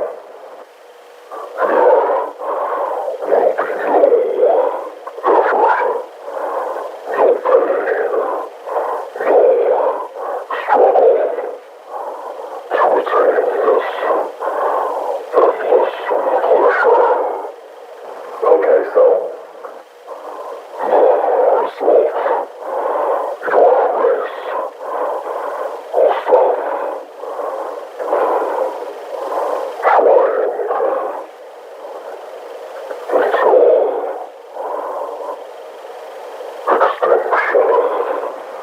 Okay, extinction, really? Okay, how?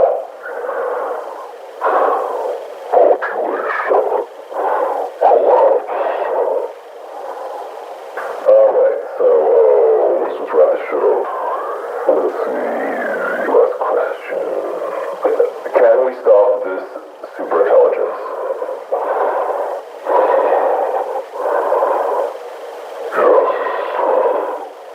How?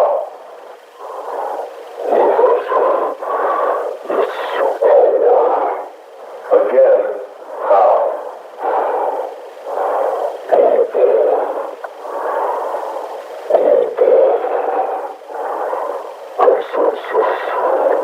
Oh, okay. That's it.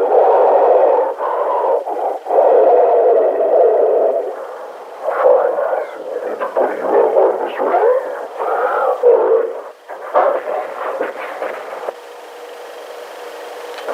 Time to meet God.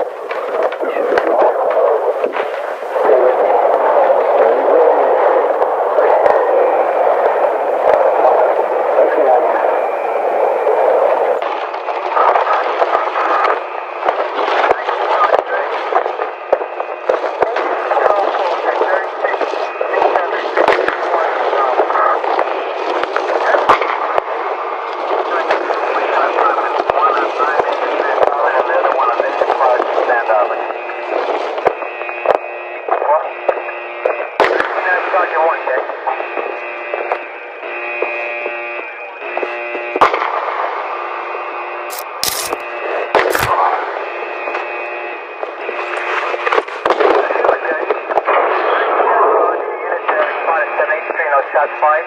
Ain't in position. Control.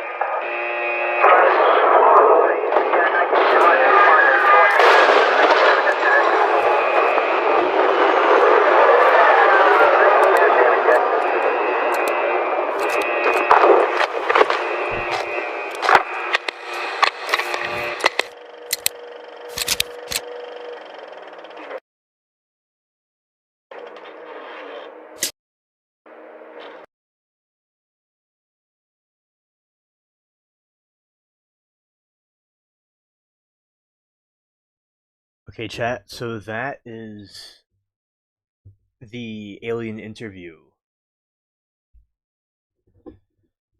played in its entirety, a 1 to 4.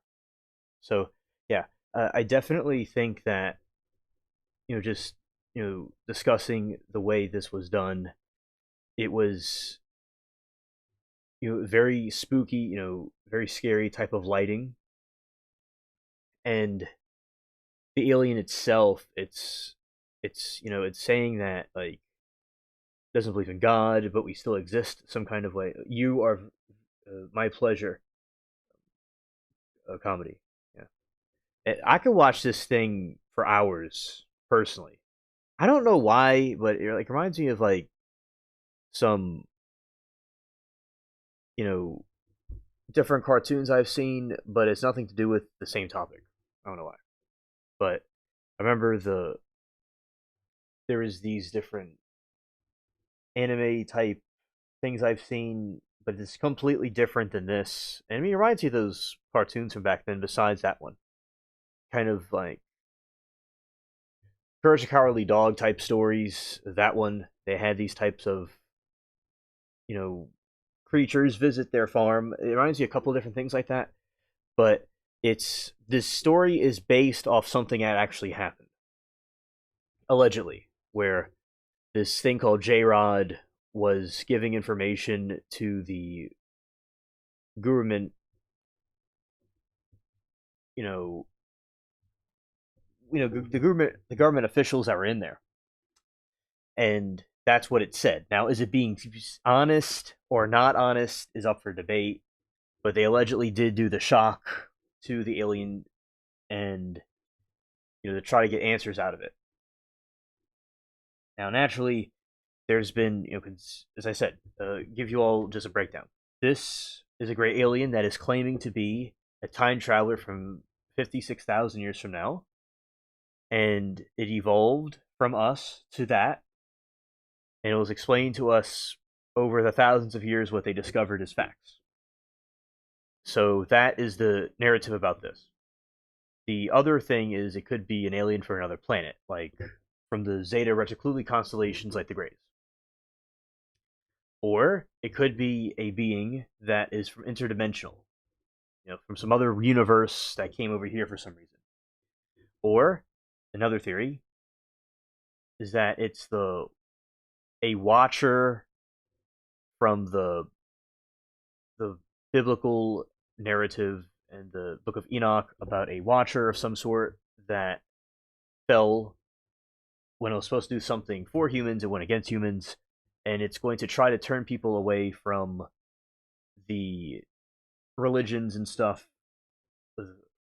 I should be more specific, turning people away from God into some other type of ideology. So those are the multiple theories about what that is exactly. So even say in this story, those that may not even believe in aliens and that saw this film, that is what those are the things it could be, in this story. Now there's other, it could be a biological drone of some kind, or there's entities that are speaking through it that are from somewhere else. Yeah, potentially.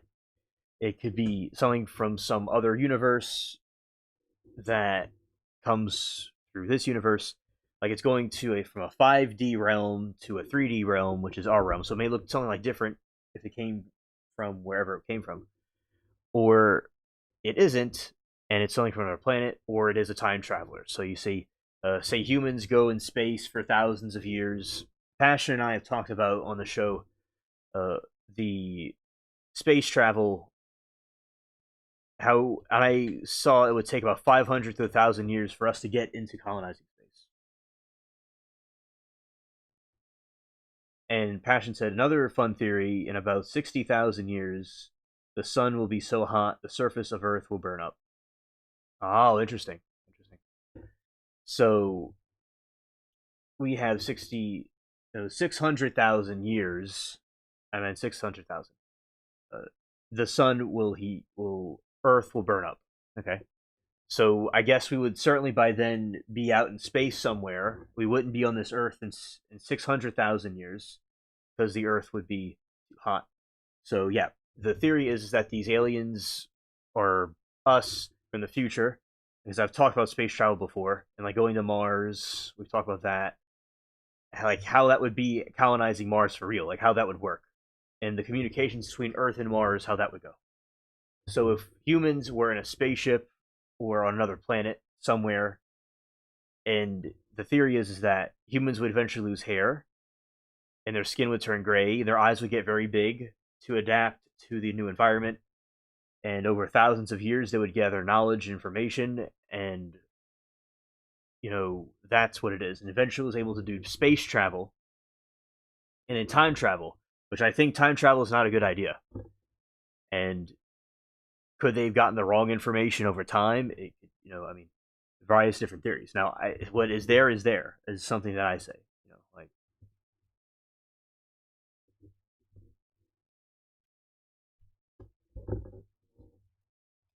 so that is the different theories about it, and that's what it is. It's a human time traveler from thousands of years from now that came back here for certain reasons.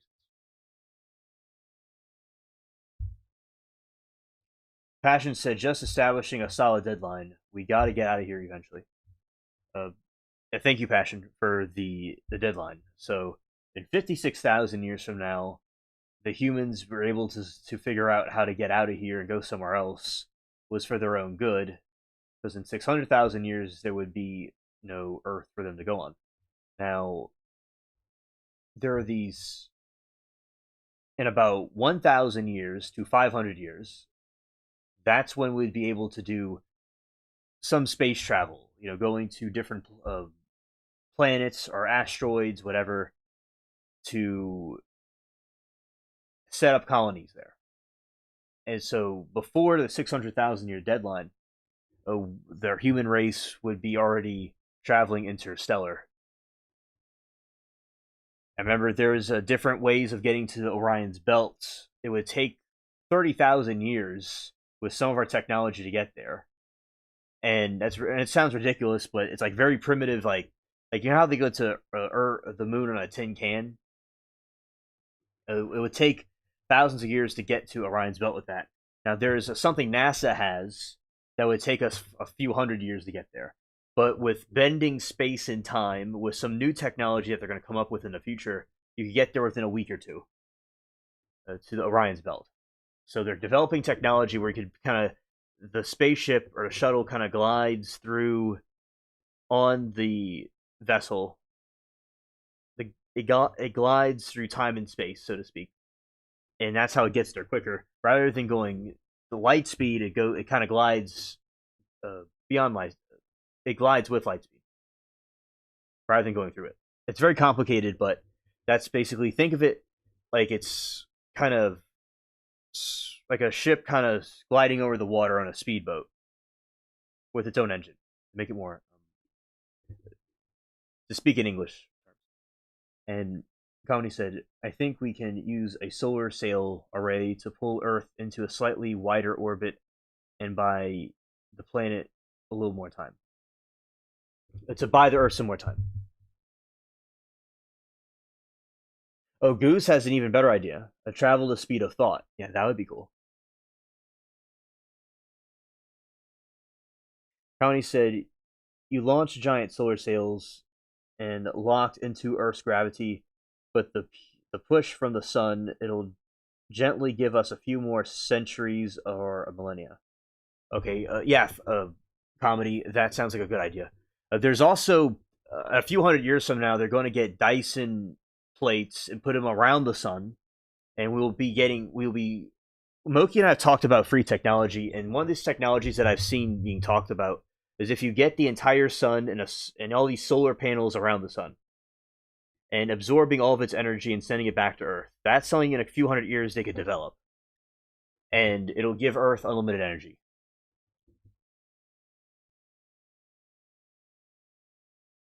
Yes, it's fascinating to contemplate. Yes. And Lori says, another thing that fascinates me is the idea that an asteroid belt is the remnants of a planet that was blown up intentionally. Yes, I've heard of that. And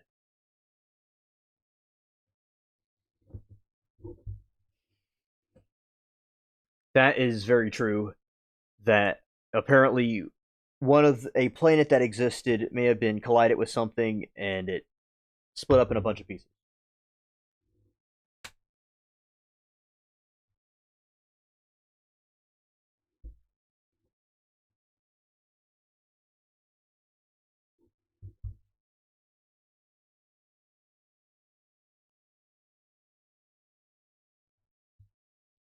Or he said another thing that fascinates me. Or that okay, a good call. The Dyson swarm will abate the problem entirely. Yes. All right. Pash says the closest known potentially habitable exoplanet is Sirius B at 4.24 light years away, 24 trillion miles. Oh, okay. Yes. Thank you, Pash.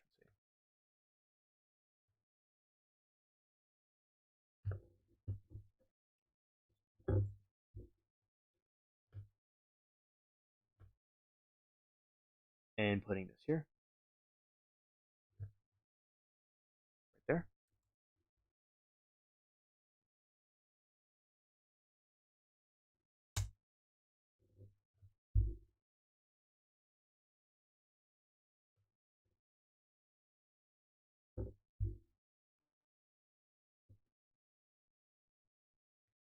Okay, so another one is Proxima Centauri B, which is orbits the Centauri about. There's one that is 4.24 light years away, also, and there's also Sirius B. So it's called Proxy B, is another one that we could go to as well. And thank you, chat. And Comedy says it's weird to think that our technology trajectory without destruction, we would have Dyson swarms. Yeah, yeah, and that would be very good for us. Okay. So let's see this one.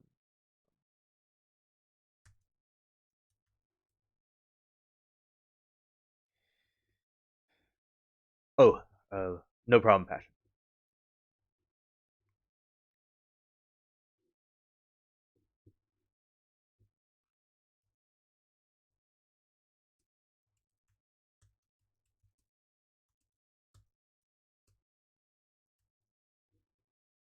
One thing that makes me suspicious of aliens' motivations is they never warn us about AI.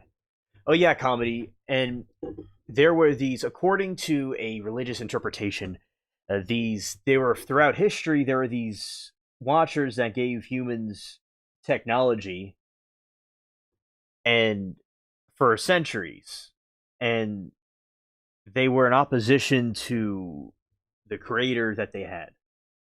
So the reason why they didn't warn us about AI and whatever else that they don't tell us about is they're deceivers, they're tricksters.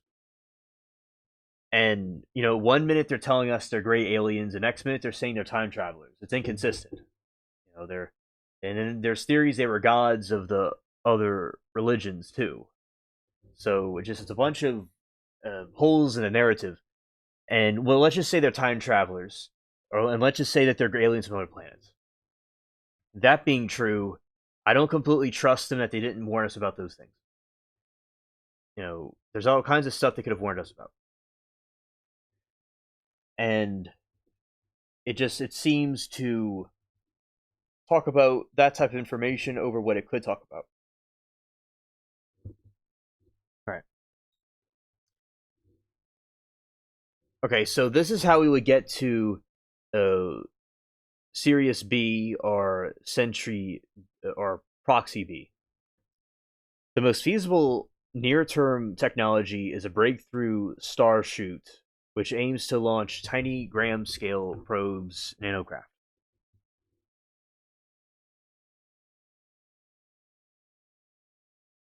Yes, that is true. That is true, Lori. And they were depicted as looking similar to that. And their original, what they were supposed to do was guide humans. They kind of be like a babysitter of humans, or guide them in ways that we wouldn't be able to do, right? But instead, they had some other motives, like a kind of like a tour guide. So, yeah, and that's a theory of possibility, but especially if it says things are inconsistent, because testing the spirit is very important.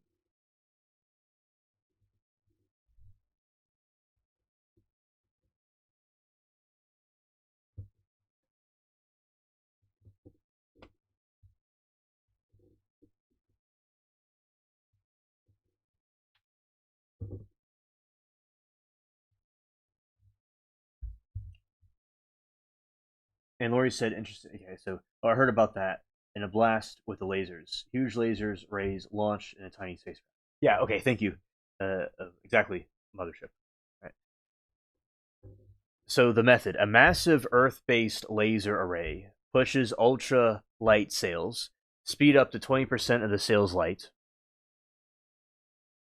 Travel time approximately 20 to 30 years to the star system. Currently viable for robotic probes. Okay, and Lori says alien Centriu pronounced Centauri. Oh, okay. Centaur E. Okay. I got you. Thank you. Like Tara on a roof. Method. Using deuterium helium 3, so there's nuclear fission rockets. Fission propulsion mimics the power of the sun and is considered a leading candidate for carrying humans. Using deuterium, no, it's probably, yeah, so deuterium and helium -3 to create a high energy plasma thrust.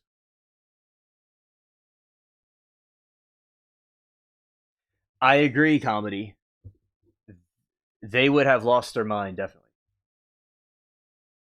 And even my grandparents that are alive now wouldn't completely understand this either. So the great grandparents they think that I drank too much or smoked something funny.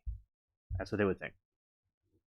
If I talked to the people that built this house and made the garden and when that was seen as a big innovation at that time, they think that I'm on something. I had too much to drink, they would think. Yeah.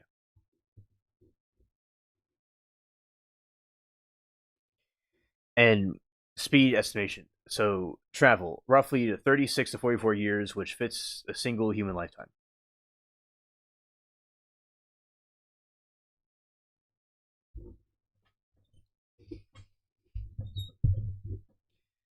All right. Nuclear pulse proportion project. uh,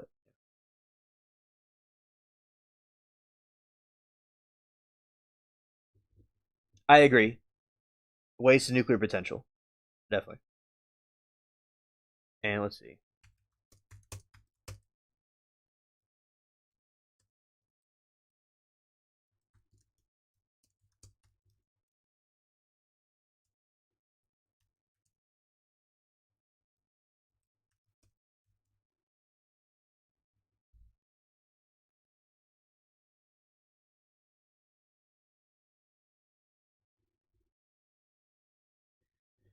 Okay, there's electric sails, e-sails. Instead of light,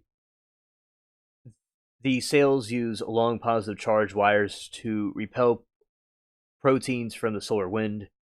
This creates a virtual sail made of electric field that can propel a spacecraft to high speeds without any onboard fuel. Magnetic sails. These use a superconducting loop to create a magnetic field that interacts with the charged particles in the interstellar medium. Well, they can be used for propulsion. They particularly interesting for the gliding to a stop acting like the magnetic brake that uses the thin gas between stars to slow the ship down upon arrival.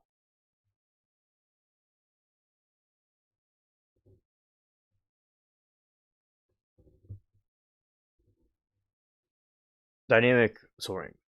The the scientists have proposed methods of interstellar travel based on how seabirds like albatrosses glide. A spacecraft could potentially surf across different velocities of solar wind, gaining speed without burning any fuel.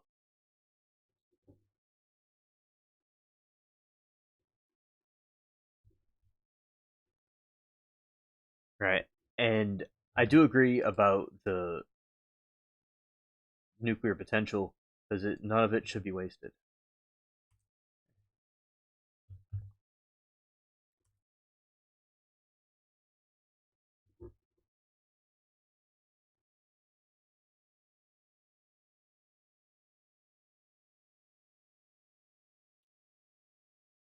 Now, basically, so this prompt says like a waste. It seems like a waste of potential to carry the heavier nuclear fuel just for maneuvering. The tyranny of the rocket equation makes the carrying any fuel for interstellar acceleration incredibly difficult. The core issue is that the let's see the thrusters they would need to change the speed by the massive amount according to this, and it says if someone's traveling to 10% of speed of light, they would need to shed 30,000 km velocity to stay to destination. Now let's see the fuel paradox. The to slow down using the traditional thrusters, they must carry the fuel for deceleration through the entire journey. The fuel adds weight, which requires even more fuel to accelerate it in the start of the trip. The exponential growth for 100-year trip to the land of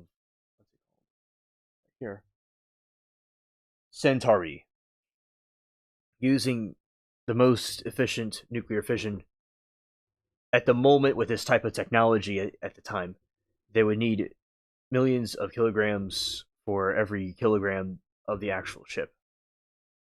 And if there's a chemical thrusters that are in use, amount of fuel needed would exceed the mass of the entire universe. Now, another thing that could be used besides the thrusters are a good idea, and other things that could also be included with it is the magnetic braking. The ship could deploy the massive magnetic field to create a drag.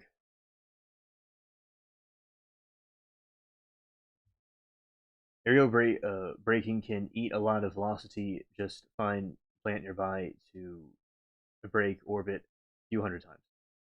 Yes, I definitely agree. And drag across interstellar medium. And double-sided laser sails. A laser beam from Earth could hit a sail, but it could detach part of the sail to reflect the laser back into itself from the front, providing a braking push as it nears the star. Oh, awesome. Lori, glad it's resonating with you. And let's see.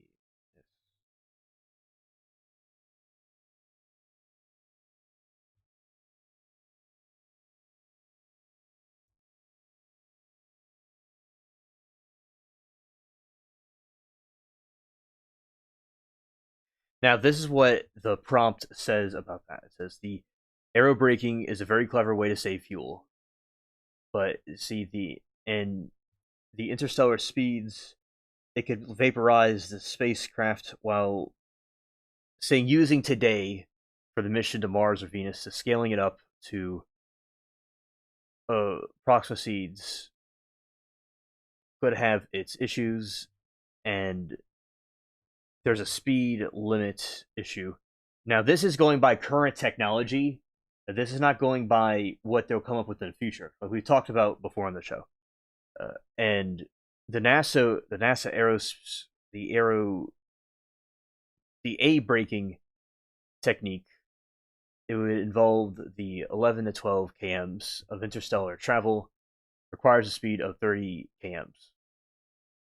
The energy density, the kinetic energy increases the square of the speed. Entering an atmosphere of 0.1 C involves millions of times more energy than entering Earth's atmosphere. And there would be an issue of a risk of vaporization because the atmosphere doesn't act like fluid, it acts like a wall, and a spacecraft would hit the air molecules very hard, which would cause an issue with the nuclear level collisions. Now, this is some other things that could be used, and there would be the stellar wind braking. The magnetic sail creates a giant magnetic bubble. This interacts with the star's solar wind over millions of miles, slowing down gently over several years before it would reach the planet. If it would even take that long. The photogravitational assist. This involves the surfing light density stars. By aligning the light sail to catch the... Yes. That is true, definitely.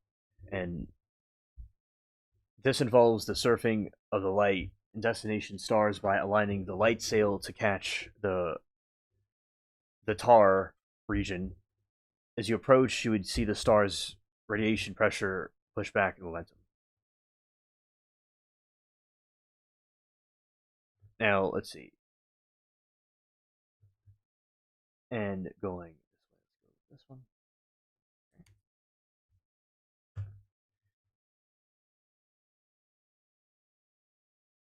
I choose between a 100-year trip and see. Let's see the 20-year trip. How would the 20-year trip work? Let's see.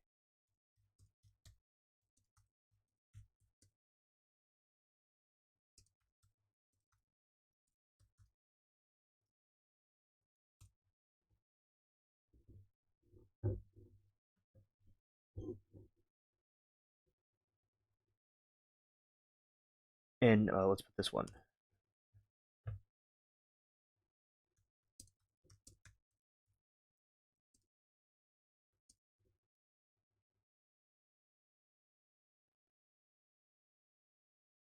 Yes, so definitely it is correct that we would need lots of mathematicians and engineers as well. We would have to... Another example would be the diffraction limits.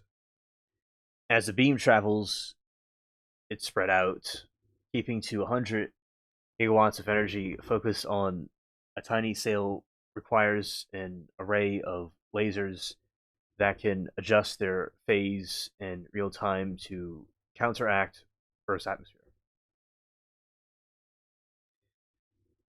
And the laser hits the sail even slightly off center, the sail would spin out of control. So this is why it would be good to have the many scientists, and mathematicians, you have to have the exact calculation to get it correct. And that is true. And let's see. So a 20-year trip to one of these things would go like this. So if there's a breakthrough Starshot initiative, it relies on the directed energy propulsion, essentially using a massive Earth-based laser to push a fleet of tiny probes into an incredible speeds. The Starship, instead of the massive ship, the payload is a gram-scale microchip containing cameras, navigation, and communication tools. The launch, a mothership releases thousands of these chips, each attached to an ultra-tiny, highly reflective light sail just a few meters wide. Laser push, the kilometer-wide ground-based the sail array, the light beamer, focuses on the 100 gigawatts of energy into one sail in just 4 minutes. This intense light pressure accelerates the probe of 20% of the speed of light. The probes glide through the vacuum for 20 years.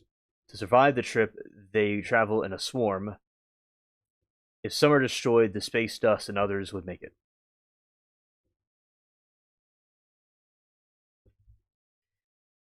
In a 20 years plan, the probe do not stop. The flyby, because they are moving so fast, they zip through the entire Proxima system just in a few hours. They must capture high-resolution photos and data instantly, and beam them back to Earth using their own small lasers. And let's see.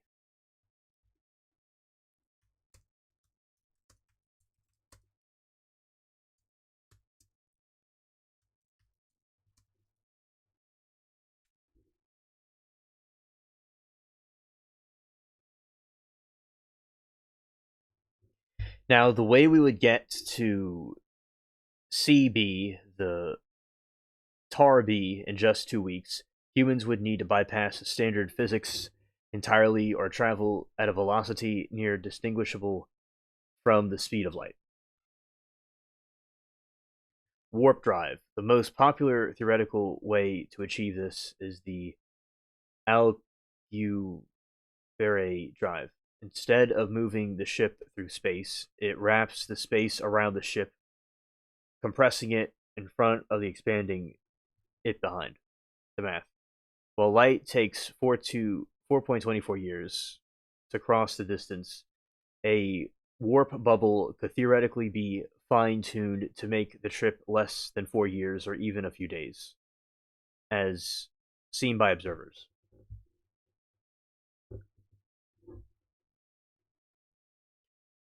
The energy problem. To do this in weeks, we would need a massive amount of negative energy, exotic matter, which hasn't been proven to exist.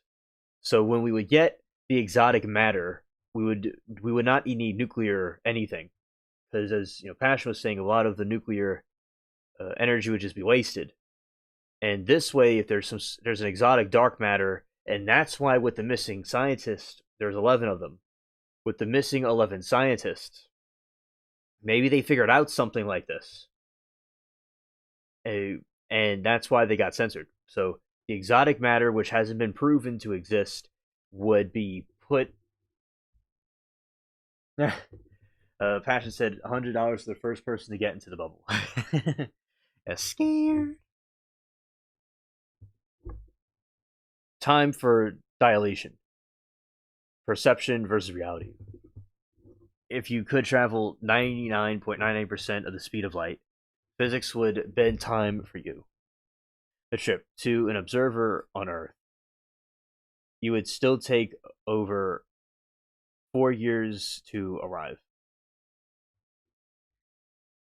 Your experience, because the time dilation, the clocks on your ship would slow down significantly. A high enough speed, like 99.99% C,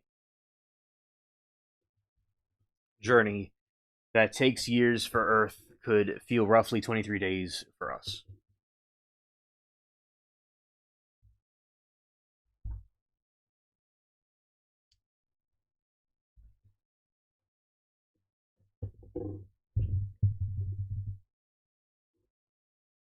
This reminds me of the warp jumps they do in Star Trek.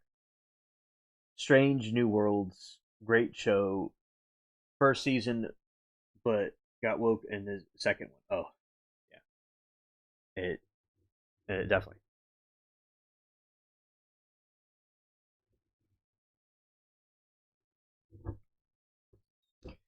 The catch acceleration. The accelerating a human-sized ship of these speeds. Oh, I agree, Lori. Without crushing the new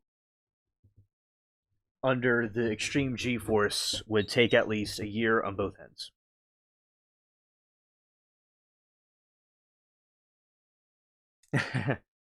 And Passion said, I still haven't finished watching Discovery. I could tell they were flying off the rails. Yep.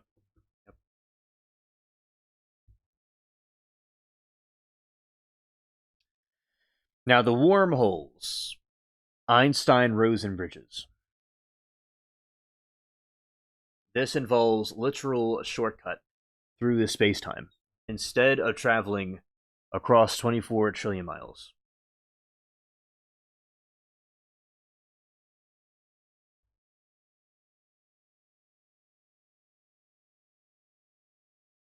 You would step through a tunnel that connects 2 points in space.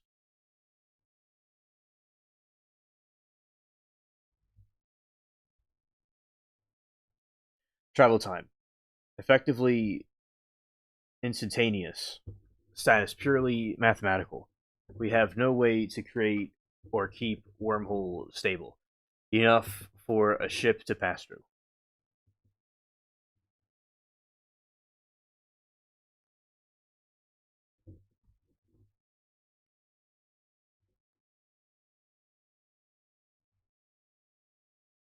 All right. It's asking me, if you were the pilot, would you choose the warp drive, where time stays the same for everyone, or near light speed, knowing your friends on Earth would be 4 years older than you? You arrived. All right, let's compare both.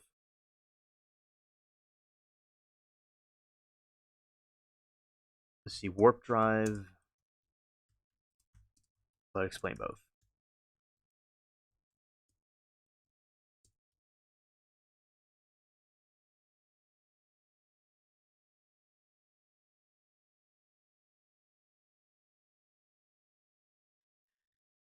Okay, to get the 2 weeks that I'm looking at for two different versions of warp drive. One is mathematical loophole in physics. The other is a biological loophole in how we experience time. Okay, comedy, thank you for the tip. It's exactly like me, but it's not really me. Okay, gotcha. The Alcubierre drive, the actual warp. This is the closest thing we have to the Star Trek engine, proposed by physicist Miguel A. It doesn't technically move the ship, it moves the universe. How it works. Imagine a surfer on a wave. The surfer is swimming, the water is moving them. The drive creates a bubble that contracts space in front of the ship and expands space beyond it. The cheat code. Since the ship stays stationary inside a flat patch of spacetime, the bubble isn't moving through space, and therefore it doesn't break the universal speed limit, the speed of light. 2 weeks. The 2 week trip, you could theoretically adjust the slope of the space warp to reach Proxima Tar B in exactly 14 days. Now it's saying in reality it requires negative energy, exotic matter, We've seen hints of this in tiny amounts in the Casimir effect, but we need amount of energy roughly equal to the mass of Jupiter for it to work. So we would need to condense the mass of Jupiter into like a cube shape.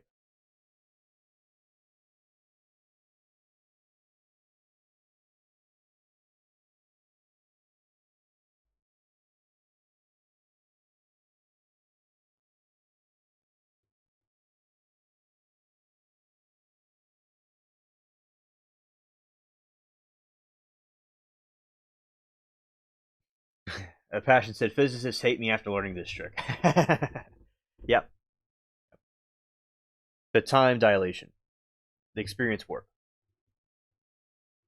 This engine, this isn't an engine, it's a consequence of Einstein's reality. If you go fast enough, time literally slows down for you compared to the rest of the universe. I know, talking about it like it's, going to the grocery store or going out and watering the plants. Like, all I gotta do is condense Jupiter into the size of a cube, put it into a Raptor starship thing, and just blast off. That's all I gotta do. And all I gotta do is get some dark matter, and then I'm off right now.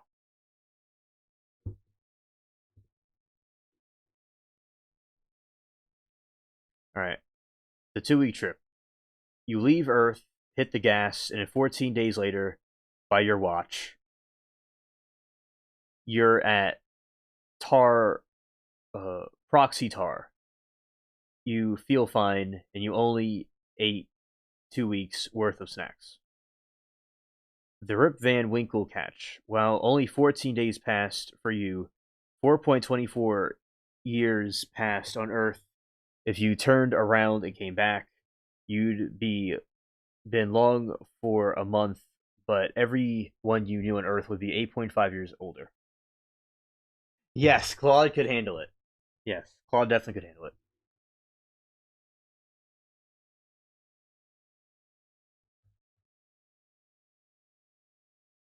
Now that way, if I did that, everybody would be 8 years older when I came back. But let's do the other one, where... Okay, now explain this one. This one, I would be gone for 2 weeks and come back 2 weeks later, and everybody would be the same.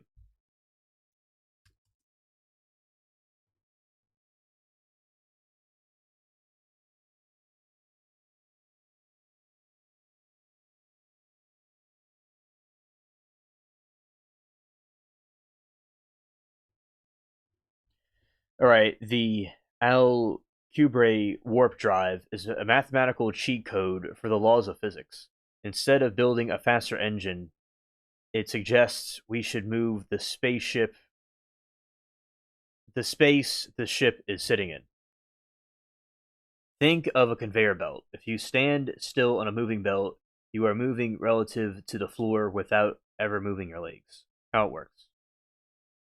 The drive creates a warp bubble around the spacecraft.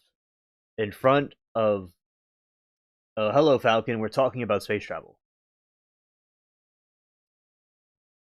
Pash says, so you could put money in the bank account, take a round trip to Pluto for a month, collect a year's worth of acquired interest from the bank. Yes, that is true, Passion. Okay, so here's how the drive creates warp bubbles around the spacecraft. Compression. In front of the ship's drive squeezes space. A mile of space might be shrunk down in an inch. Expansion. Behind the ship, the drive stretches space out, pushing the ship forward. This is a safe zone inside the bubble. The ship sits on a flat space, and the crew feels like G-force and isn't actually moving through space. So they don't break Einstein's rule, nothing can travel faster than light. Yes. We need the Millennium Falcon.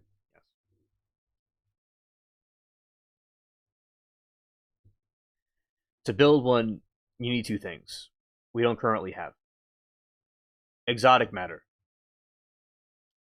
I would need negative energy to repel gravity and stretch space. We've seen this in tiny laboratory scales, like the Casimir effect, but we have no way to harvest it.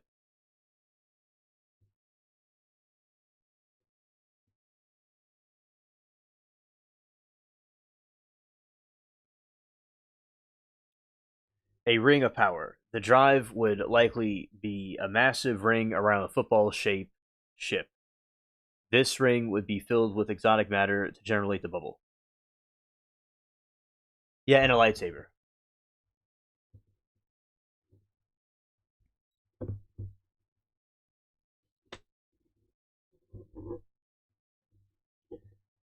Major problems. The forward firewall. As the bubble travels, it would pick up space dust and high energy particles.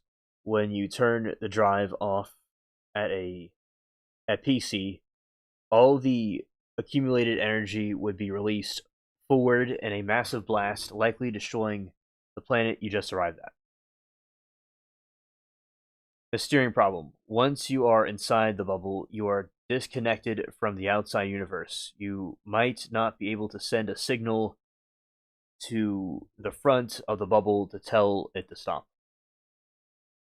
NASA researcher Harold Sony White famously updated that the math to show that if you make the warp ring thicker and isolate its intensity, the energy required drops from the mass of Jupiter to roughly the mass of a small car, like Toyota Corolla.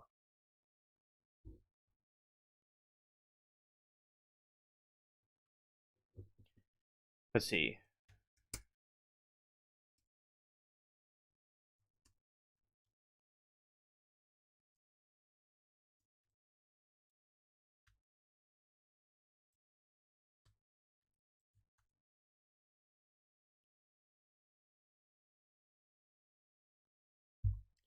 To fix the deal breakers, we would have to move the theoretical physics to the space junk might be an issue as well. Difficult to map space junk. Yes, that is very true.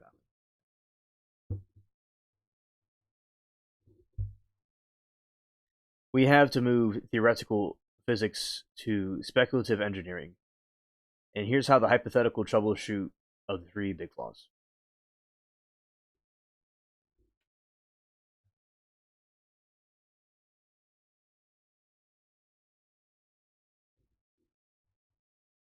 The Planet Killer. The issue: the ship acts as a snow plow, gathering space dust and high energy particles in the wall and the bubble, and nuking the destination upon arrival.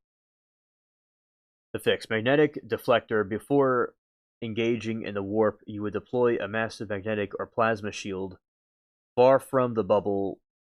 Instead of trapping particles, the bubble's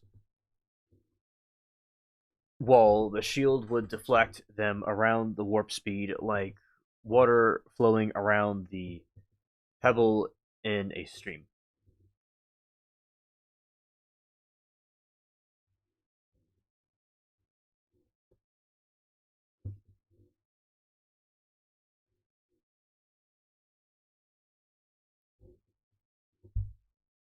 Corey said, now I'm thinking of the Star Trek Discovery or the Next Generation that had a bioship of the species that flew with biological connects.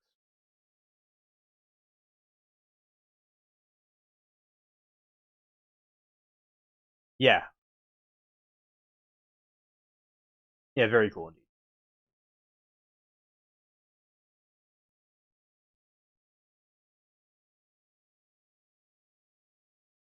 Yep.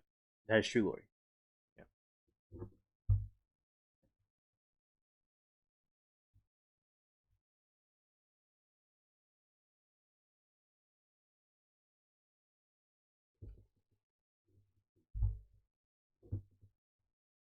All right.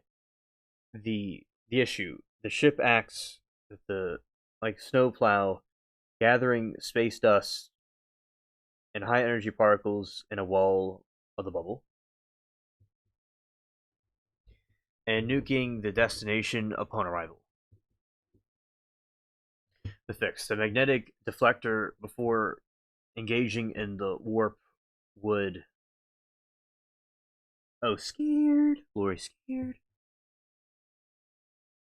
The magnetic deflector. Okay.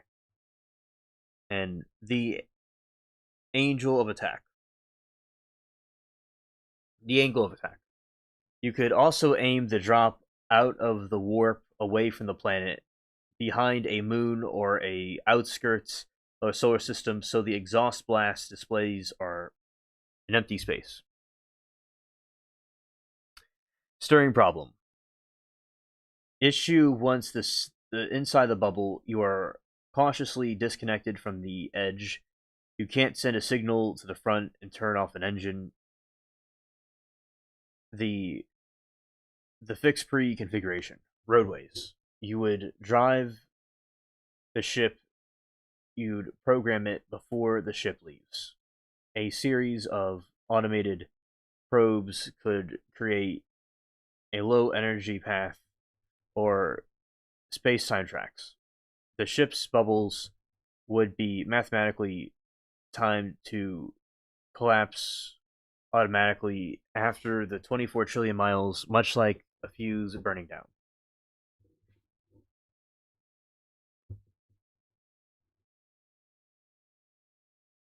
Hash says, what if the bubble was spinning like the spin of glass in front of a camera lens to film the rain?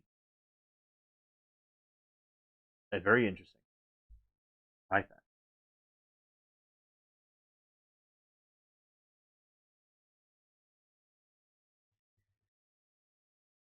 Okay.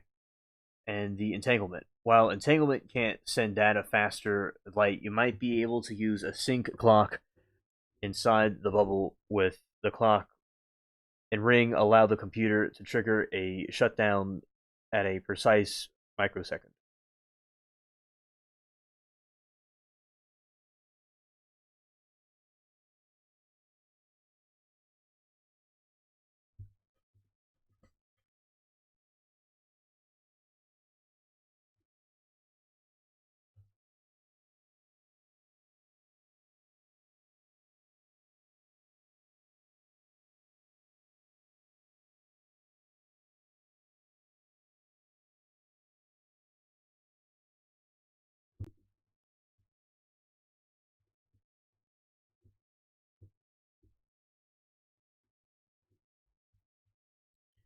All right. So the idea Passion has, it says it's a really brilliant mechanical solution to the physics problem. The spinning glass is the central figure of force, and the droplets away. Applying the logic to the warp bubble actually aligns with some of the high-level theories about the frame dragging and vortex math. Here's how the spinning bubble could hypothetically solve the issue.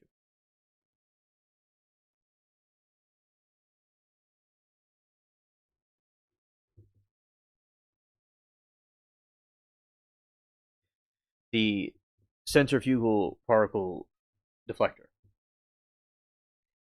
If you rotate the warp field, the ring of negative energy, at extreme frequencies, you create a vortex spacetime. The effect, instead of the space dust hitting the flat wall, the sticking there until you stop the spinning geometry could flick the particles off the side of the bubble's path.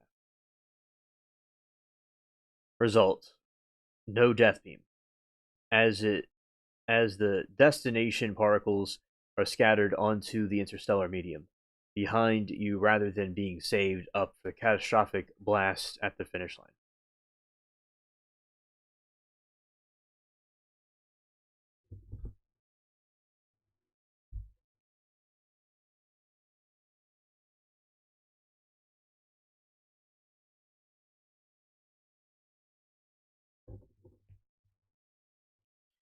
So the energy density, the Blender effect. Just like the blender uses a small blade to move a lot of liquid, by spinning fast, a pulsed rotating field might require less exotic matter. As I said, very good idea from Passion. Some researchers like Harold Sony White have looked into the toroidal fields. If that donut is spinning or oscillating, it can create a resonance with the quantum vacuum.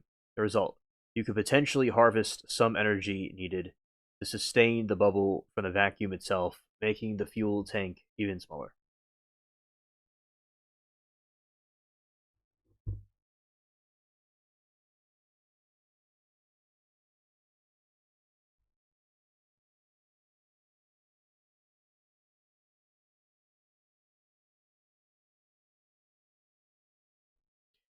The stabilizing sails. Earlier, we talked about the sails fluttering. A warp bubble has similar problem. It's naturally unstable. The fix. Think of the gyroscope or a refined bullet. Spinning the bubble provides the gyroscopic stability.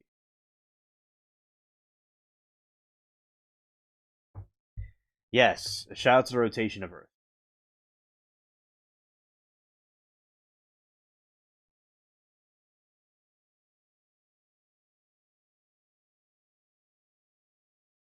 Yay.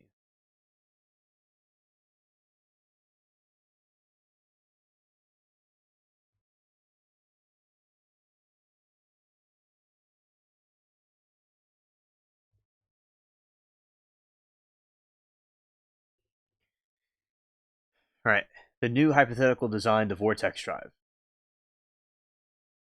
Instead of the static bubble, the ship would look like a spinning top made of pure energy. Inner core. The crew sits in the non-spinning safe zone, the outer ring. A counter-rotating ring of exotic matter creates a high-speed space-time vortex. Results: space is sucked in front of the swirled around the sides, clearing out the dust and the spat out of the back. Space is sucked out of the front, swirl around the sides, clearing out the dust and spat out the back. The spinning approach actually moves the concept closer to the fluid dynamic, treating space like it's a liquid rather than a solid block.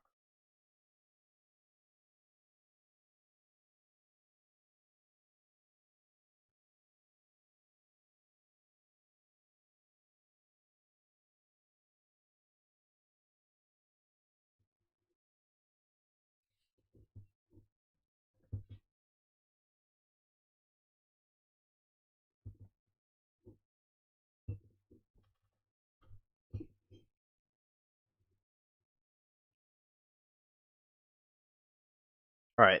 Starting to spin is likely the first hurdle because we are going to trying to crank the space time itself. To do this hypothetically, we would need a startup sequence similar to a jet engine or a particle accelerator. The pre-spin. You'd likely use massive superconducting magnets to get the exotic matter, the fuel moving at a near light speeds inside the ring before you ever engage the warp. It's it's like getting a flywheel up to speed. Up to speed.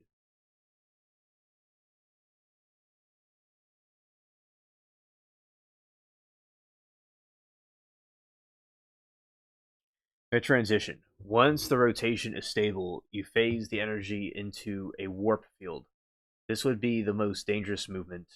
If the spin isn't perfectly balanced, the vortex could wobble and shred the ship before it even leaves the solar system.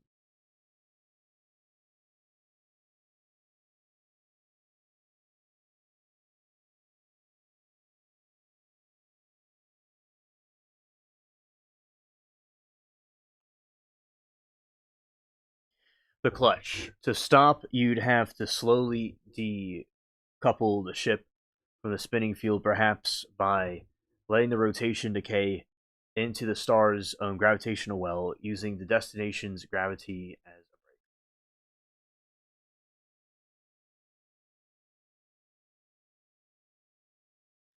If we assume a stability is handled by the spin, the biggest math problem is left is navigating the speeds even at 0.001%.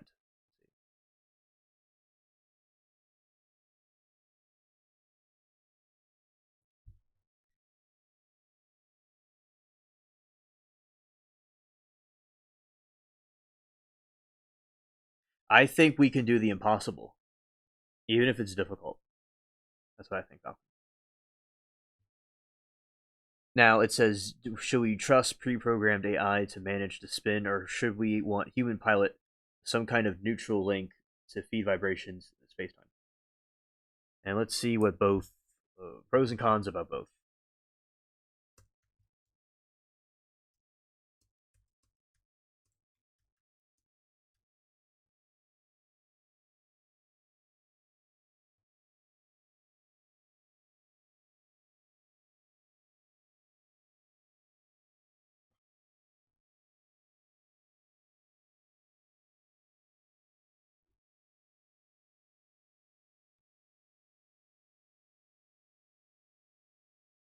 Yes, absolutely, Passion.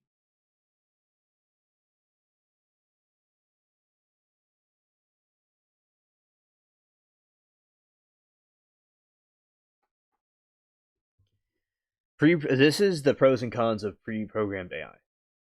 So, navigating the vortex warp drive. Proxy B presents the classic dilemma: the unmatched precision of the machine versus the creative survival instincts of the human. This is what pre-programmed AI would do. In a relativistic environment, AI is a default choice because events happen faster than human neurons can fire. Pros: reaction speed. AI can process sensors data and adjust the spin of the warp field in a nanoseconds, crucial for avoiding interstellar dust that would appear as wall of fire at warp speeds.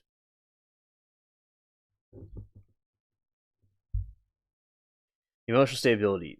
A machine doesn't get bored, lonely, or panicked during a journey that, even at warp, might feel like weeks of high stakes isolation.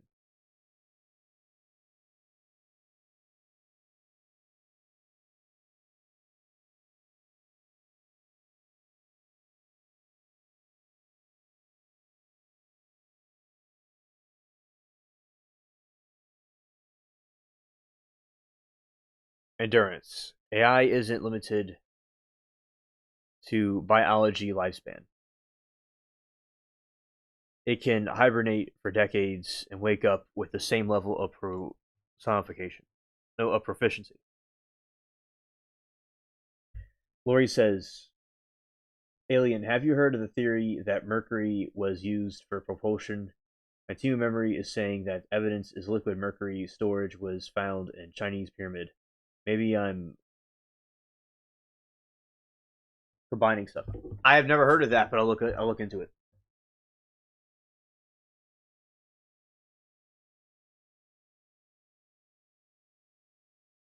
That's a very good point, Falcon. Yep.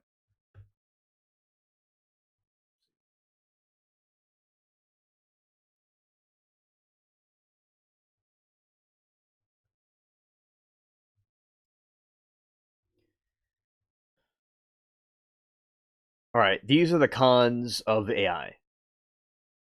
AI is often trained on a specific data set. If the encounters of black swan event a phenomenon that was in its training, it might apply best match logic that is dangerously wrong.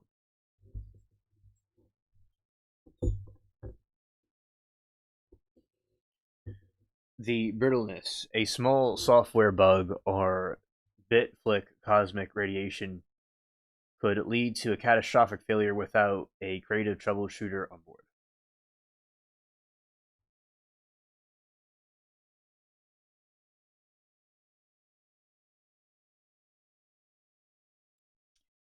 human pilot a Neuralink.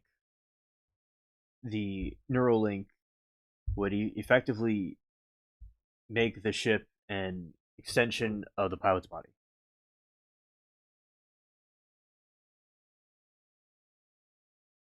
Oh yes, Lori, absolutely.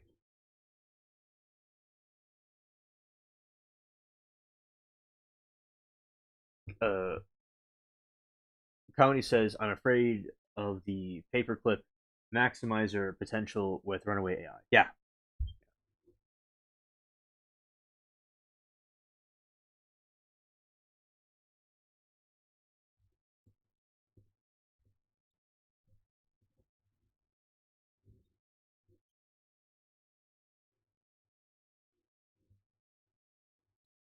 The intuitive problem solving. Humans excel at the. Here's a pivotal neural link. A neural link would effectively make the ship extension of the pilot's body. Pros. The intuitive problem solving. Humans excel in Miracle on the Hudson scenarios, using literal thinking to solve problems that no preset solution. Real time feeling. A neural link allows a pilot to feel the vibrations of the space time or tension in the warp bubble, potentially defecting a wobble before a sensor even registered it. There you go.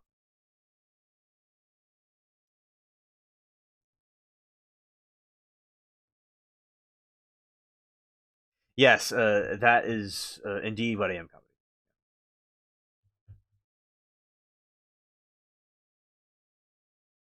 Yeah, Skynet. Thank you, Elon the Mad Hatter. I think we all became real life John Corners in one day. Yeah, there you go. And real time feeling. A neural link. So basically, if a human is operating it instead of AI, a human could come up with a life saving solution that AI couldn't figure out. Adaptability. Humans can shift strategies and mid flight, moving from scientific observation to emergency survival with nuance machines that still lack the ability to do that.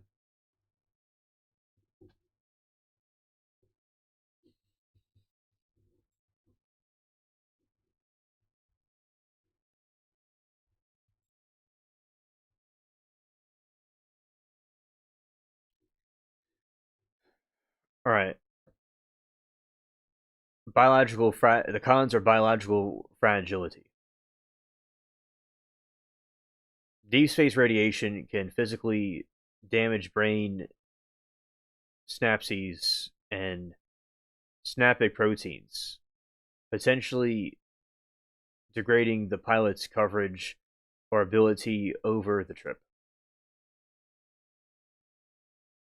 The cognitive bias. The humans are prone to over trusting the very systems that they are supposed to monitor, leading to the complacency during the long routine stretches. Invasive risks. The current neutral implants face issues of the migration of wires or moisture intrusion, which could cause the medical emergency 2 light years from the nearest hospital.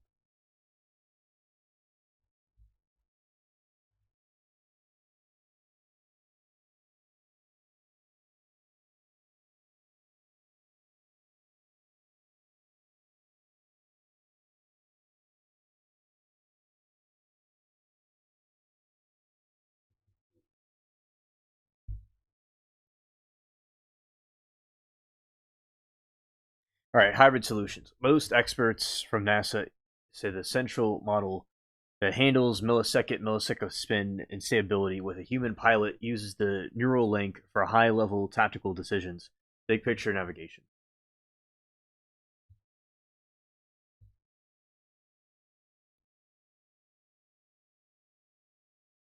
Oh, Falcon, the alien that's on the screen.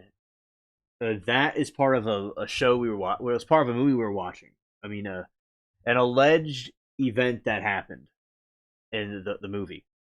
I mean, the film. Okay, and it was an alien that was being held under surveillance and supposed to say information. That's what I was doing. Scared.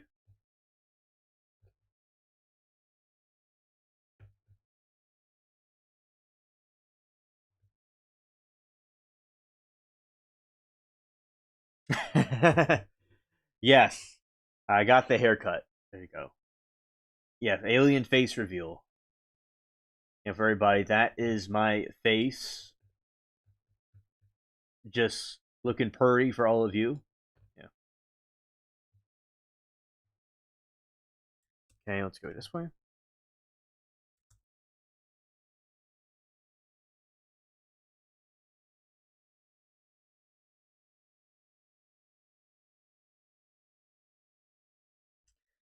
Okay, so Lori, about what you're talking about with Mercury, all right, have you done much research on abductions? It's interesting when they put under hypnosis. Oh, I started out looking at abductions that are put under hypnosis. And those people were saying quite explicit information about their experiences I think is very accurate. Yeah, filling from bed from undisclosed reasons. Yes. And you've been saying bubbles. Have you been saying bubbles this evening? Or here's perking up. Hello. Oh, Bubbles is resting over in the other area. Like he's over across from me, sleeping on a blanket.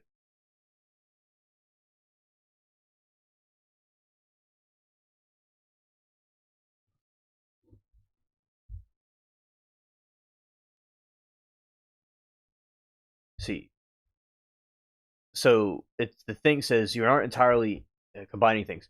There are actually archaeological finds and popular fringe theories that match that what we're remembering. The idea that ancient civilizations use mercury for propulsion is a common ancient astronaut theory, often linked with findings on both from China and Mexico.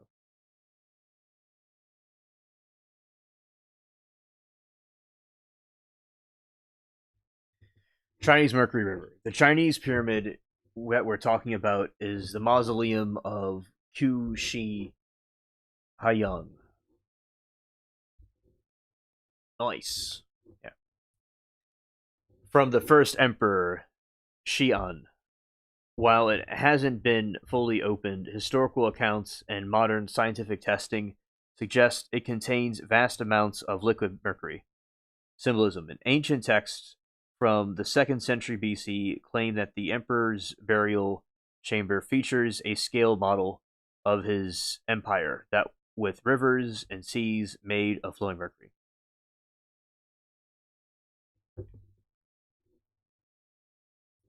Evidence. Modern soil and air tests have confirmed significantly high levels of mercury at the site, giving weight to these ancient accounts. The pyramid connection. The tomb itself is covered by a large earthen mound that is a pyramid shape. Yes, your brain was right. Wow. Yeah, scared. Mercury and Mexican pyramids.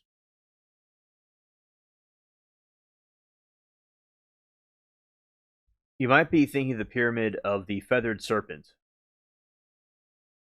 and Teo T Kahan. It's called, let's say that the pyramid of the feather serpent in Tio, Mexico.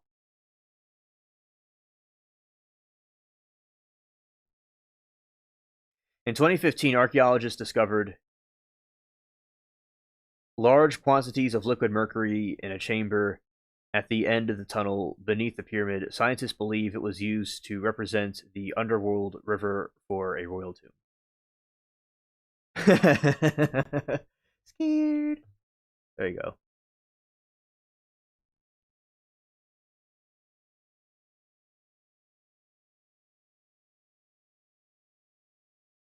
So chat, we got some geniuses on the spaceship. Some very smart ladies here. There we go. And propulsion theory. The idea that Mercury was propulsion is a popular theory in alternative history of ancient alien circles. Thank you, Lori. T-O-T will you Kahan. I guess I got it right. Somewhat correct the first time. Somewhat. So interesting. Thank you. Nod. Scared. All right. Propulsion theory. The idea that Mercury was propulsion is popular theory in alternative history in ancient alien circles. Mercury vortex. Engines. This theory claims that ancient civilizations, specifically the Vedic culture in India, used the Mercury vortex engines to power flying machines called the Vimanas. That was the thing that the Nephilims or the fallen entities allegedly used. See, these ancient people, this ancient civilization or whatever they were, gods, whatever they were, they used the UFO objects, right? You know, a spacecraft of some kind.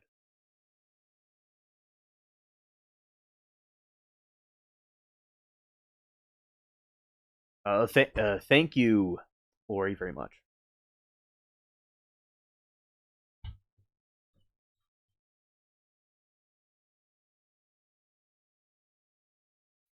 All right.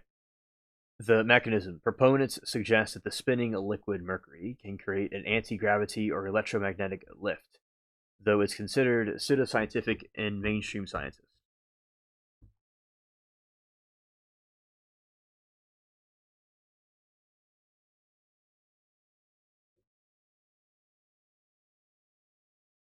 Real science. And interestingly, NASA has experimented with mercury-fueled ion engines, but they are far more complex than just spinning liquid mercury in a bowl.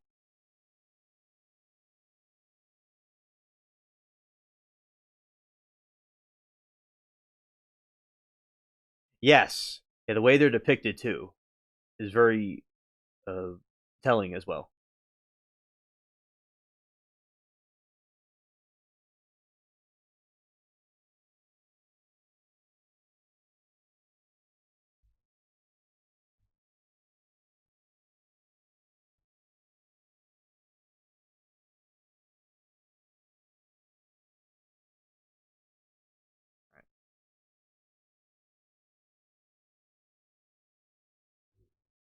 Okay. Yeah, exactly. So very well done.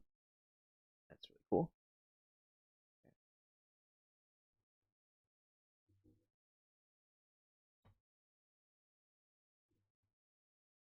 Let's see what this one's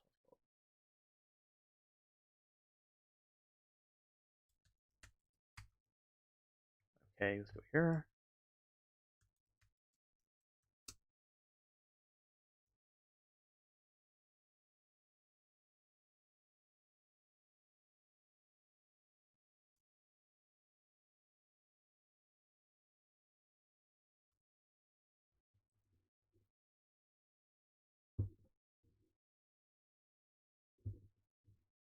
In ancient Indian Sanskrit literature, the Vimanas are described as celestial flying chariots or palaces used by gods and mythological figures to travel across the sky, space, and even underwater. Sounds like what's happening now with the UFOs underwater and everything. It sounds like what's going on now. The term itself literally means having been measured out or traversing. The core descriptions. Types and the epics that of the past, the Vimanadas, the Vim and the Vimanas are described with incredible detail appearance. They range from bird-like structures to multi-story flying palaces to circular craft with portholes and domes.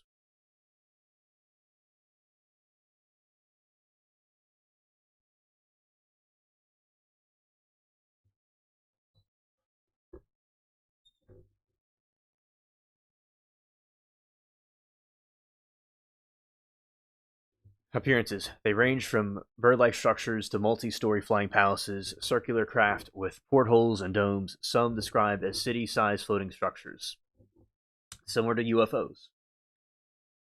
Capabilities. They could, however, move at the speed of thought and were often equipped with radiant weapons that could destroy an entire armies. Major types. According to the Vaimanika, the 20th century text claimed to be ancient. Oh, thank you. Vimana. Vimanas. Oh, thank you, Lori. There are four main types. The Rokma, the conical golden colored craft, the Sundara rocket shaped craft, the Tripura, the three tri-craft capable of land, water, and travel. Speed of thought. Yeah. Okay, they have craft that go underwater. They have a silvered shaped craft and a golden colored craft, just like the things people are seeing, the cigar shaped UFOs, etc. The Shock Yuna, the bird shaped craft with complex mechanical wings.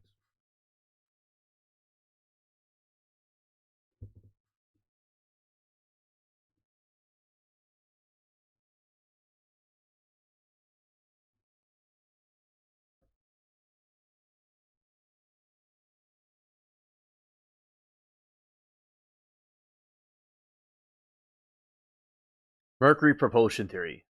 The idea that Mercury vortex engine stems primarily from the Sama Angana in the ancient texts that were compiled. How it's supposed to work. Proponents of the theory describe the central iron boiler containing mercury when heating by control or fire. Mercury would generate a driving whirlwind or vortex that purported lift propulsion. The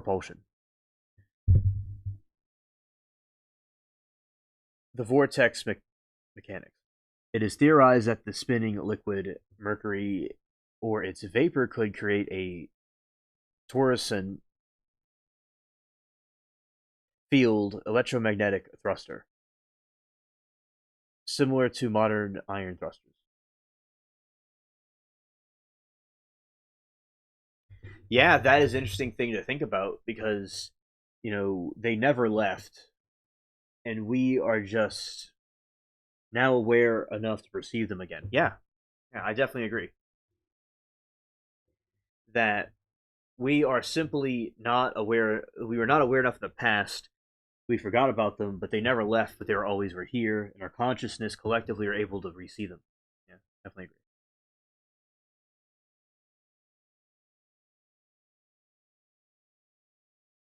Vortex mechanics, a theory spinning liquid. Mercury or its vapor create the field electromagnetic thrust similar to modern iron thrusters.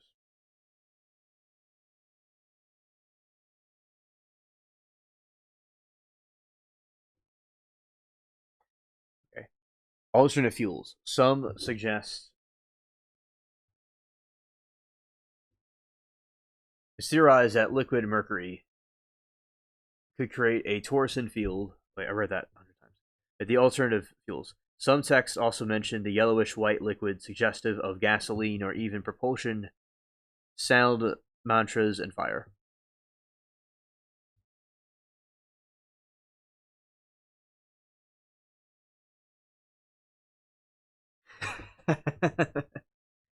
Passion said the creature spends 2 hours dramatically charging up the engine, and then lazily floats away at the speed on an ion engine.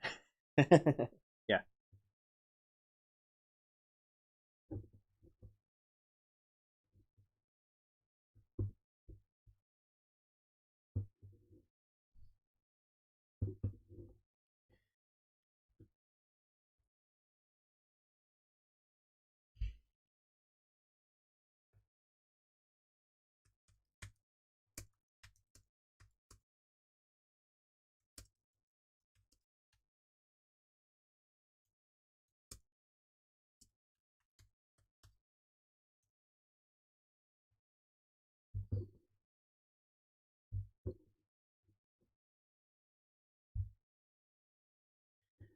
There's parallels between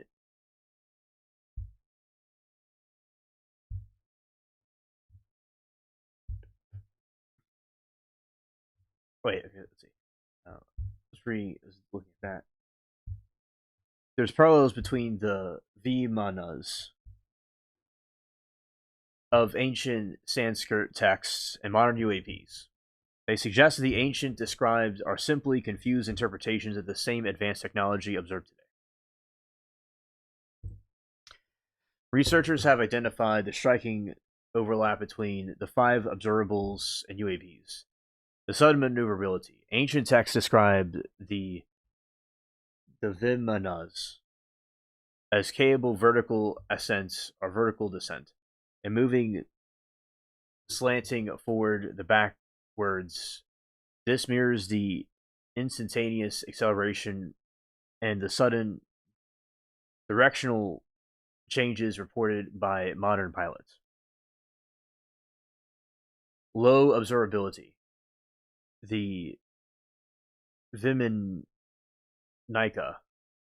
describes the technique called the Gouda, which allows the pilot to make their craft invisible to enemies, concept proponents linked to the modern stealth or cloaking technology. Transmedium travel. The Vimanas were said to traverse air, space, and underwater. Modern UAPs are often classified as transmedium because they have been observed entering the ocean from the air without significant speed or reduction.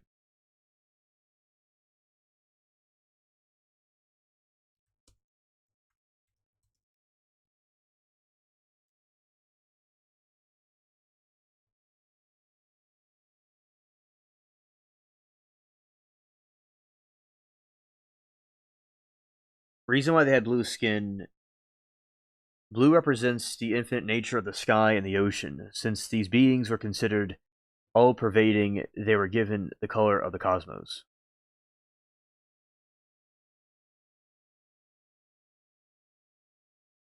And other colors that they looked like were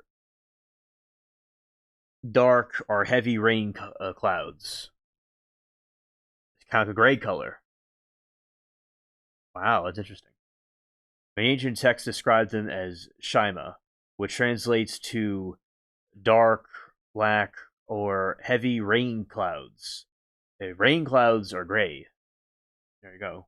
Over time, the artists began using blue because it was more visual distinction carried by more spiritual symbolism and shared background.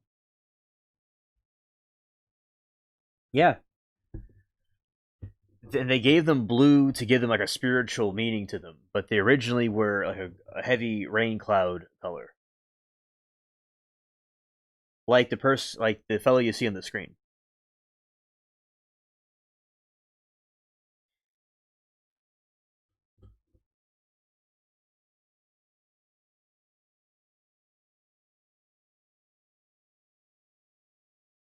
Some modern spiritual teachers suggest they weren't physically blue skinned and had a blue aura.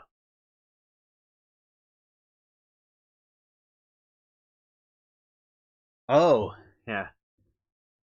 Greetings, UAP. And Lori said, Ilian, I feel like you just handed me the decoder ring. Yeah. Yeah. This is meat right here. Pure 100% groundbreaking knowledge right now.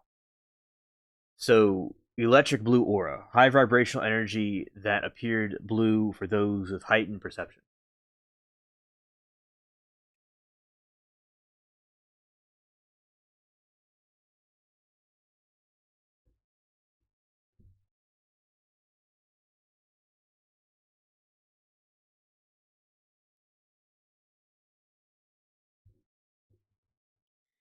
And they also seem similar to the tall blues as well. Yeah, hand gestures.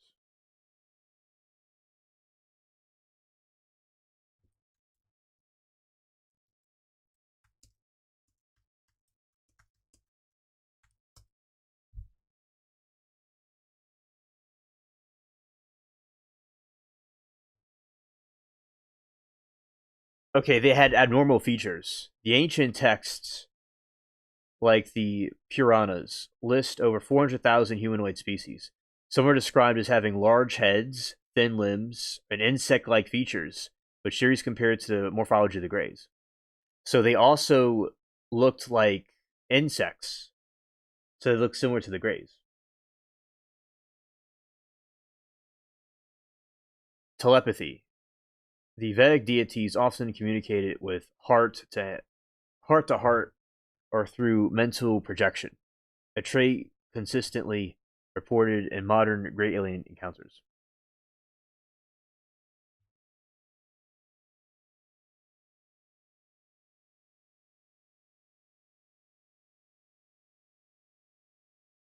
Electric blue.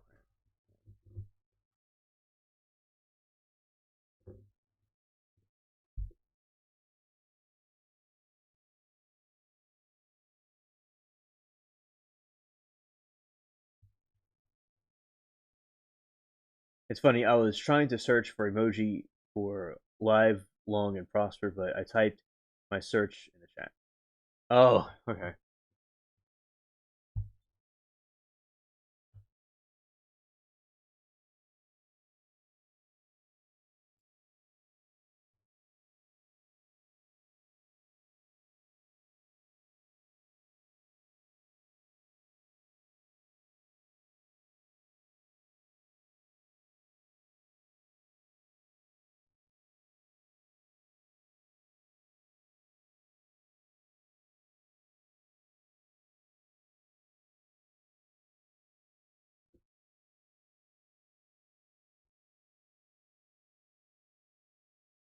Timu phone doesn't have the emoji. Oh no.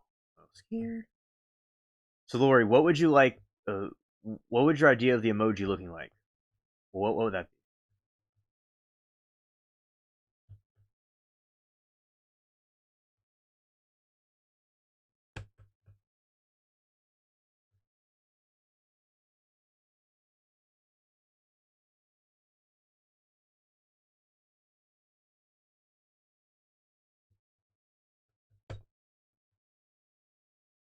Oh, green person face palming moves. Scared.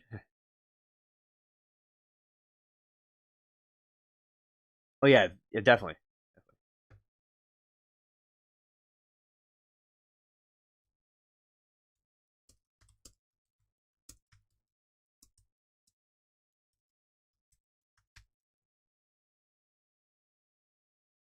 Oh, okay. Okay. I got you.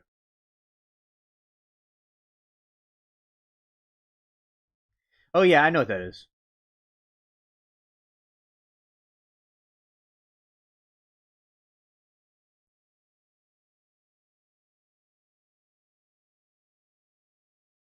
Oh yeah, I use it all the time. The Star Trek.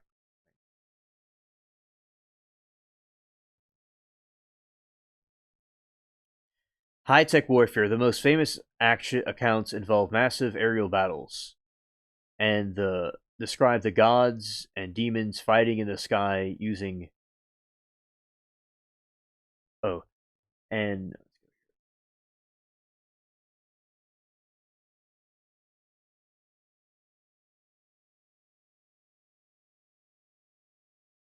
they were using the sky using them men us.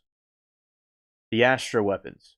They used Astras, which sound suspiciously like modern missiles or energy weapons.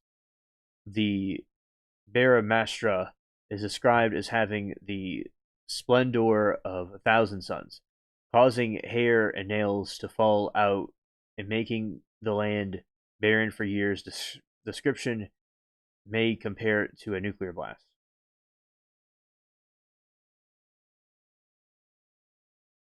Yes, I saw that Falcon. I think it is dangerous.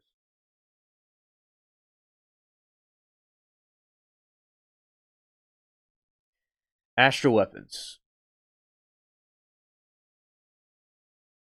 They use an Astras which are supposed to were suspiciously they're like modern missiles or energy weapons described as having the splendor of 1,000 suns, causing hair and nails to fall out, making the land barren for years. Description many compared to a nuclear blast. Tactical bombing. There are the accounts of them using to destroy entire cities from the air.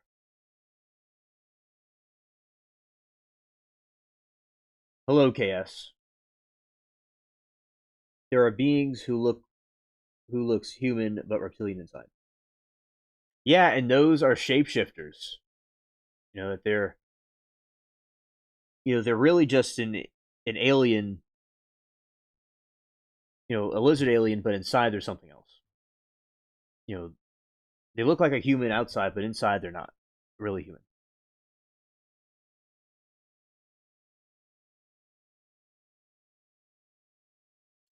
The Pandavas. 5 hero brothers weren't fathered by human king, but 5 different gods who descended from to impregnate the queen.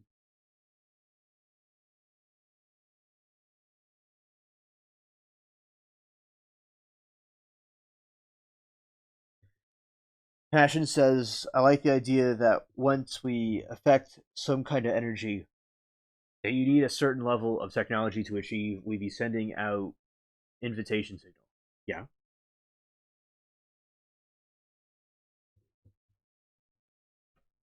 Looked at the sand of the Sahara under a scope. If we knew about the other species but had some kind of let them evolve naturally rule, we'd set it up like that. Oh, okay. Yeah.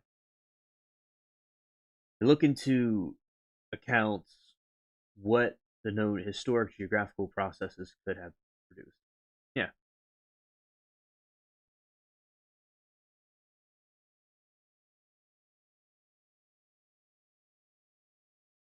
Okay. It's very interesting.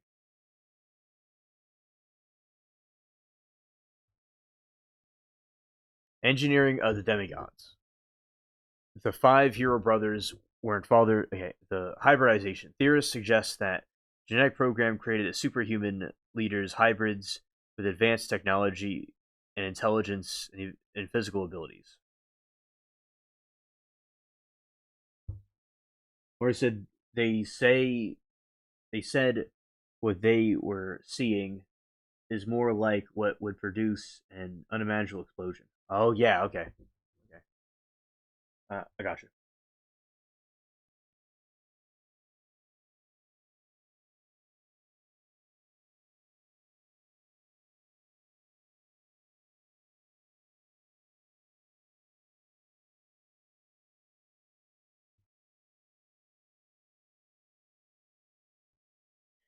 The ledge provided knowledge of astronomy, mathematics, and medicine. They established the first divine kingship where a being from a sky would rule over humans or appoint a specific bloodline to do so.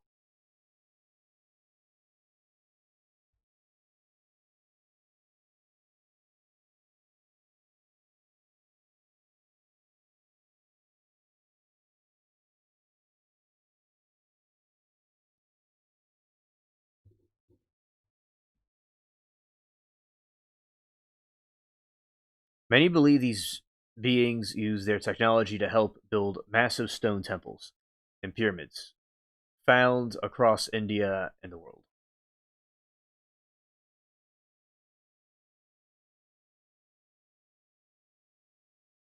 The theory is that they use vibrations or sonic technology, often stones, that were too heavy for human labor, used sunfire lasers to cut stones with precision.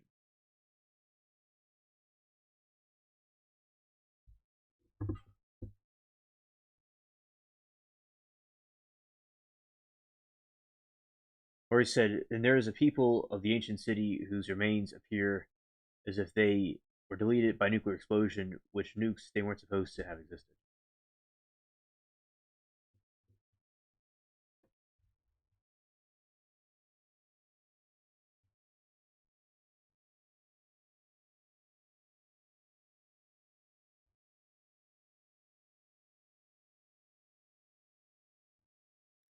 As mentioned with the Mercury, some of these beings often the were lived in massive underground cities. Masters of mining gems, alchemy, and guarding treasures of the earth, occasionally trading with warring of the surface sky gods.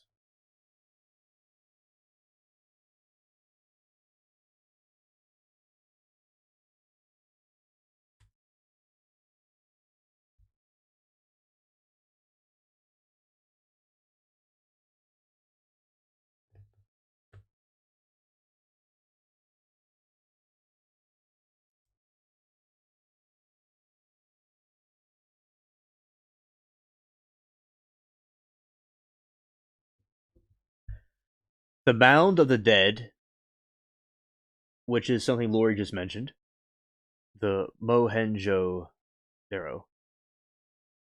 is the most frequent city cited by theorists to prove that the ancient wars were fought with nuclear weapons, located in modern day Pakistan. This is 5,000-year-old city that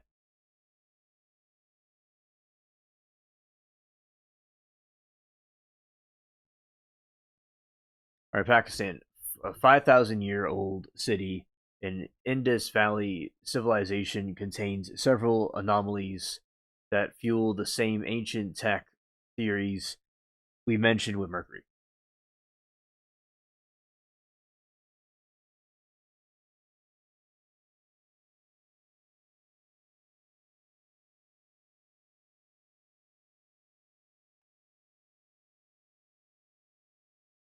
Oh, mainstream have debunked it. Oh, okay. Yeah.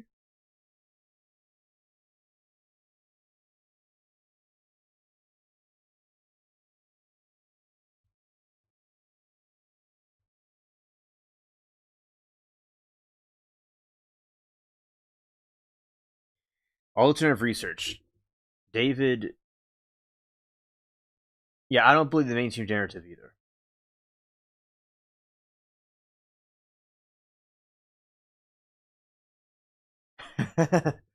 Yeah, passion. Yeah.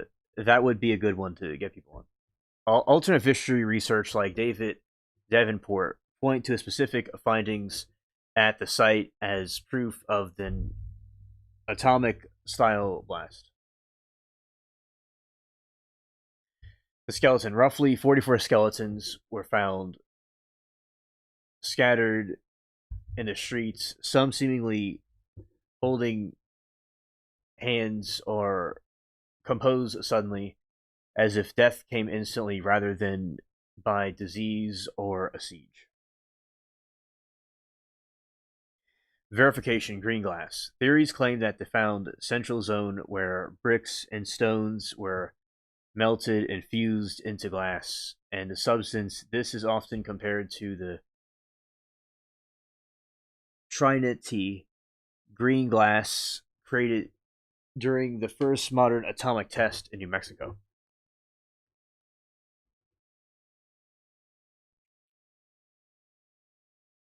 Radiation. There are long standing claims, popularized by Alexander Gorbavinsky, that these skeletons contain radiation levels 50 times higher than normal background levels.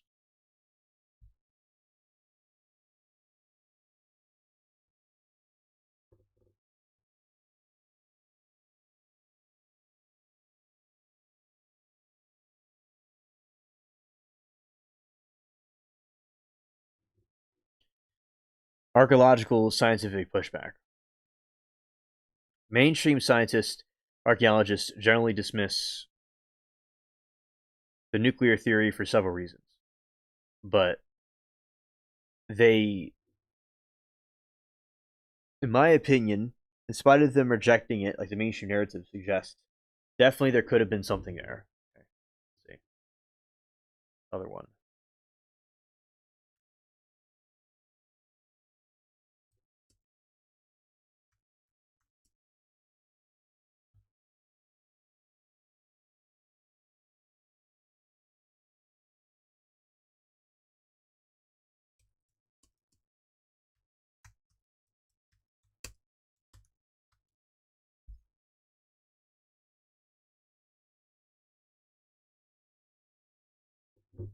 Oh, absolutely. I agree because there's so many missing links that we don't have that would have explained things that we are questioned about now. You know, if the Library of Alexandria had not burned down, there would have been much more information. We would have been living totally different with different, technology, different ways of living, and we would have known things that we don't have answers to, or like people would have known maybe more about some of these other types of stuff we talk about. So I definitely, I'm glad that you also can see what I meant by that.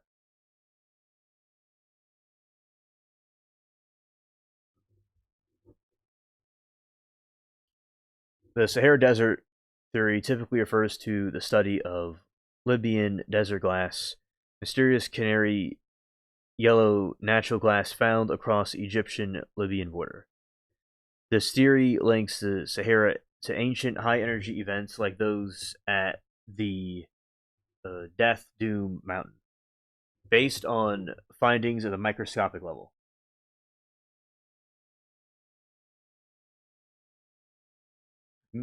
Yes, me too. Scared. Scientists from the Curtin University use a technique called electron.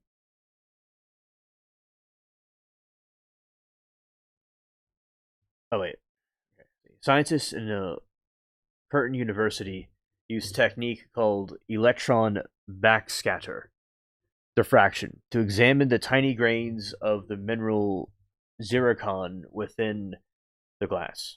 Discovery. They found evidence that the zircons have once been high pressure minerals called rhyodite.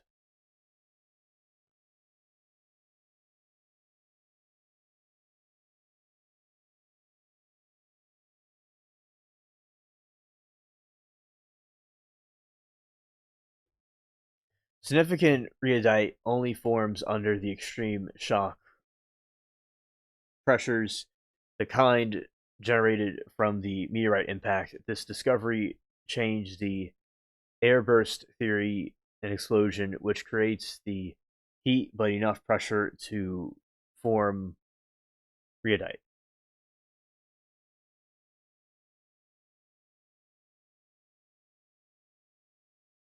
A comparison to nuclear glass.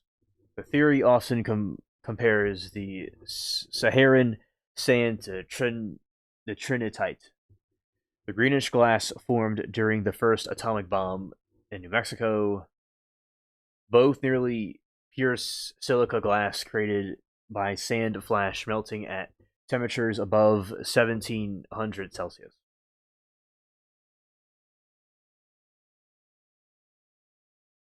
Differences. The Sahara glass field is vastly larger than Trinity site, which theorists use as evidence of an ancient nuclear war. Geologists argue that presence of rhyodite proves a cosmic impact was a source of that power.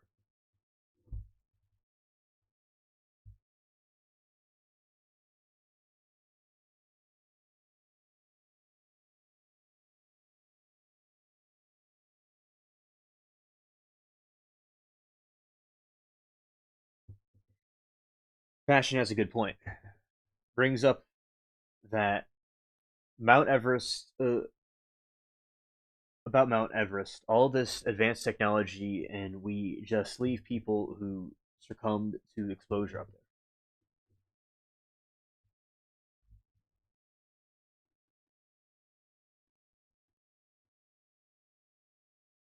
Yeah, yeah, I agree.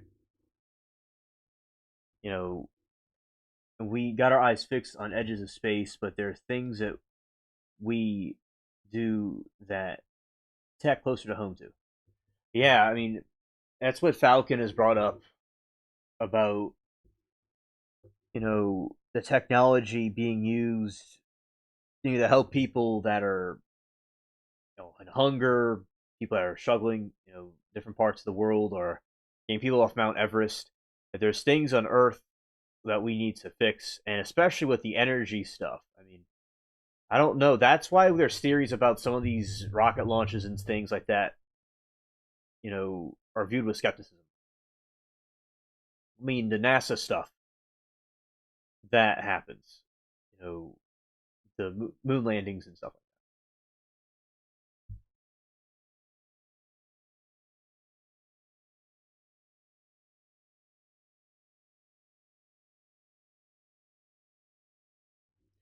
that. All right, there's something called the green Sahara layer.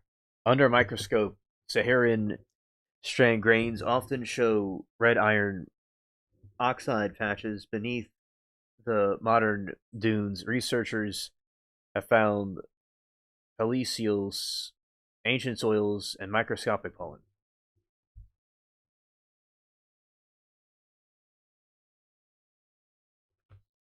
Theory: these layers proved Sahara was a lush green Sahara, and recently 5,000, 11,000 years ago.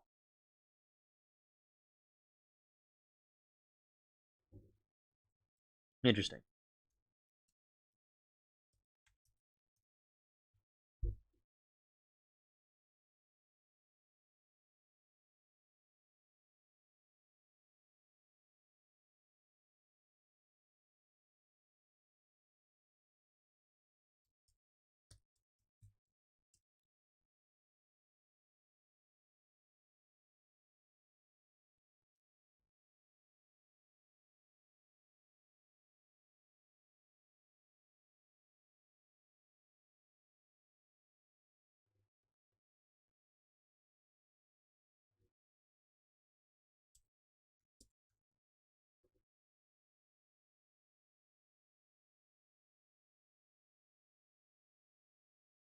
There you go.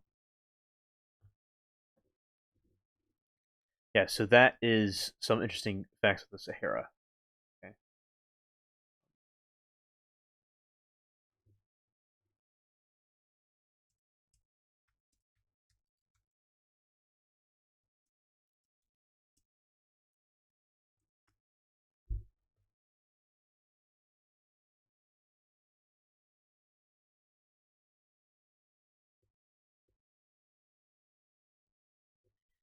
They have always been rather ambitious, to say the least. There is no profit in fixing things, more profit in keeping things broken. Both of you have wise words.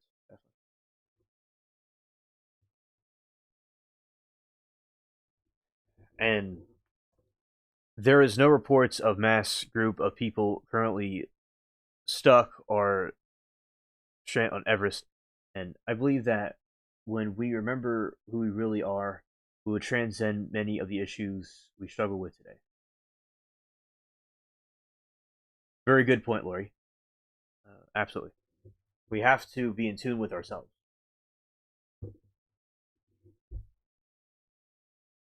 Let's see. The memory of people being stuck likely refers to the October 25. There is. Wait, let's do this.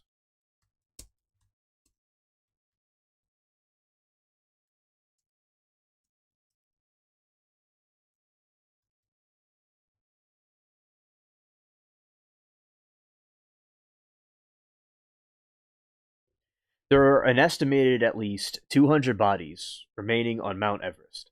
Since the first recorded expeditions in 1922, roughly 340 to 345 people have died on the mountain.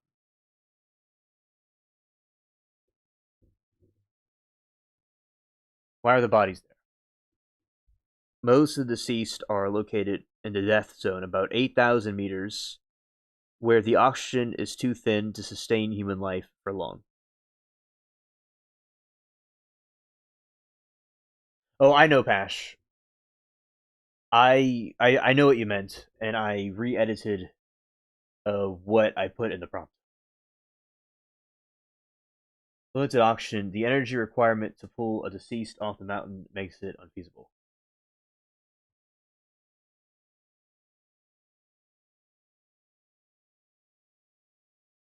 Yeah, I definitely agree.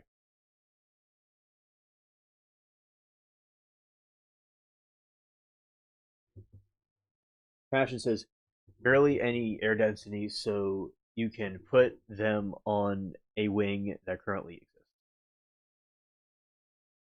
Oh, okay.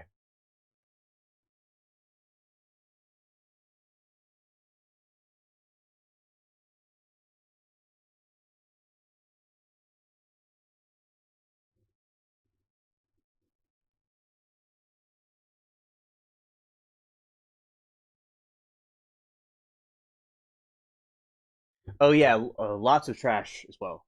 I'm sure it's littered with it. Extreme pervasion. The sub-zero temperatures or lack of microbes essentially free dry or mummify the remains, preserving them in their colorful climbing gear for decades.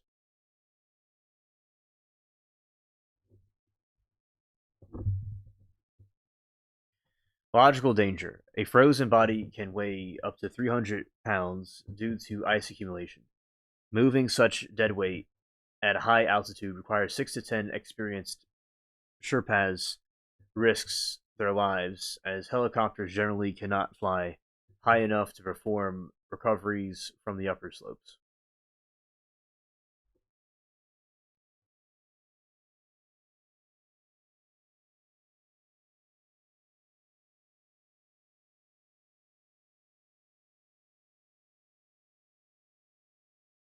Or typically move them about 20 feet from the path so hikers don't see them they ascend Everest. Okay. So the hikers don't see them. About Mount Everest, I took a class from an old prof who visited a professor who visited the Sherpa people several times. He said, you have to stay at base camps and increase the altitudes to get used to the gratitude. Used to it gradually. Okay.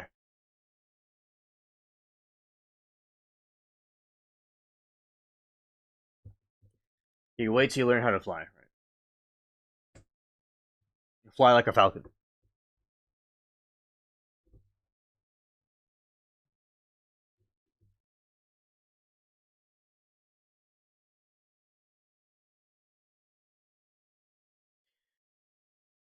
All right. Logistic danger. A frozen body can weigh 300 pounds, and to ice accumulation, moving such a dead weight high altitudes requires 6 to 10 experienced. Okay, I remember that. Okay. High cost. Reparating body from Everest can cost between 30,000 and 100,000.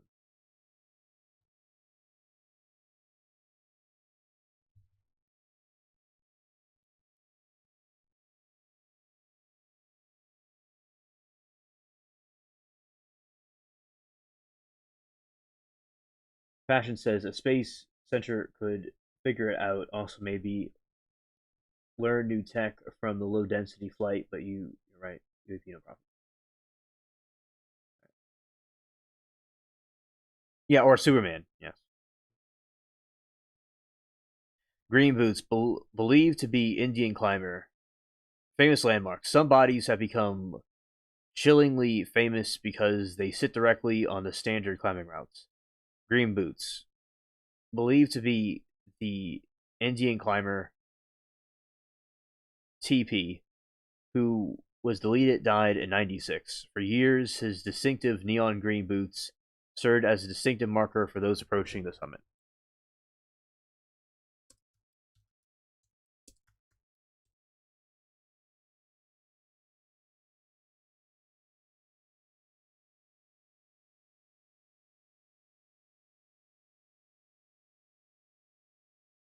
I'm not. He's not wearing no damn cape though. Oh, okay.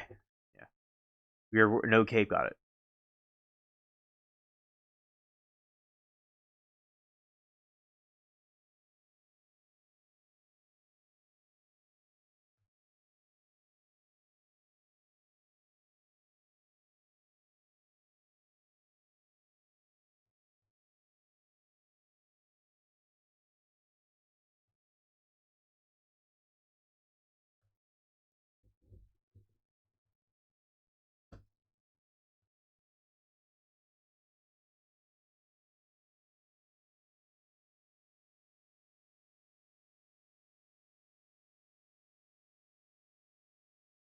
If the Hawaiian doctor took his wife there, he would have gotten away with it. Yeah, that is true. He definitely would have gotten away with it if he took her there. Yeah. Sleeping Beauty. Francie Arsetev, the first American woman to to submit without supplement oxygen, died in her descent in 1998 after her body was visible for nearly a decade before being moved to a more discreet location in 2007.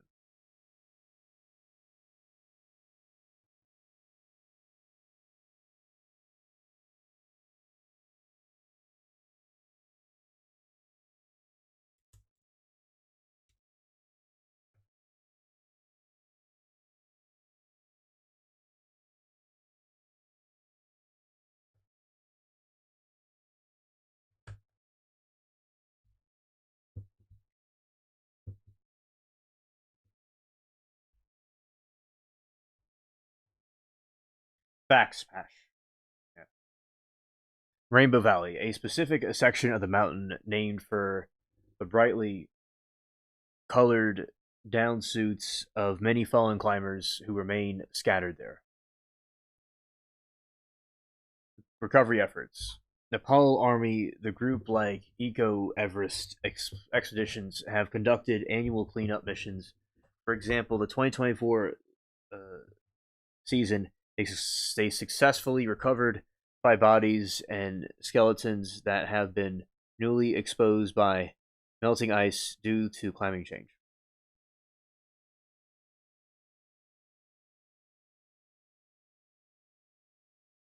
Yeah, Falcon's hilarious.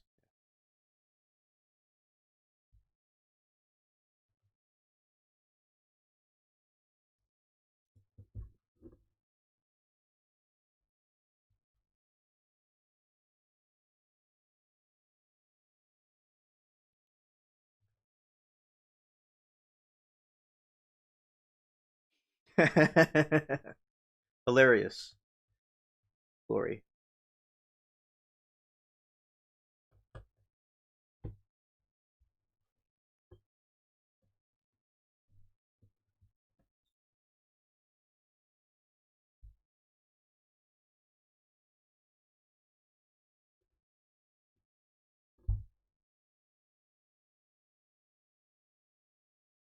Said only one of the campground sitting by my fire by myself trying not to lol. Right.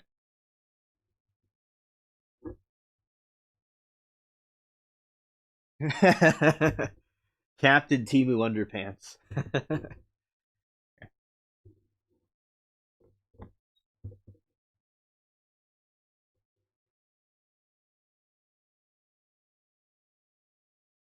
For spring, let's see, the Mount Everest undergoing major regulatory shift while hundreds of bodies remain on the mountain.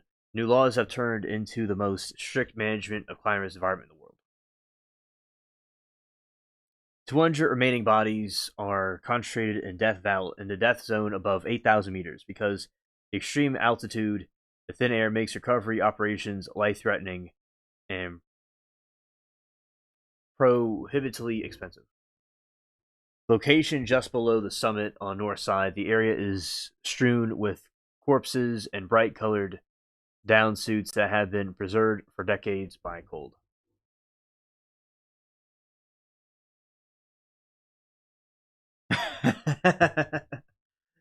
Grounds.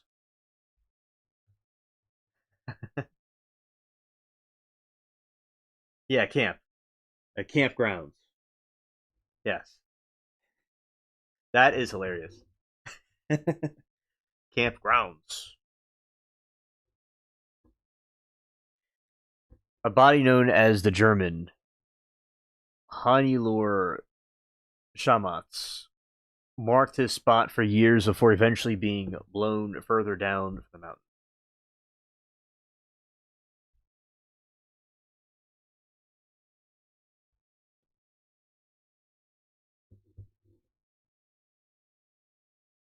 (2026) Safety Environmental Requirements. Nepal government has implemented Integrated Tourism Bill 2081, radically changing who can climb and how they must behave. Mandatory 7,000 meters experience. You can no longer attempt Everest as a first high altitude climb. Applicants must prove they have successfully submitted at least one 7,000-meter peak of the Nepal before reaching a permit. Before receiving a permit. Mandatory GPS tracking. All climbers are now required to wear an electric tracking chip sewn into their gear to assist in precise search and rescue operations.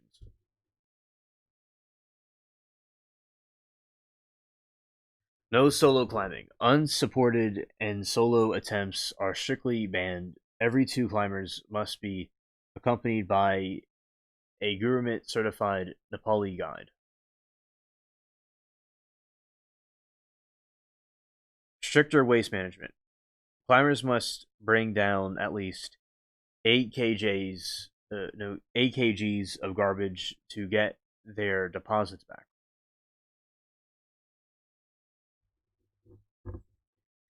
At least 2 kgs of the waste must specifically come above Camp 2 grounds. A WAG bag. Human waste bags are mandatory for climbers above Base Camp 2. Combat environmental pollution. Human waste bags. Weird.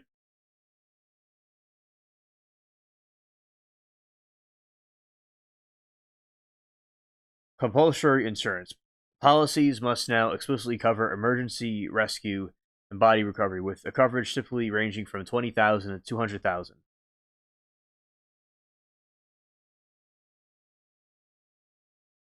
Two p.m. rule. To prevent late day disasters, any climber who has not reached the summit by 2 p.m.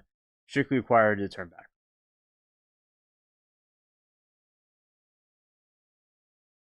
Oh, I know. I know the alien is spooky. You know, it's a spooky alien. He's looking right into your soul.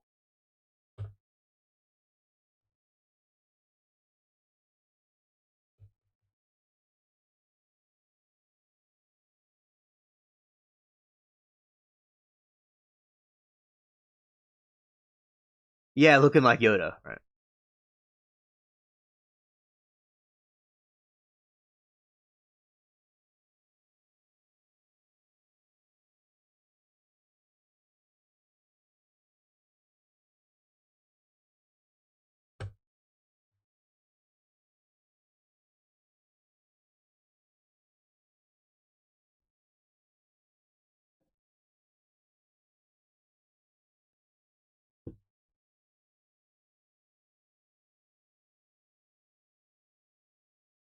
Look, I submitted Mount Strawberry Night, and it was the best. I'll stick with 400, the 4,000, 5,000 for Foot Mountain. Okay. Yes, Captain Underpants wears them on his head. Right.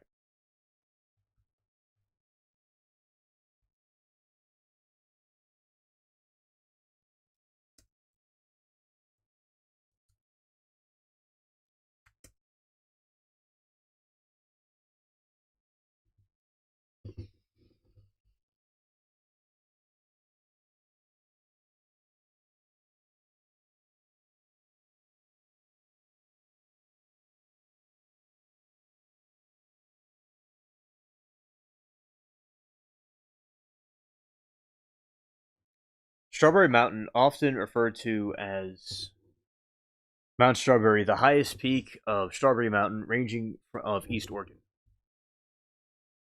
standing 9,000 feet. It is the most predominant feature of Strawberry Mountain wilderness, nearly acre within Mailer National Forest.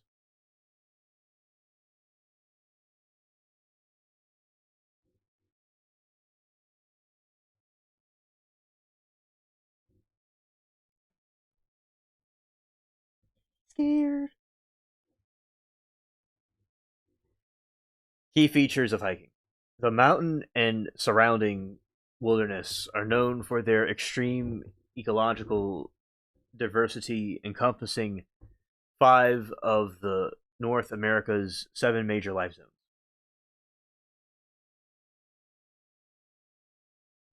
Yes, good character for SpongeBob. Well, it does look gorgeous. Strawberry Basin. The most popular route to the summit is the 12.4-mile round trip to Strawberry Basin. It begins at the Strawberry Lake trailhead and passes to several key landmarks.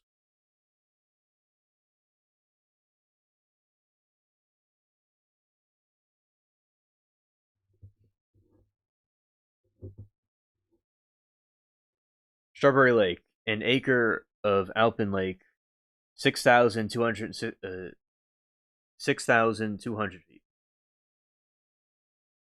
Yes. Yes. Weird. The summit offers 360-degree panoramic reviews of the John Day River Valley and Blue Mountains.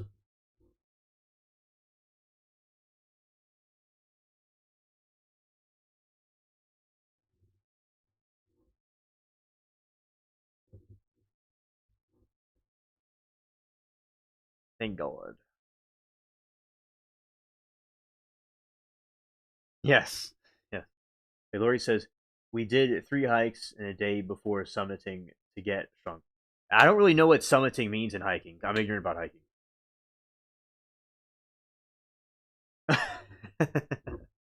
Hilarious UAP. Pash says, it sounds like something out of Alice in Wonderland or Wonka. Strawberry Milkshake Lake, Gumdrop Mountain, Candy Valley. Hello, Fifi. Welcome. Good to see you.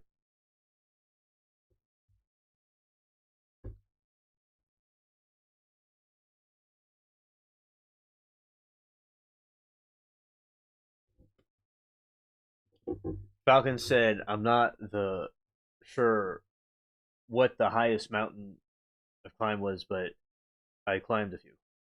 Oh, nice. Nice.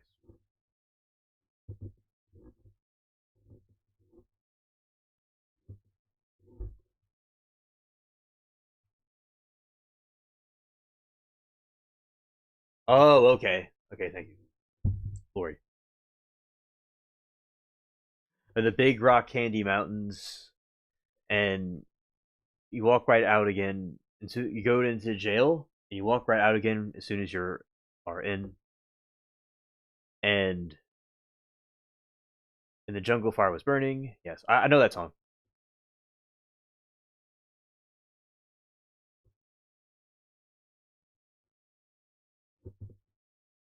The range is formed of strawberry volcanoes, massive eruptive fields related to Columbia River basalt group, Galatian.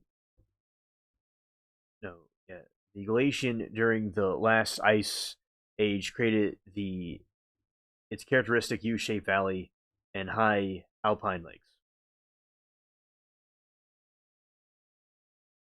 Oh yeah, Balk. I'm sure they're gorgeous up there.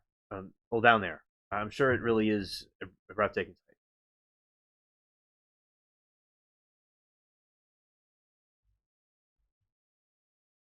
Oh, that is awesome! Awesome UAP.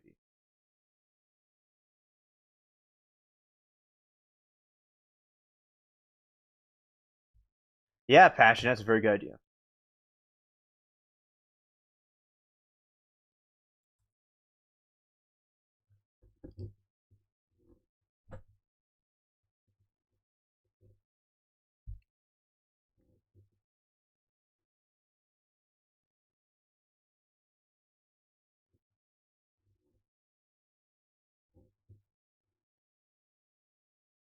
Cultural significance. The area is traditional homeland of North Patu people.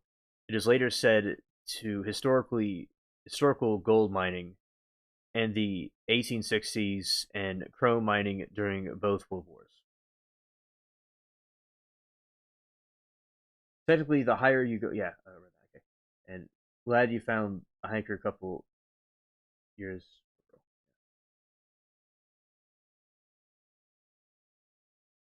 Nearby locations. Let's see. Interesting. So,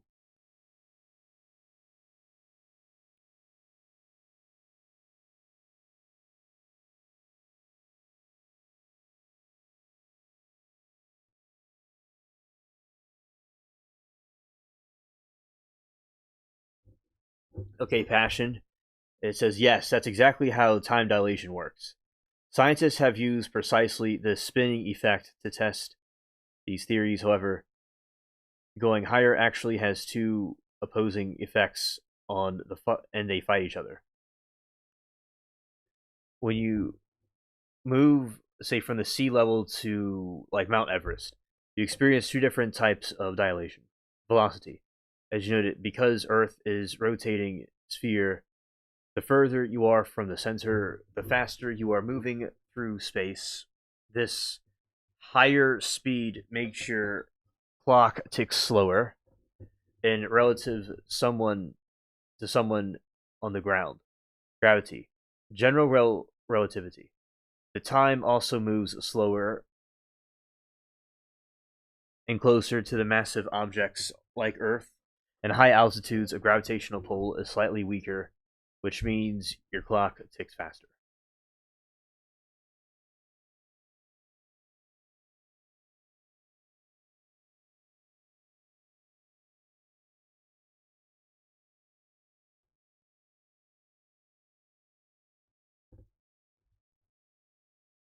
The net results. On Earth, the gravitational effects is much stronger than the speed effects. Even though you are spinning faster at high altitudes, the weaker gravity wins. Amen, Falcon. Result. Time actually passes faster at the top of the mountain than the sea level. Example, if you lived in the summit of Everest for a full day, you would age about 83 nanoseconds more than someone at sea level.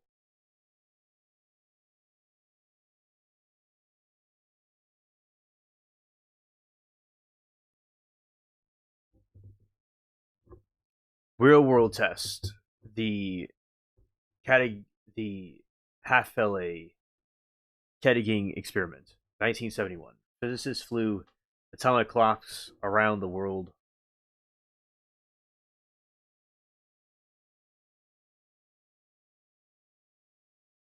Yes, I agree, Passion. The physicists flew atomic clocks around the world on commercial jets. They found that the clocks disagreed with those on the ground by roughly 40 billionths of a second, exactly as predicted by relativity. GPS satellites. This isn't just theoretical, it's daily engineering requirement. GPS satellites orbit at a high speeds, but altitude speeding time without relativistic correlations. GPS location would be off by several kilometers every single day.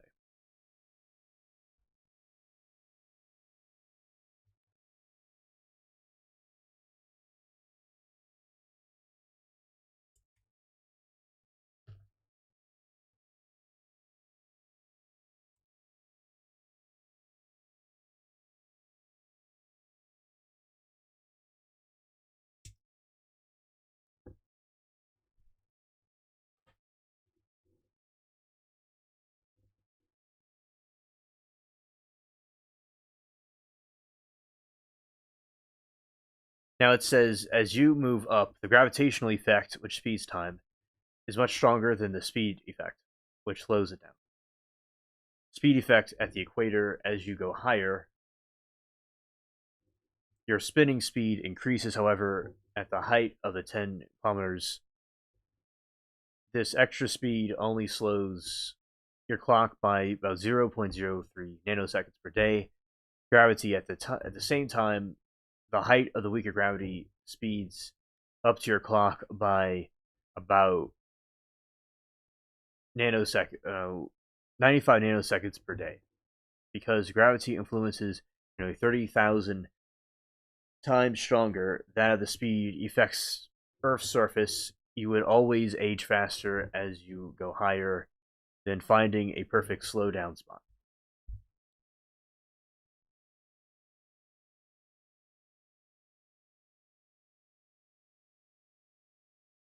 If you put a school at a higher altitude, students would technically have less time in their day to the rest of the world because their clock would tick faster. Over a 79-year life, living just the floor higher makes you roughly 90 billionth of a second older. Impact on schools. If a student spends entire 12 for education, they would gain roughly 140 milliseconds of extra life compared to the students at sea level.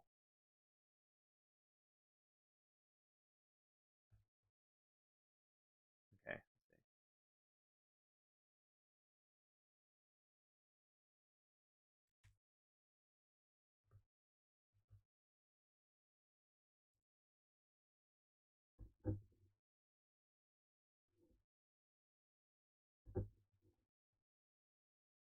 And it says that's absolutely some 4D chess thinking.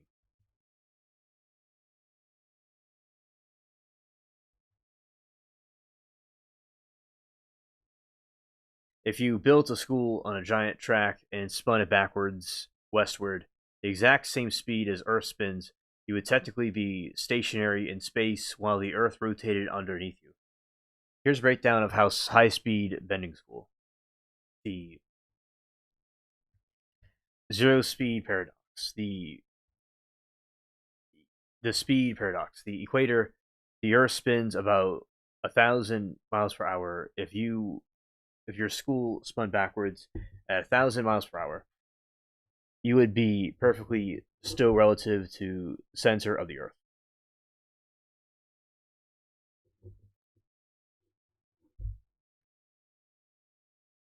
Because you are now moving slower than the people on the ground, you're zooming at 1,000 miles per hour.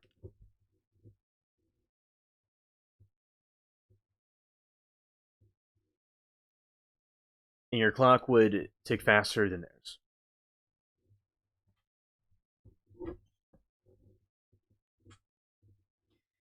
And again, you'd actually age slightly more than the people on the ground, and that's ultimately backfire. The students would be older than their friends at the time the bell rang. Yeah, I know. And let's see, the Superman method. All right, actually slow down time using speed. You have to go to the other direction. You need to spin forward east to have faster on Earth. According to special relativity, the faster you move, the slower time ticks for you.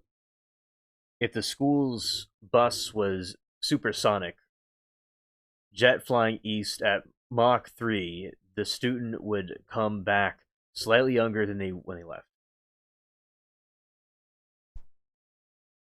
Falcon, I do agree with you. The YouTube developers are from Timu Machine.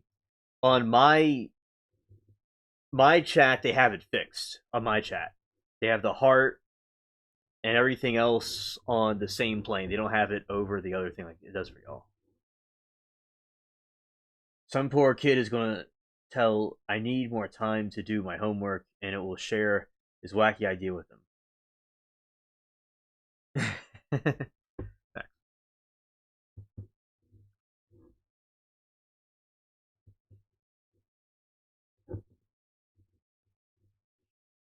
According to special relativity, the faster you move, the slower it ticks for you. If the school bus was supersonic jet flying east, Mach 3, the students would come back slightly younger than when they left.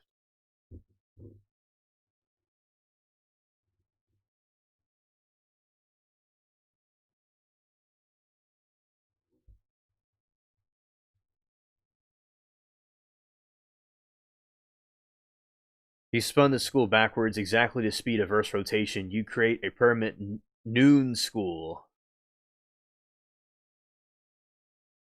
Since you're staying still while Earth turns, the sun would stay in the exact same spot for the sky forever. The students would never have to go home because the sundown would never happen. It would be an eternal third period math class. The G-force issue. Spinning and building at 1,000 mph is basically a giant centrifuge unless the school was built on the equator. Spinning in it backwards would create a massive sideways g-force. The students' homework, desks, and lunches would all be pinned against the west wall of the entire semester.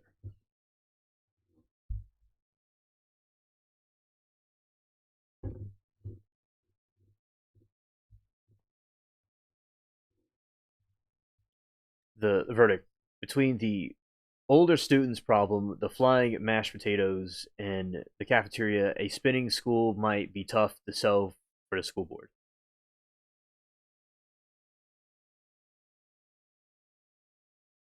Yes, yes, a brochure for parents. Yes.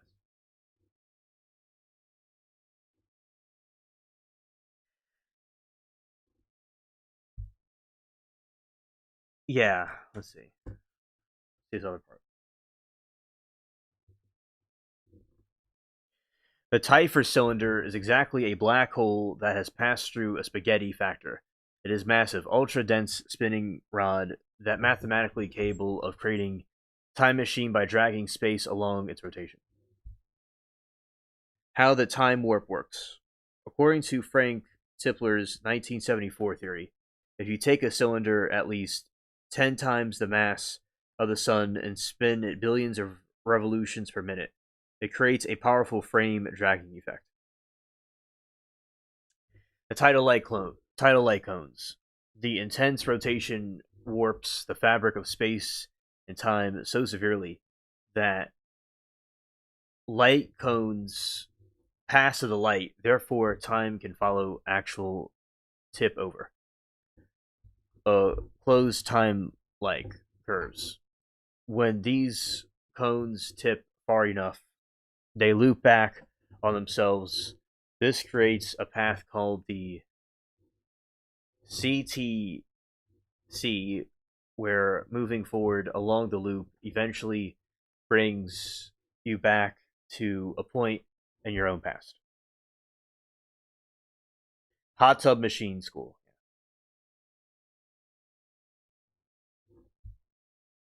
Pilot's path. To use it, you would fly a spacecraft a very precise spiral path around the spinning cylinder. How many times orbit, dimensions, how far back time you would go, infinite cache. While the math is solid, the engineering is considered impossible for two reasons. The infinite length. For the math to work without requiring exotic negative energy, the cylinder must be infinitely long. Hawking objection. Stephen Hawking argued that finite version of this machine would require exotic matter, which is the matter we don't really have access to right now, to prevent machines from collapsing into singularity. It could wrap time.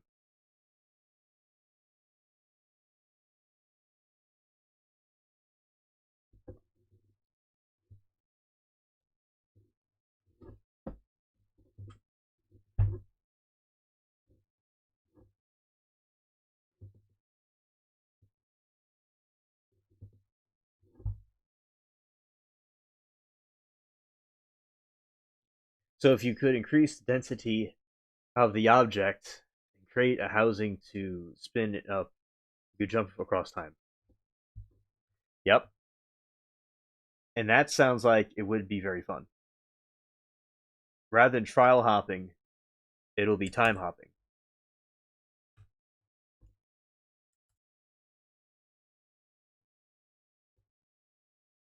Correct, Passion. Exactly. You basically described the blueprint of singularity dense rotating drive. In physics, if you can pack enough mass into a small enough space and spin it fast enough, you stop the following rules of the road and start blending the road itself.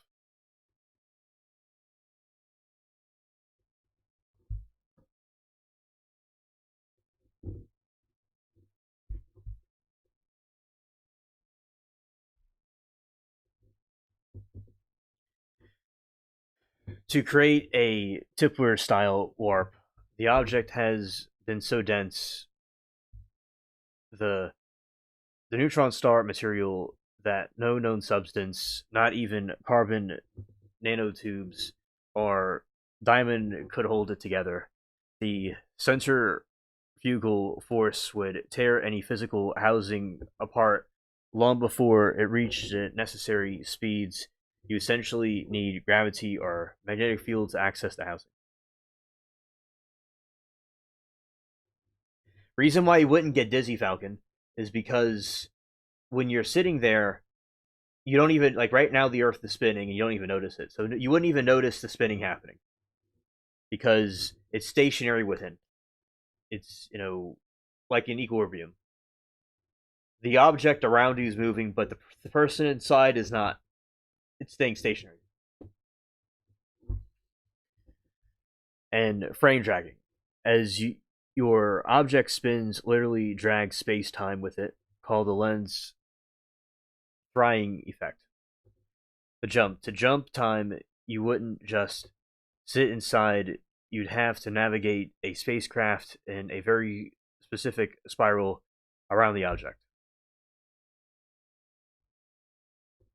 Math. If you orbit the direction of the spin, you're moving faster than light relative to the outside world, which is what allows the jump to the past.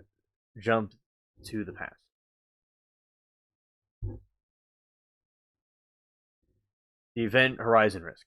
If you increase the density too much, the object becomes pure black hole, a rotating black hole. This real thing of the universe, mathematically, the pure black hole has a ring singularity inside if you could pass through the center of that ring without touching the edges. Some theories suggest you could emerge in another time or even parallel universe. Energy requirements. To spin up something with the mass of the sun would require more energy than our entire civilization has ever produced. You basically need a harness, the output of the Dyson sphere, just to turn the machine.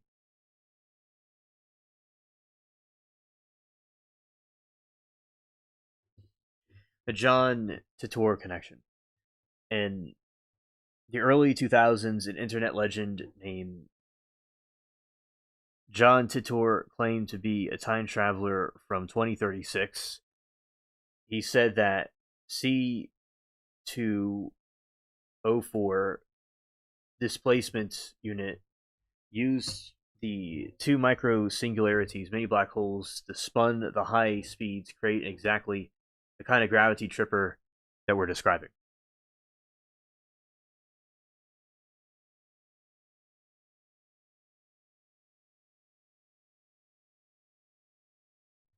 Oh, okay. Thank you, Passion. It's basically how they created the MCU, got a basic grasp of the theories, and then wrote a story about it.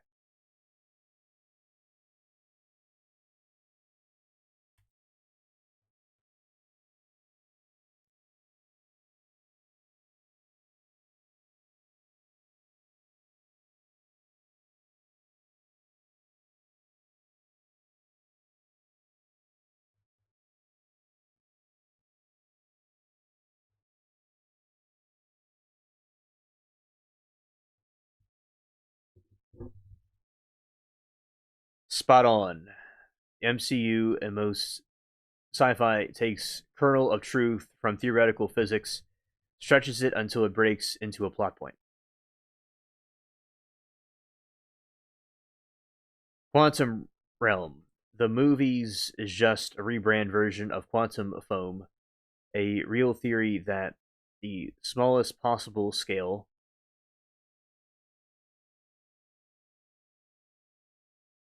space-time and tribulation bubbles mess. They just added the Pine particle to navigate it. We look at how they handled time travel in Endgame, they actually followed the very specific scientific logic to avoid the grandfather paradox. They used many worlds interpretation of quantum mechanics, logic, instead of changing their past. They just created a branching timeline. This is a real, though debated, interpretation of physics. It suggests that every time a quantum event happens, the universe splits.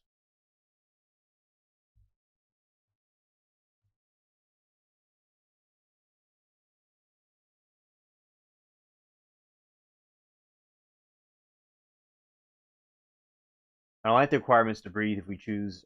Oh, okay. Right. Understood, Pash.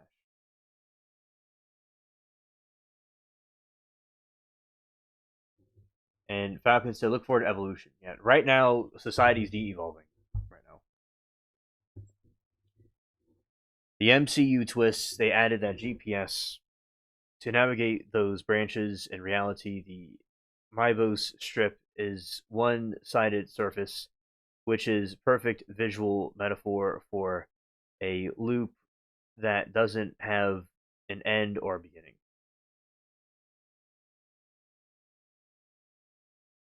Even if the Tipler cylinder ideas were talked about show up in the MCU, the Brists are the TVA's tech, using massive amounts of energy to drag someone from one point in space to another time. Oh yeah, I agree about floating and not walking. I agree.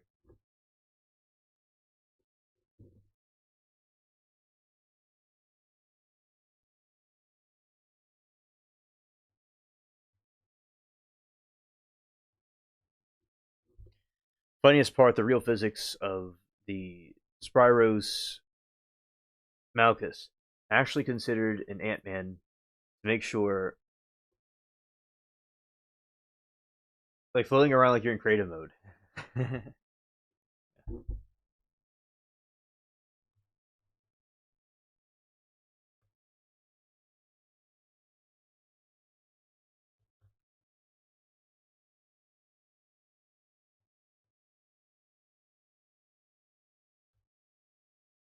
A lot of wonderful people on the planet. I think it's more to do with outward circumstances and inward evolution.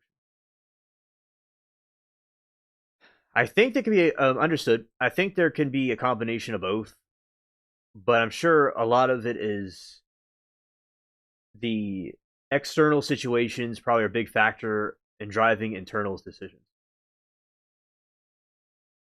Like putting, oh, okay, I get what you're saying, Falcon. Yeah, I agree with you there. Yeah, external, like fluoride stuff in the water. Yeah, I can see that causing a problem.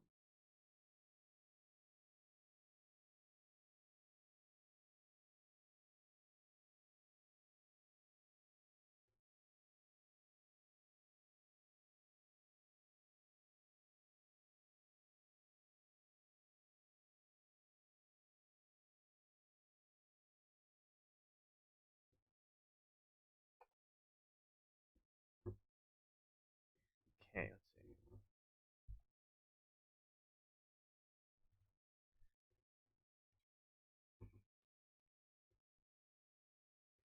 All right, now something interesting is that now I'm still doing the garden live tonight. Just for those to know, and we're getting that done soon. So something that for chat to understand is that that will still happen tonight, and in a little bit. So now, also, I will say that we will be now. This dang chemtrails. Today's public education system is. Yes, I agree, Falcon. The public education system isn't good. And the chemtrails. So there's a lot of things that are outside of our control that are causing these situations. I do agree with you all about that. And the food too. And stuff like that. Yeah. And also, so yeah, I just want chat to know that, because what we'll be doing is we would end this stream, and in a little bit we'll go do the phone line, the garden line, which is also a phone line technically. Yeah, last night was pretty good. We had a good crowd with both streams. This stream has done well too.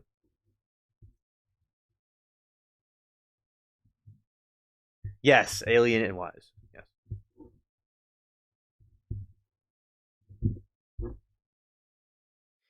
Hello, Nana. Good to see you. Welcome to the stream.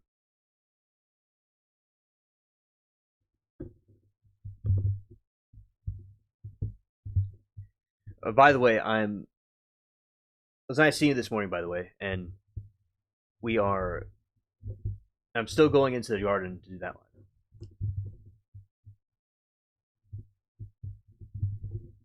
Okay. And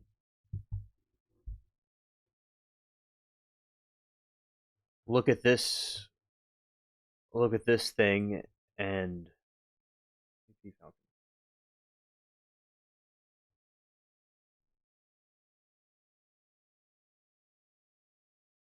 so I'll read this, and because yeah, soon we'll end this soon, and then there will be a space, and then there will be the garden light happening after that.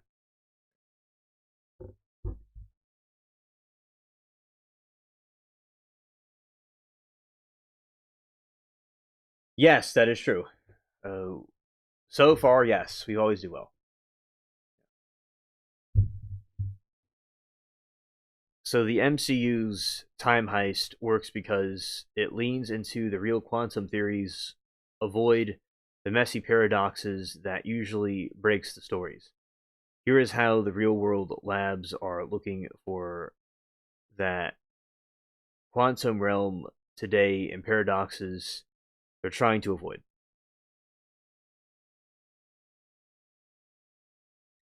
The Fermi National Accelerator Laboratory. Researchers here recently won the 2026 Breakthrough Prize Formation Physics in the Mune G2 experiment, which measures the wobble of subatomic particles to see if it hides quantum forces are tugging on them. The Brookhaven National Laboratory scientists here recently captured a glimpse into the quantum vacuum, the supposed empty space that is actually bubbling with virtual particles. The Princeton University students are using quantum entanglement lab-grown diamonds to create sensors so sensitive they can detect magnetic fluctuations at a microscopic level that were previously invisible.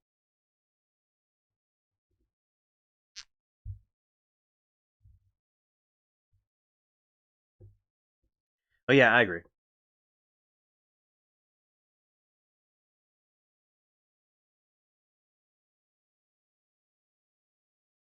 Oh, I agree, Passion. Yeah, definitely.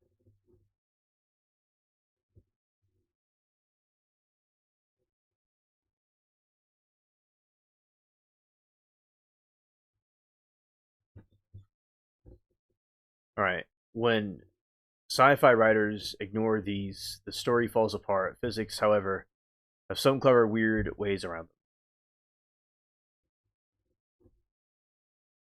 Grandfather paradox. The classic: if you delete your ancestor, you'll be born to. If you kill your ancestor, you aren't born to kill them.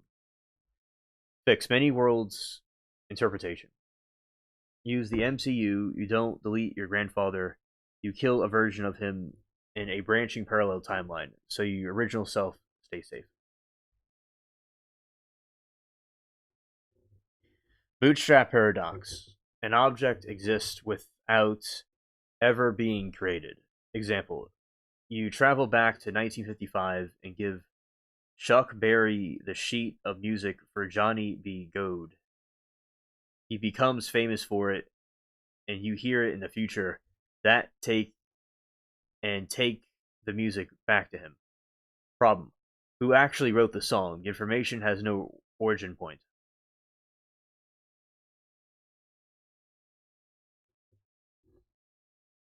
The predestination paradox. You go back in time to prevent a tragedy, but your actions actually end up causing it. Going back to stop a fire only to accidentally knock over the lantern that starts it.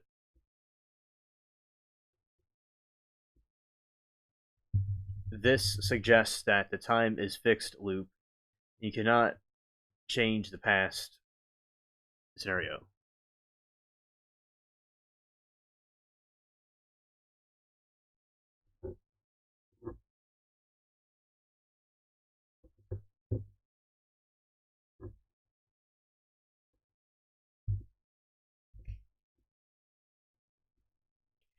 Alright, so you think a fixed loop where you can't catch anything or branching timeline makes for a better story.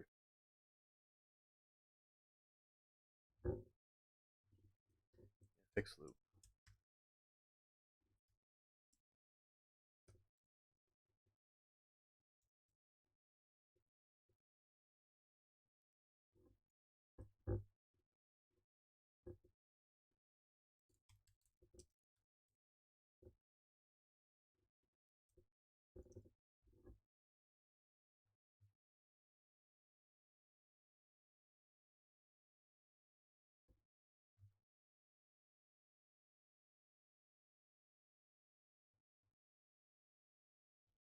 Alright, fixed loops are definitely more chilling versions of the time travel because introduce the idea of cosmic fate.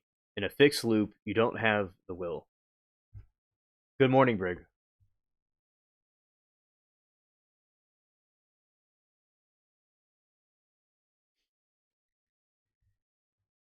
Cosmic fate. In a fixed loop, you don't have free will, and the actor is just following a script that was written before you were born. Here's why the fixed loop is so mysterious and effective in stories. The ink is dry rule.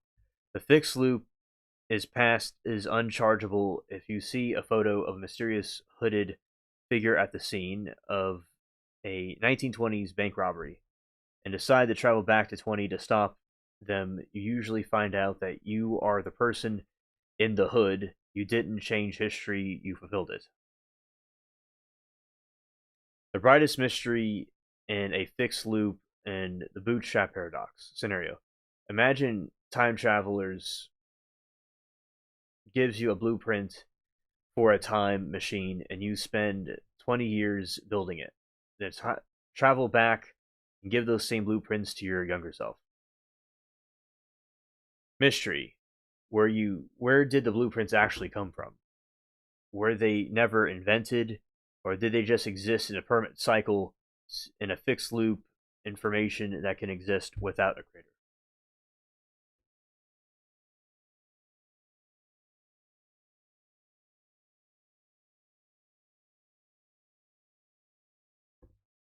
To keep the loop fixed, the universe has prevent you from creating a paradox. This is where it gets spooky. If you get tired and go back and delete a historical figure, something random would always stop you. The gun jams, you trip, you get the wrong room number. It creates a feeling that the universe is sentient, protective of its own timeline.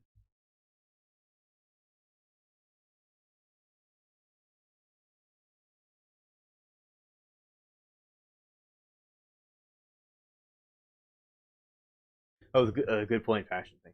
Good point.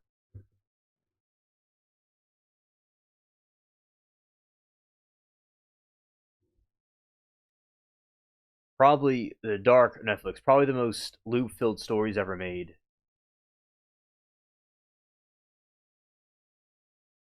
Yes, Nana, that's true. Probably the most complex fixed loop story ever made. Tagline in the end is beginning in the end. It leans hard on the idea that every attempt to change the past is exactly what caused the tragedy in its first place. 12 Monkeys. The protagonist is sent back to stop a plague, but its very presence in the past provides scientists with samples they need to create the plague.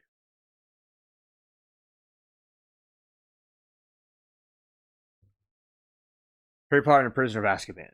Harry thinks that his father saved him from the Dementors, but he eventually realizes he was actually saving himself because he already had seen it happen.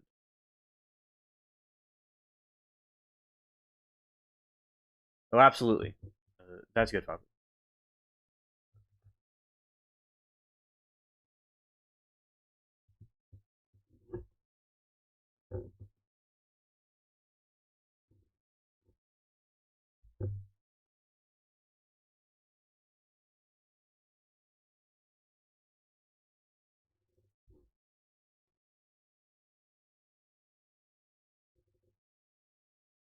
Okay.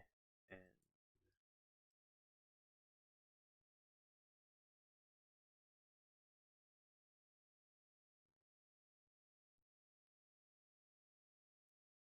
part.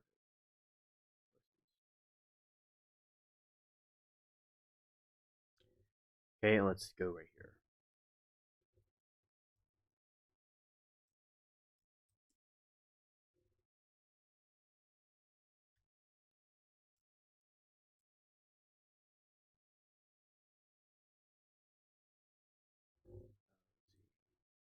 To get a new perspective on things, try really hard to picture you travel from your future now, all things that will be gone and different in the future.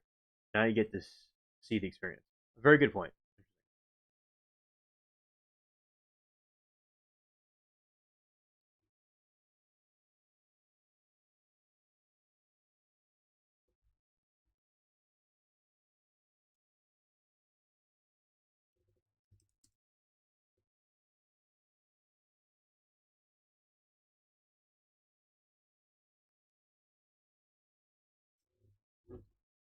All right, now we're gonna get into some cryptids.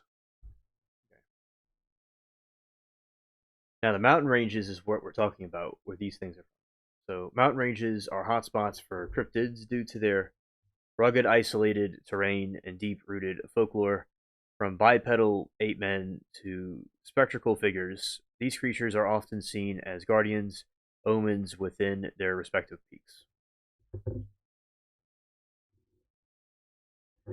Yeti, the most famous mountain cryptid, describes as a massive, muscular, ape-like bipedal covered in dark of reddish brown hair.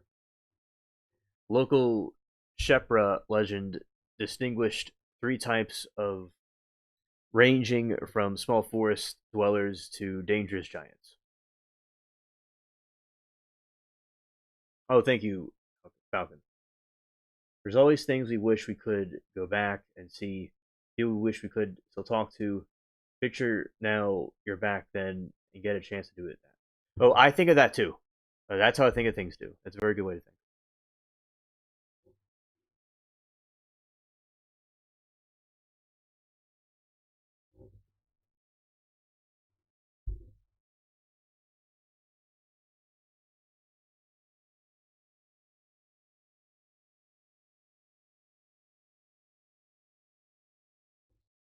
For you, a giant lizard crocodile creature rumored to inhabit remote rivers, valleys, and Himalayan region. Passion said, I go back when languages was first invented and jump them ahead a few thousand years with our system, then hope residual affects them everything else out. I wanted to fix everything. If I want to fix it. Oh, okay. Very cool.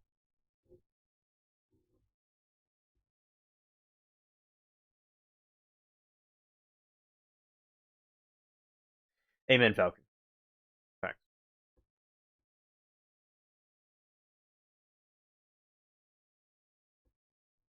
Appalachians. Um, Mothman, a winged humanoid with glowing red eyes, famously sighted in West Virginia before 1967 Silver Bridge collapse.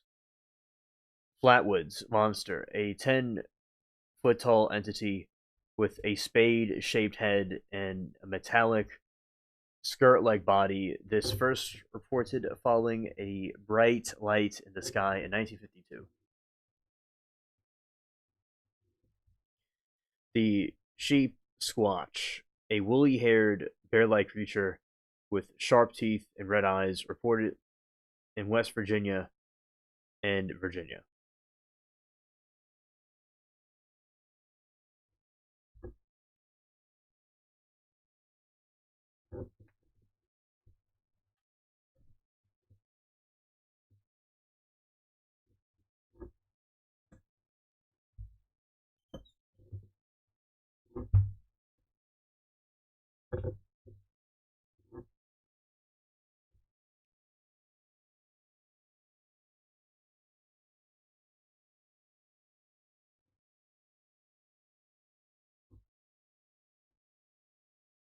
Where he said there are a few trails up in the Cascades that don't travel.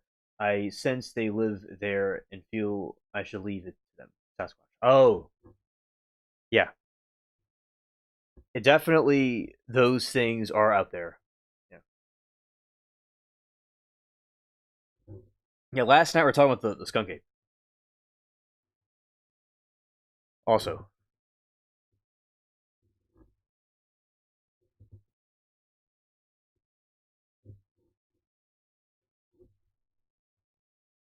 Wampus cat, a half woman, half cat, our dog-like shapeshifter known for its eerie screams in Kentucky and Tennessee.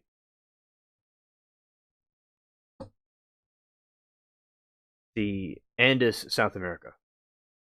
The Yucumar, often called the Adine Bigfoot, is the large ape-like creature is covered in thick dark fur and has a face resembling a bear or a human. It is like reported throughout Argentina, Bolivia, and Peru, where its presence is marked by an eerie calls and large footprints.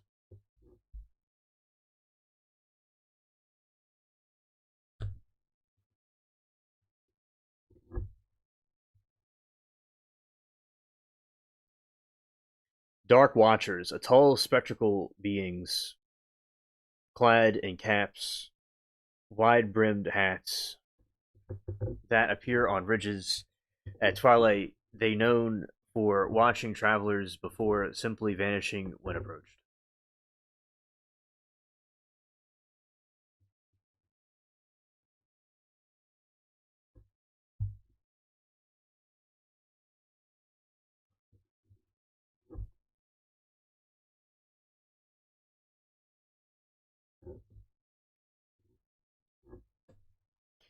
Bigfoot, while found in many forest regions, Bigfoot was most famously associated with the dense old growth forest in Pacific Northwest and mountainous wilderness in the Rockies.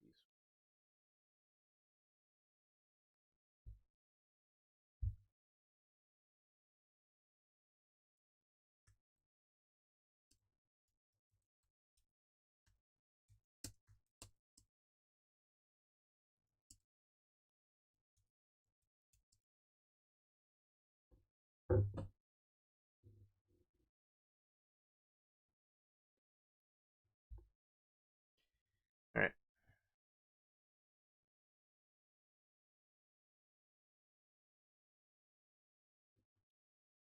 Nana, there are recent pictures of and videos of Bigfoot.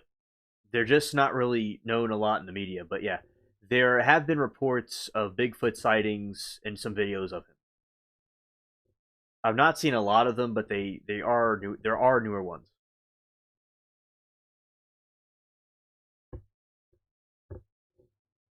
And a lot of people are just on their phones or maybe not being in the wilderness as much or recording that stuff. That's why it may not be as frequent as well. Skunk ape is the Florida Everglades version of Bigfoot. A large bipedal hominid reportedly standing between 6 to 7 feet tall and covered in mottled reddish orange or dark brown hair. What truly is disgusting from its cousin in the Pacific Northwest is its namesake, a pervasive, nauseating stench often compared to the skunk mixed with rotten eggs and swamp gas, which witnesses claim signals is its presence long before it's seen.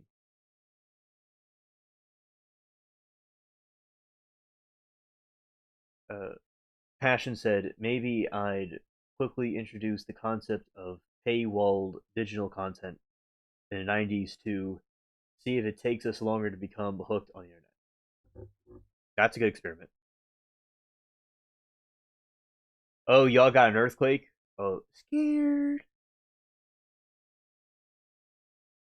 Maybe folks get scared to stick around and record. Yeah, that's also possible. Biologically, the skunk ape is described as being more ape-like than humanoid-looking Bigfoot with more pronounced snout and four-toed footprints. Believers suggest that the elusive primate species, or perhaps descendants of prehistoric Giganotopaceus that adapted to a hot humid environment on the floor swamps. Skeptics, however, often attribute sightings to the misidentified black bear to escape exotic pets like orangutans and chimpanzees.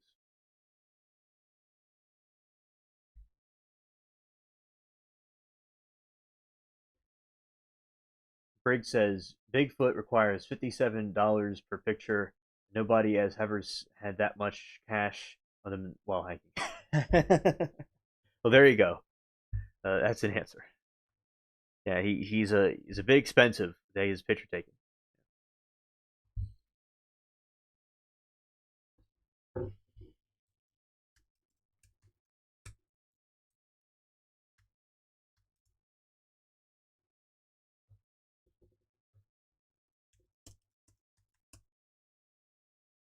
Oh, there is recently a Bigfoot sightings in Ohio and the Philadelphia. No, not Philadelphia. In Pennsylvania, rather. When there had these, there's a meteor that hit over there, and what happened was there were some Bigfoot sightings there allegedly, but no pictures of it though.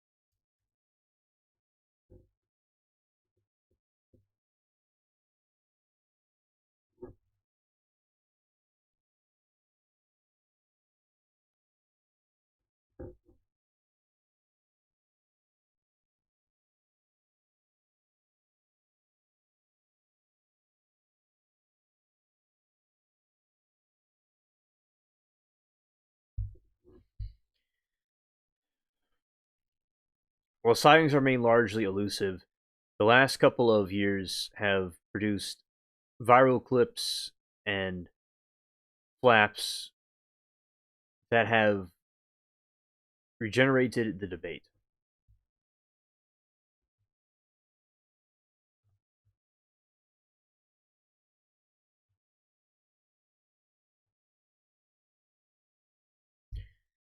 Colorado rafting video, May 2025. A white water rafting crew near Upper Colorado River filmed a large bipedal furry figure moving through the trees while the crew insisted it wasn't a bear. Experts noted the creature's gat appeared to be too human-like for a large ape.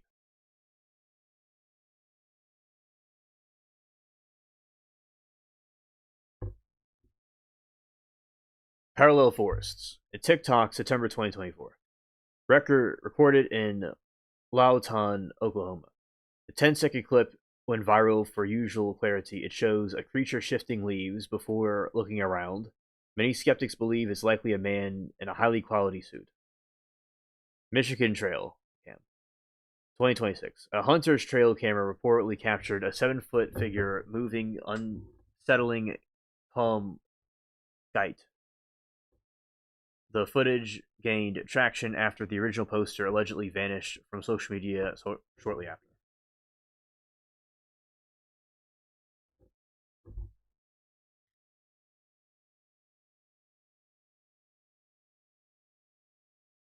Yes, yes. A lot of times, and I've been okay on the phone lives. I have seen people on the show tell me that they've seen them before, and the Bigfoot just stands there and watches them.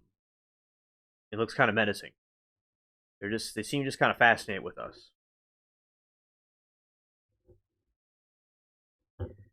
Ohio flap. Ohio has seen unusually dense cluster of slightly recently. Reports include unexplained vocalizations in large tracts and wetlands preserve and ashland, as well as sightings of Mantua, Greatsville, and Streetsboro.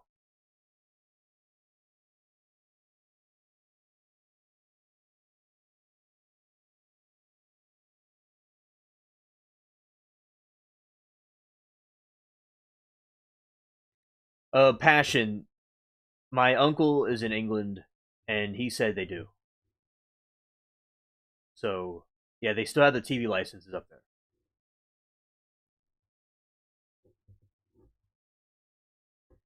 Yeah, they have this thing in the United Kingdom where they have to pay for a TV license.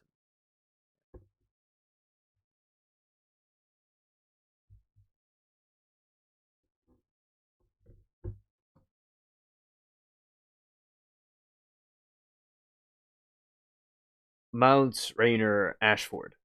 A resident Ashford, Washington reported hearing extraordinary loud whoops and vibration their entire cabin. They also reported a strong, musty smell in the air during the encounter.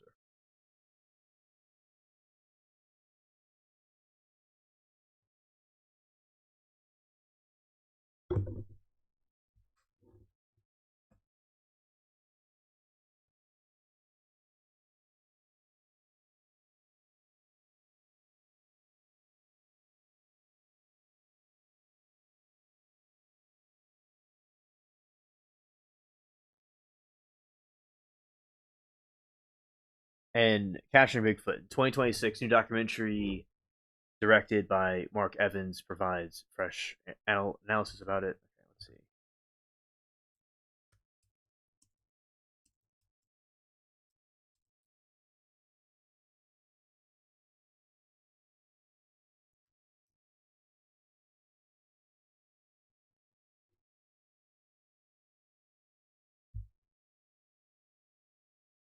Deep in the Smoky Mountains National Park, there are legends of the Bojum.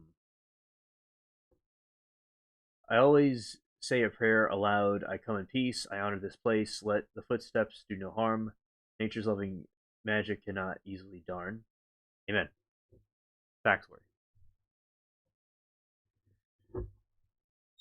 Appearance.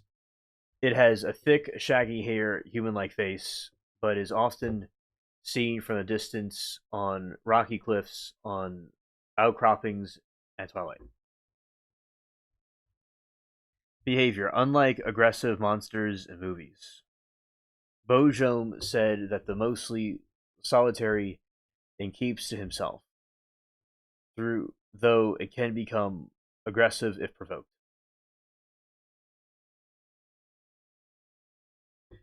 The Haint mystery. Locals in the region often warn against wandering near certain peaks like Brown's Mountain and advise never to respond to whistles in your name.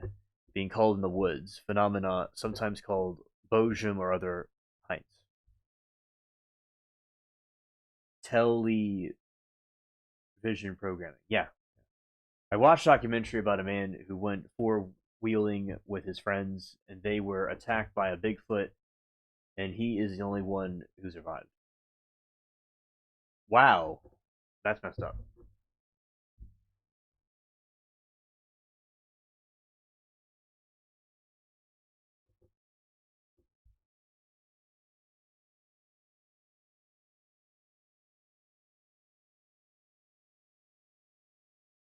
Oh, interesting, Falcon.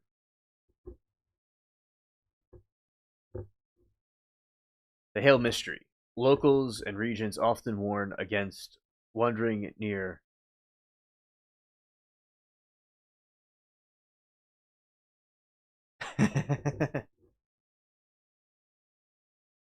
Thank you, Lori.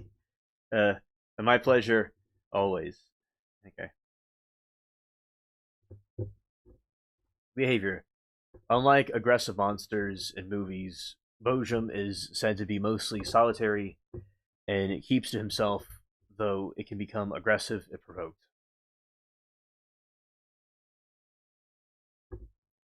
The Haunt. Mystery. Locals in the region often warn against wandering near certain peaks, like the Browns Mountain, and advise never to respond to the whistle of your name being called in the woods, phenomenon sometimes linked to the other haunts.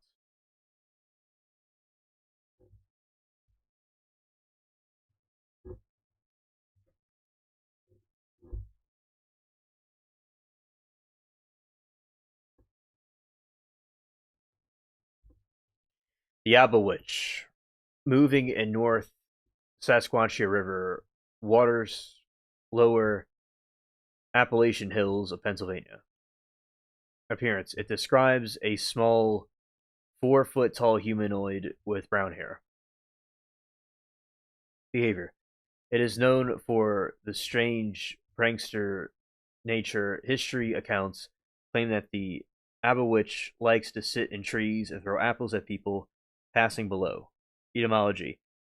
Its name reported comes from the combination of apple snatcher and witch, reflecting its habitat of stealing fruit from orchards.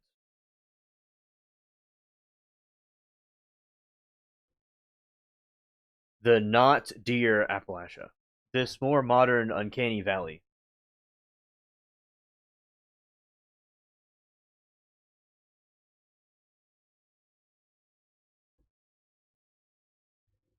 All right. This more modern uncanny valley cryptid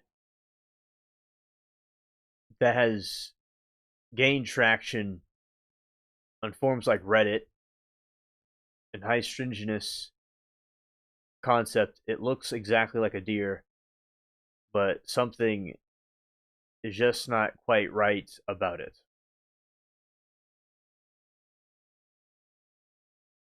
Oh yeah, definitely agree about autocorrect. Disturbing traits. Witnesses report deer that walk on their hind legs and have front faces, eyeing the predator, or move with mechanical joint snapping gait.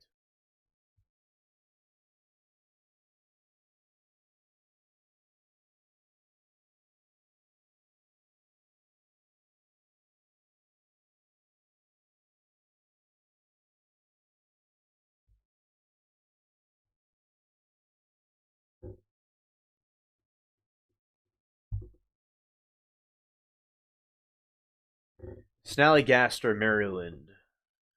The Sinopede patron with tentacles.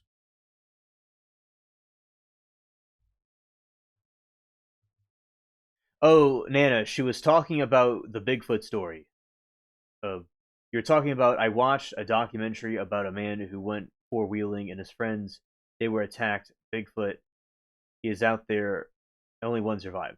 She was talking about that one. She was like, "Wow, mind blowing." That's what she was saying. Mogollon Monster. a 7-foot ape man with a giant red eyes that reportedly smells like a mixture of dead fish and skunk.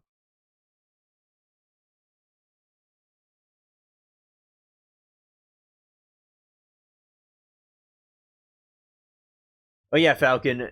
They usually are peaceful beings, but there's something else out there that isn't peaceful. Yeah.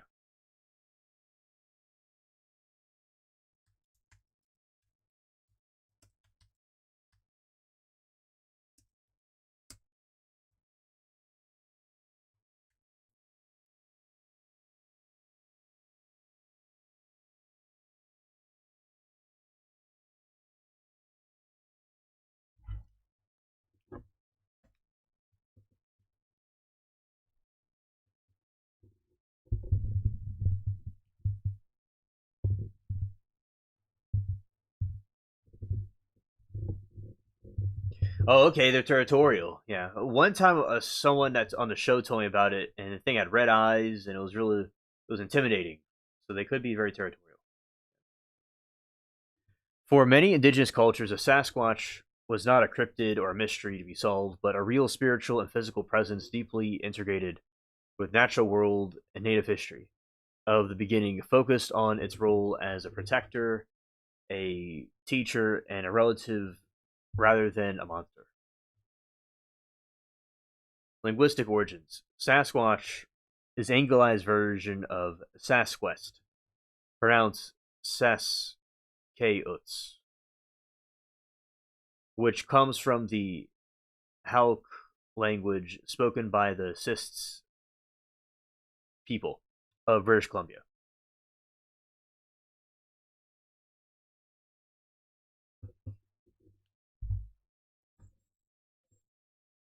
Meaning, it roughly translates to wild man or hairy man. The name was popularized in 1920s and 30s by J.W. Burns, an Indian agent who collected stories from the Sists, then called the the Che people.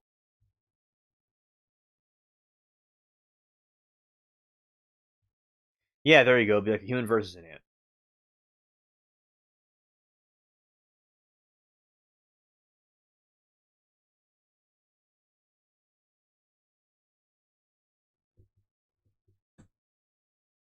Drives to tribal presence perspectives. Across the North America, hundreds of tribes have their own names, specifically cultural understandings of these beings. The Lakota call it the Cheyatanka, meaning the big elder brother. They view them being with great respect as relative to humanity.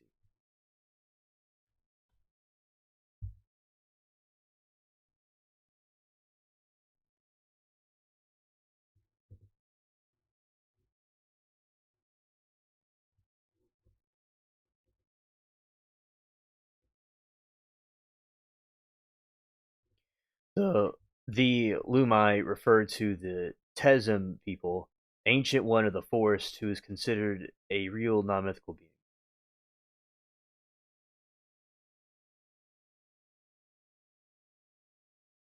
Oh, Nana says that's why I think you hear them throwing things at people. People may be getting too close to their camp. Oh yeah, yeah.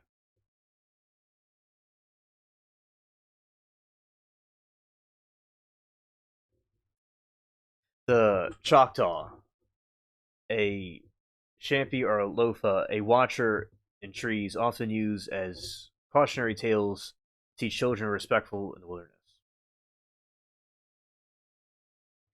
Yeah, Nana, maybe the four wheelers freaked them out. Yeah.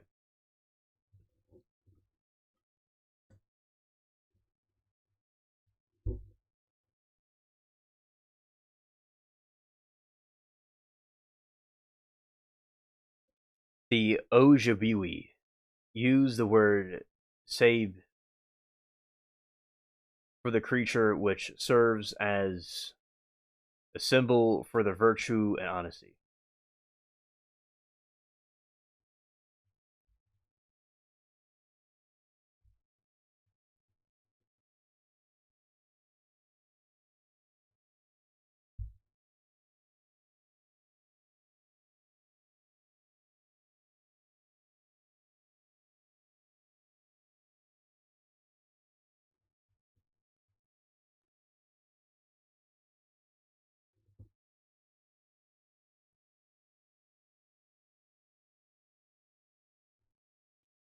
Spiritual versus physical reality. Indigenous perspectives often vary on whether the Sasquatch is a physical creature or a spiritual entity.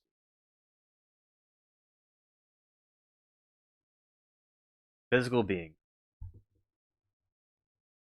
Uh, Northwestern tribes describe Sasquatch as flesh on blood creature that eats, sleeps, and cares for the family, the spiritual entity. The groups such as the Hopi and Sioux and the Iroquois often view them as supernatural spirits, messengers whose appearance conveys specific warnings or lessons to humans.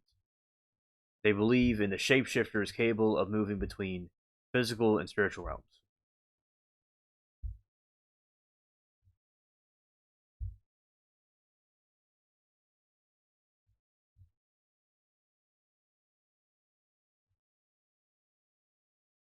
Ojibwe. Thanks, Lord.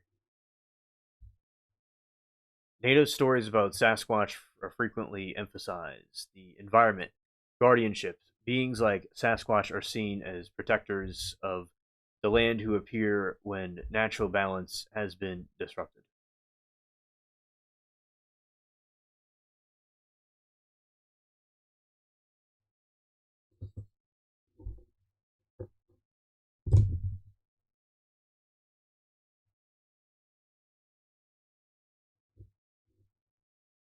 Respect boundaries. Stories serve as a reminder that humans are not at the top of the food chain, but part of a mysterious, interconnected ecosystem. Trying to capture or harm a Sasquatch for study is often a sign of deep disrespect.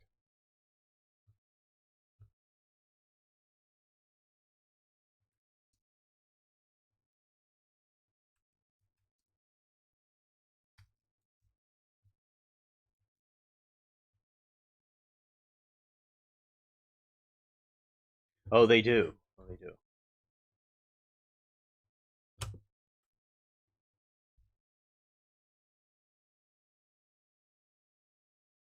Reasons why Sasquatch attacks people: territorial defense,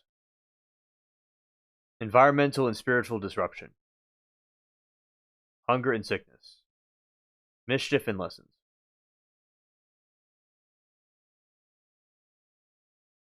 So that is why.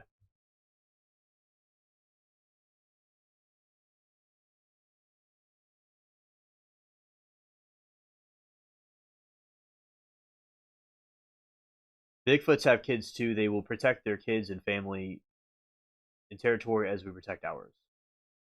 Let's see. Yeah.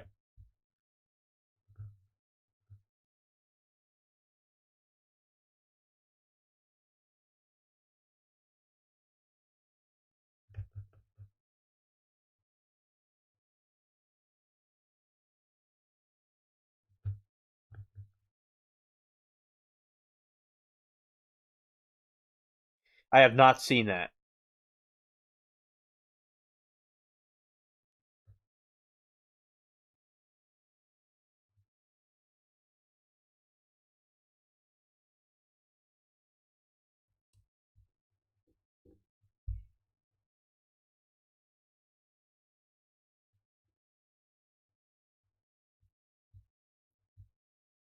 Rainbow serpent. Okay. No, I've not seen the rainbow serpent. All right, here we go. The the Wajina, among the most powerful, rare, revered ancestral spirits in Australian Aboriginal mythology, specifically the War Aura and the Nagar. Yeah, the Nagyolin. I don't know. Okay, I'm just gonna call it NG. The Wara, the NG, and the Wana Ambel peoples of the Kimberley regions. I butchered that, by the way. I butchered that a lot. And they primarily known for cloud and rain spirits who created the landscape and its inhabitants during the dream time. physical appearance and symbolism. The Wajina are instantly recognized as an ancient rock art, some of which dates back over 4,000 years. Their unique features are deeply symbolic. No mouths. The most striking feature there are primarily traditional explanations. United power. They are powerful, they do not need to speak, and their authority is absolute and silent.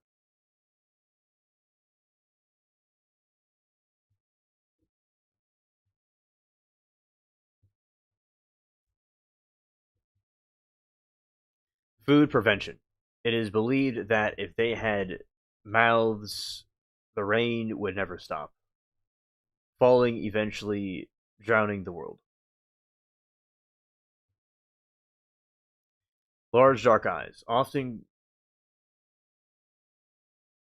compared to the eye of the storm, representing their all-seeing presence and connection to the thunderstorms.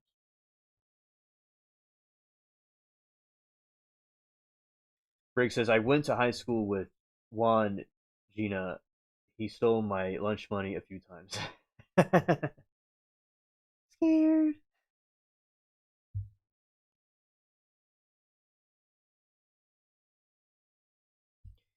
The dotted bodies. The patterns in their bodies often represent the falling raindrops of the seasonal renewal.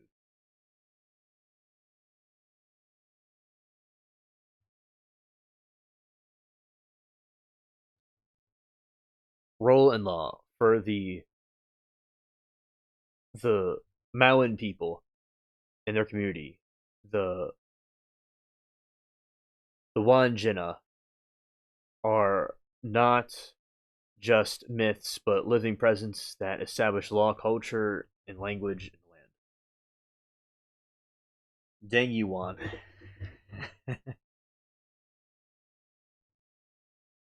Punishment. In the law is broken, they are believed to punish people with floods, cyclones, and lightning.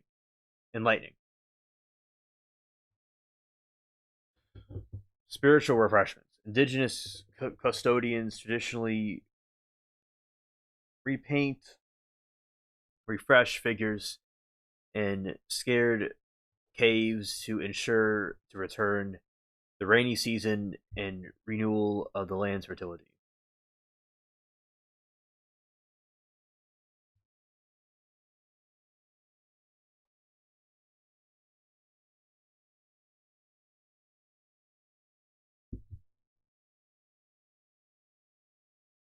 Can't lose your munch money if you don't have any.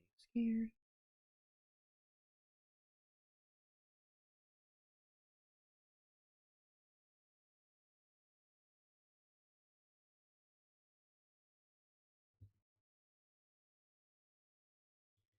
All right, the Barrett River contains prominent examples of them in the rocks. Okay, let's see.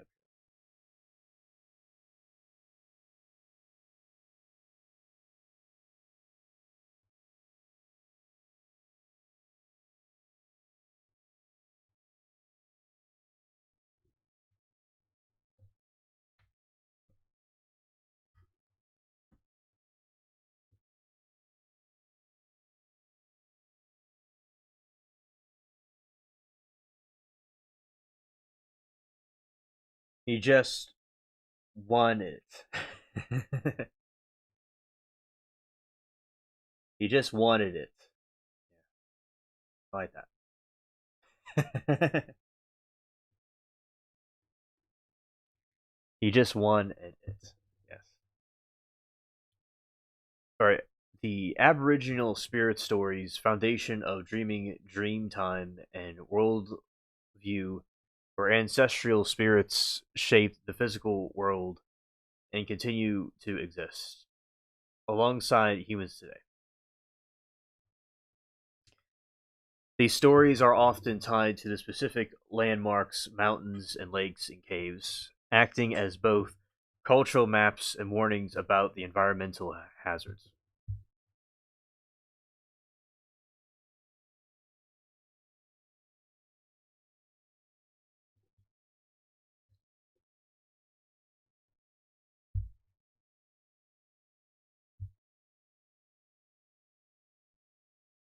one and one doesn't make zero. It makes zero.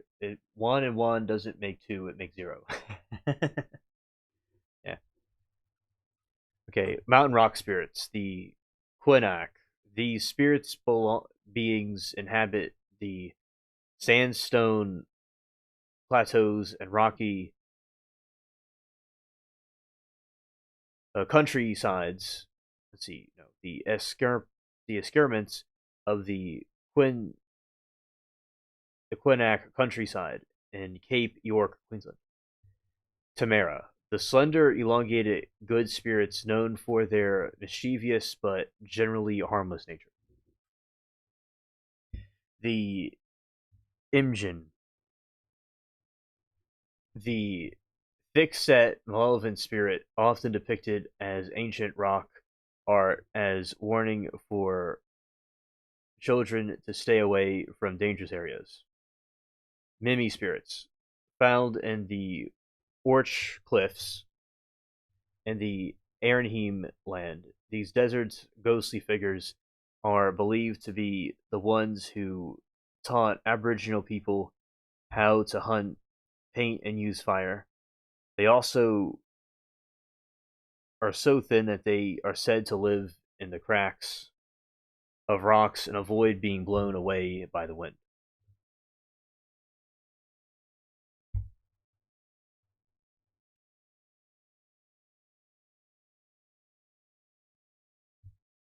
My son's best friend is named Juan, and we always trying to think of clever sayings. Juan encourages it and challenges us to come up with new ones. New ones. New ones. Yeah.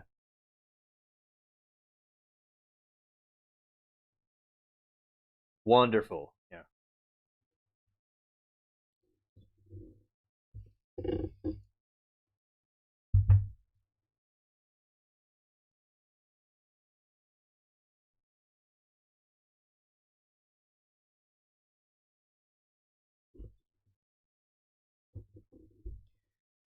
The the Damari Barren River Gorge, the mythical being of Damari transformed into the mountain range itself and can be seen lying on his back looking toward the sky.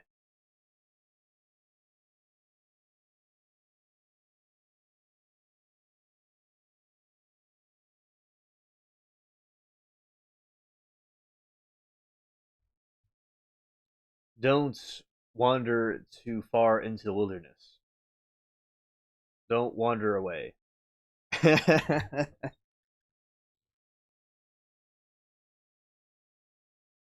Alice in Wonderland.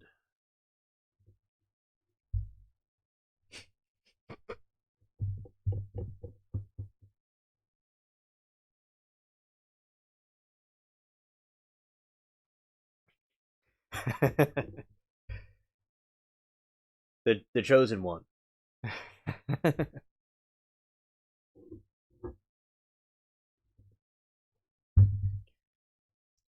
Yowie, often called the hairy man of the wood, the Yowie is Australian relative of the Bigfoot.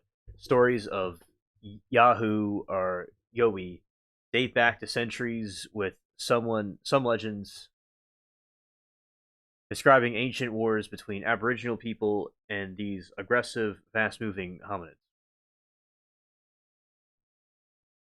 Yarmayahu, terrifying small red creatures with suckers on its fingers that hides in fig trees. Legend says it drops into suspecting travelers, draining their blood before swallowing them whole. Adds new ones to every conversation. Add adds new ones to any conversation.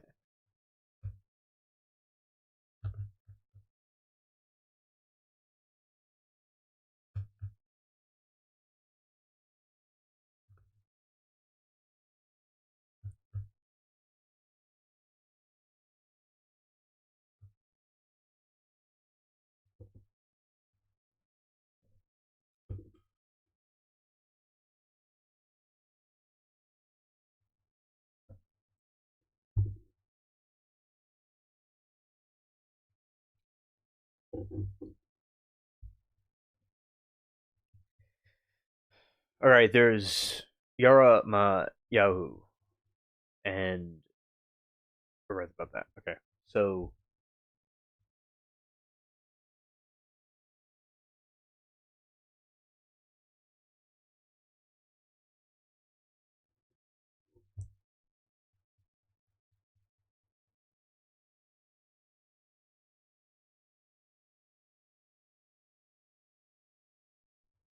the Banyip inhabiting swamps, billabongs, and riverbeds, and Banyip is a powerful water spirit and enforcer of natural law.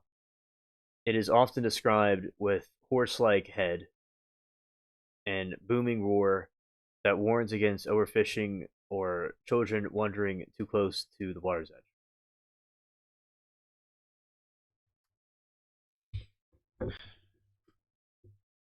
Okay.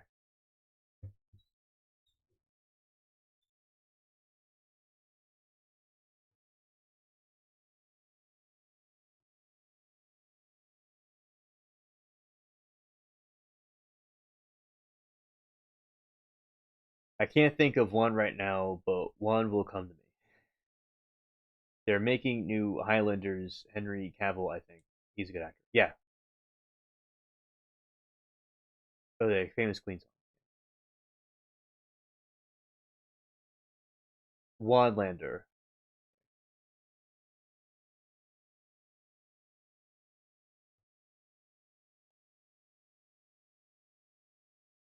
Sometimes things work out and it's just a one-hit wonder.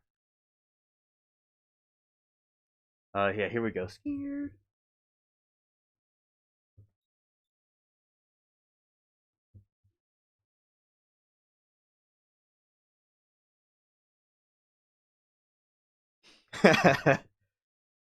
Passion said a disruption and the space-time continuance. And the space-time continuance. The space-time continuance. Yes.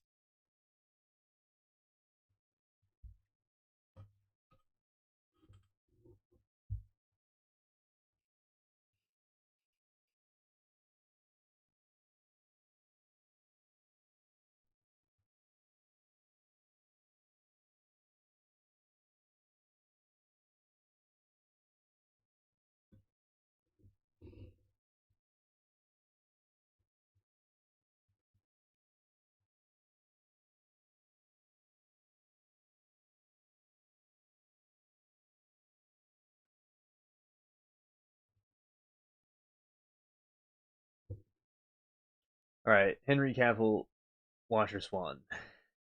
Yeah, I watched it.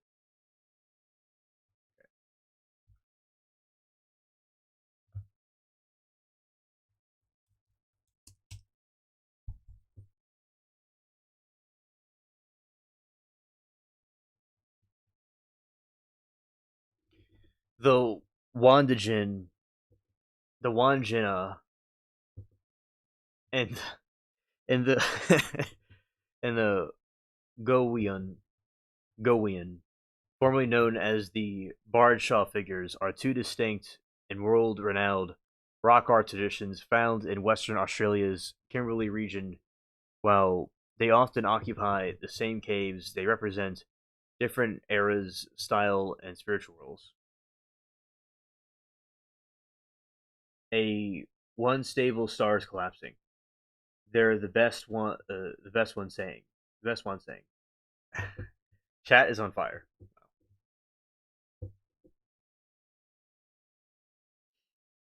The joke was real one linear.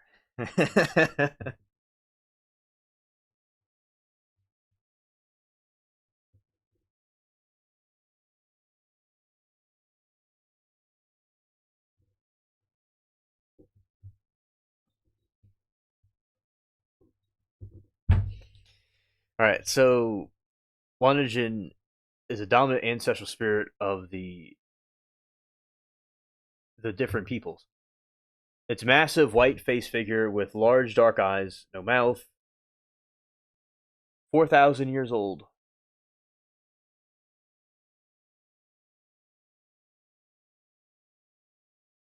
All right, Brig.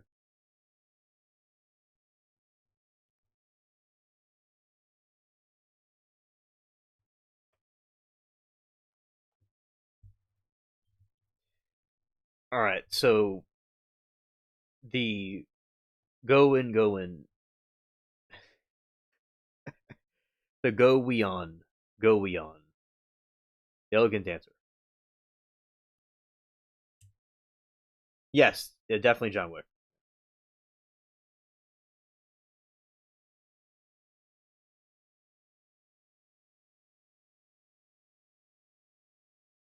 Appearance extremely fine, elongated human. Figures shown dynamic motion, dancing, hunting, and performance ceremonies. Detail: they are adorned with sophisticated ornaments, include tassels of feathers and headdresses, sashes, and bags.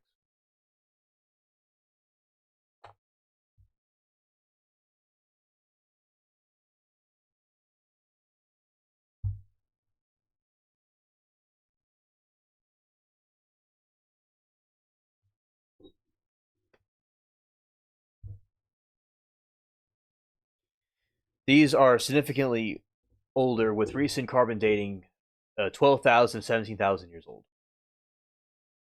The Wan puns. Yeah. Okay, Tone. So the reason why everyone is mentioning Wan is because uh, Wan is the one and only. Okay, the real reason is that Falcon was telling me about some Australian spiritualism, and there is something called a wand Jinnah. Well, that's how it sounds when I say it out loud, but it's probably not pronounced like that at all. So the chat starts going on a wand rant. Yeah. So we have been doing a wantastic stream with lots of wonderful wand puns. Yeah, I said that he wanded it and started something. Passion said, "I've always wanted to blueprint bulletproof Audi from the transport movies." Yeah. um, this man said, "I really want these puns to stop." Well, it will depend on one thing or another. You know, there's no one in here didn't crack up laughing. Okay, every single of us ones broke at least one funny bone. This is a one hit of the century.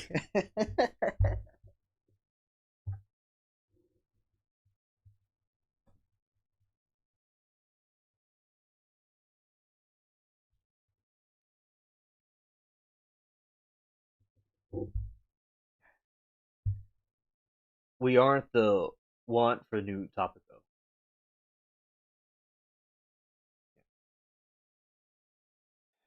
Okay.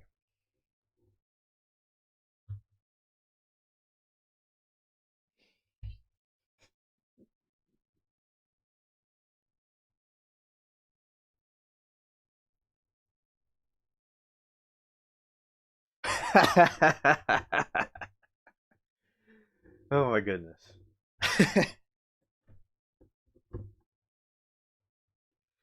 Okay. Dan says we had one too many, no one is safe. Scared.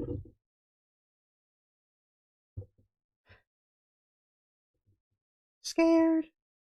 One scared. Oh, now Juan has hijacked scared. Lord, Lori. Lord, Lori. Juan has hijacked scared.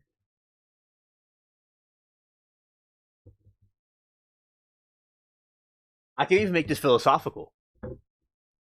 There is a Juan in all of us that makes us stronger and and it gives us focus. It makes us heroes. So there you go. That is a philosophical interpretation of Juan.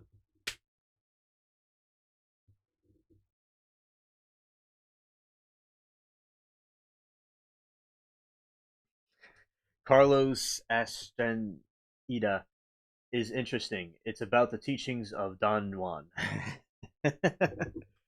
I love Juan philosophy.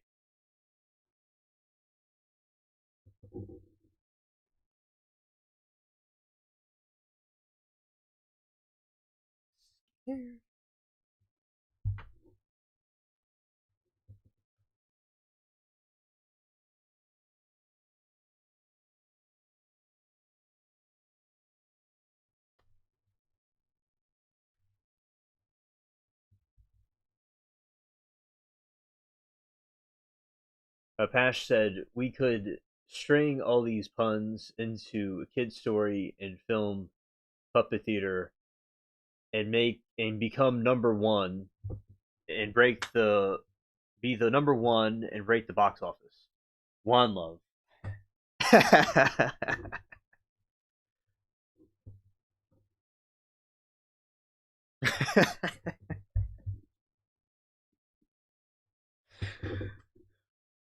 We are all honest. That's what we are. We all are honest.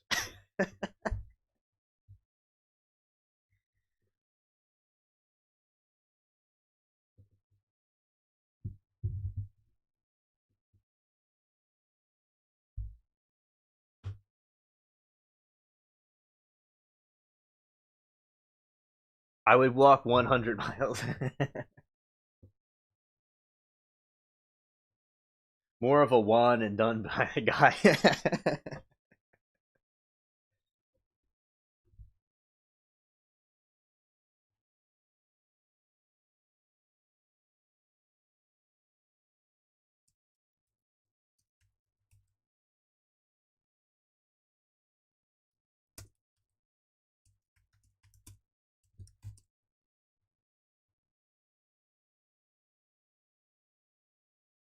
You know what I just Okay, I just told the AI thing, the Google thing. I said your nickname is Juan, and he said copy that Juan it is. Since we jumped ancient Mercury engines, time traveling schools, Aboriginal rain spirits, where should we head next? We could dig into those mud wasp nests I mentioned. It's actually one of the coolest ways science proved Giwan are older. Yes, older than the pyramids. We could swing back to those mountain cryptids. What's on your mind, boss? Well, that's respectful. You see, AI knows his name is Juan. Okay.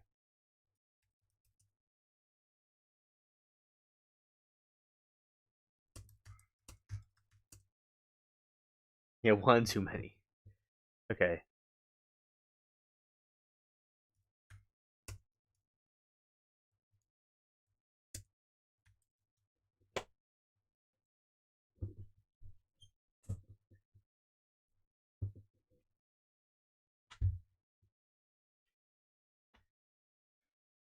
Okay, dating to we wrote AI, and you got Lori out there in the at the campground in the forest, and she's the only one in there laughing right now, and everybody else is probably sleeping in their one and only tents.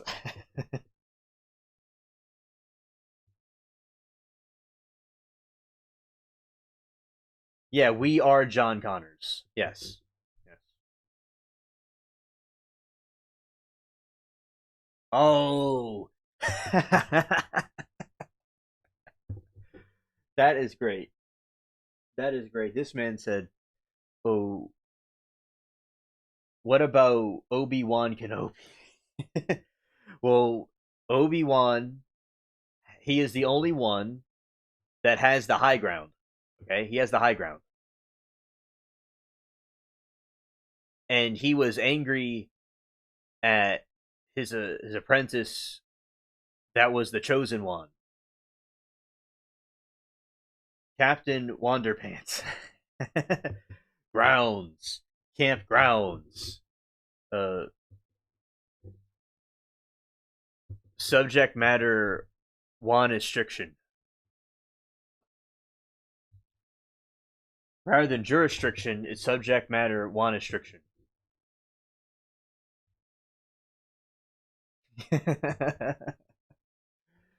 Alien staff.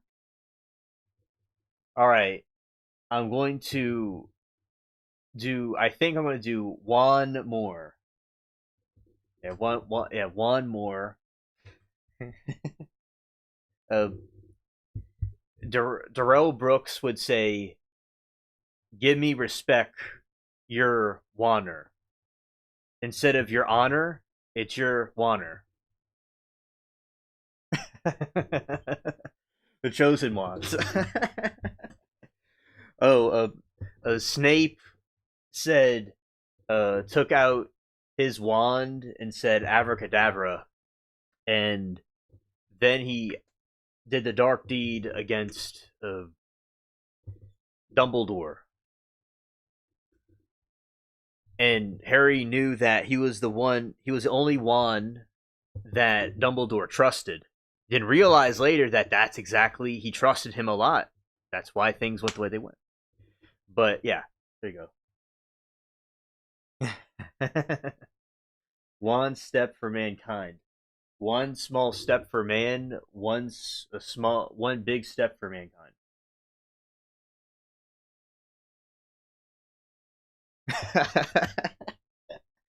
One giant leap for one.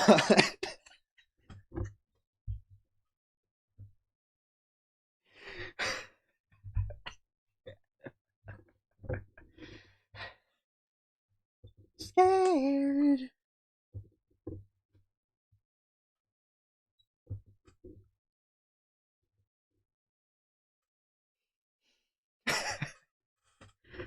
This stream would be one to remember. Yeah.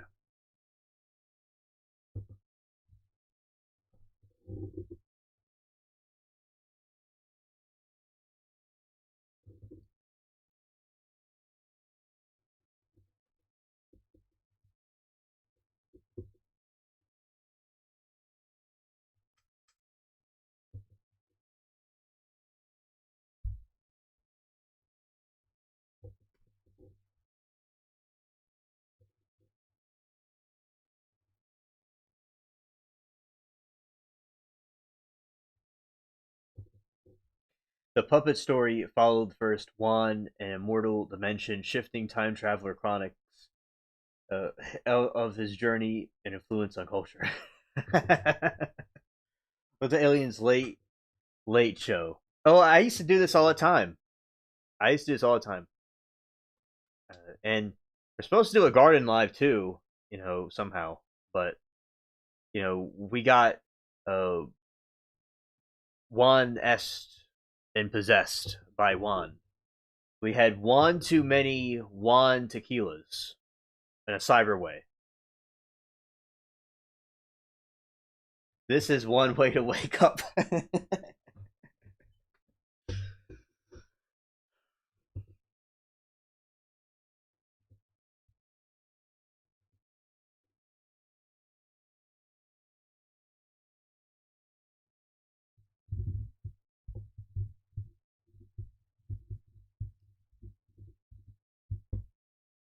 Have to get ready to work. I'm glad I caught this late show. Have a great day. Yes, facts. Facts.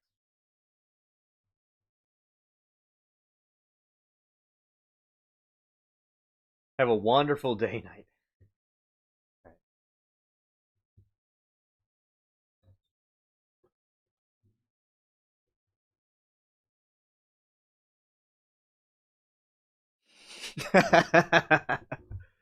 Juan said, oh my goodness. I called her Juan. I called Passion Juan. I just said Juan just said, Wanshin. I almost said Wanshin. Alright. Passion said, yeah, you said like an hour ago we're going to wrap things up. I think it's nuts, dude, chat, because I've been live for 7 hours and 30 minutes. It seems, you know what I think? We're like in a space time continuum. We're in a space time continuum where everybody like I looked at the thing. It said 5 hours and 6 hours and 7 hours and 30 minutes. Wan Shan, Kung Wang Fu.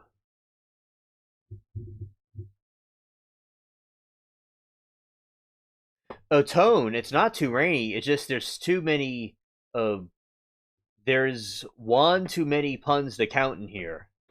And when I see people come in here, I usually want to give them some time, right? Like, say Nana comes and different people come in, and Fifi comes in and stuff, and I want people to be able to chat with and enjoy the stream. And the chat was just on fire, man. I'm just watching this chat, and everybody's having a good time. I didn't want to just cut it like that.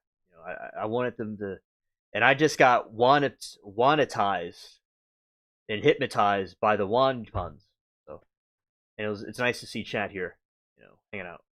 So, yeah, I kept it going. The rum is always gone because I drink one too many.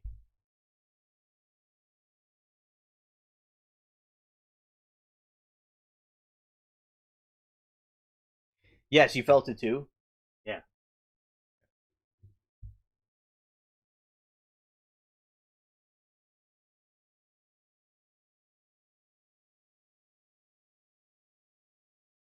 And don't forget to hit the like button, Pax.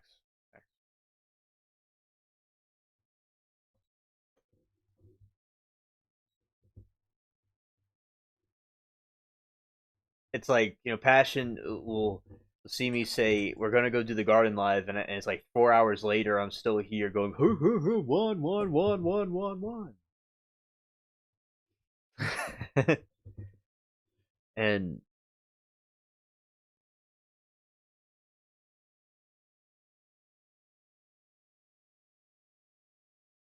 oh, thank you, Tone. I appreciate it. This one chat is on fire.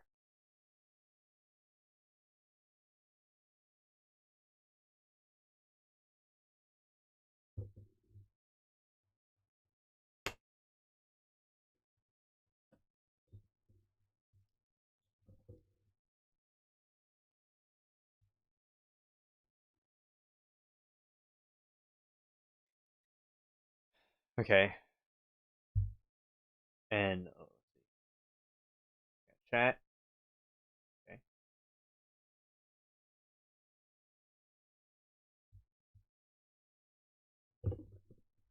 UAP says Lori is throwing around Monopoly Man's Wanical paradox. Yeah.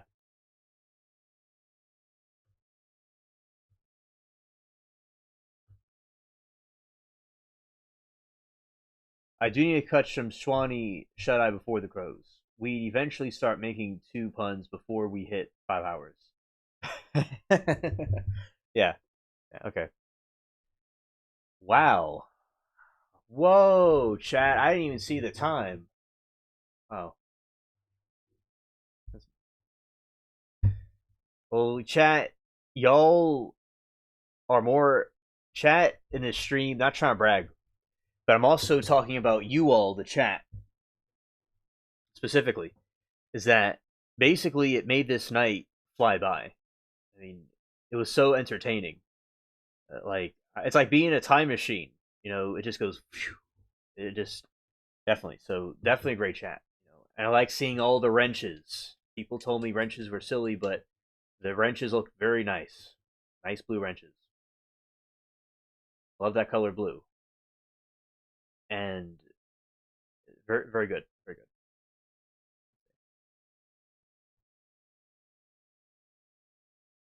You were correct, UAP. I'll go make that. Absolutely.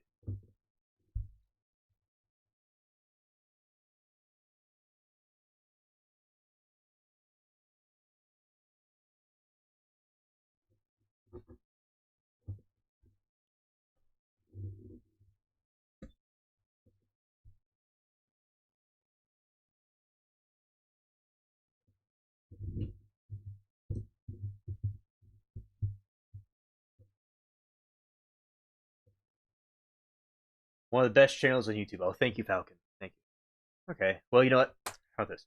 So there's a shield now. Yes, Passion. I'm being outdated. I'm being a little one bit outdated. So Passion, it is now a shield. Everybody has a shield now. Just for the record. Yeah. To defend the chat. Alright. So finally at this point, I'll end it. And very soon, we're gonna do the garden live. Very soon. I heard Japan got 7.5. Oh, they did? I gotta do a video about that. Oh, thank you, Nan. I appreciate it very much. Thank you all, chat, for the feedback. All right. Okay, we'll be ending it. This is a really hilarious stream. One of the funniest streams in a while. All right. All those that missed it would feel bad about it. So yeah, shout out to lurkers and those in chat. And okay, and let's do the outro. See how this goes. And peace. There we go. All right. So yeah, see you in the garden very soon.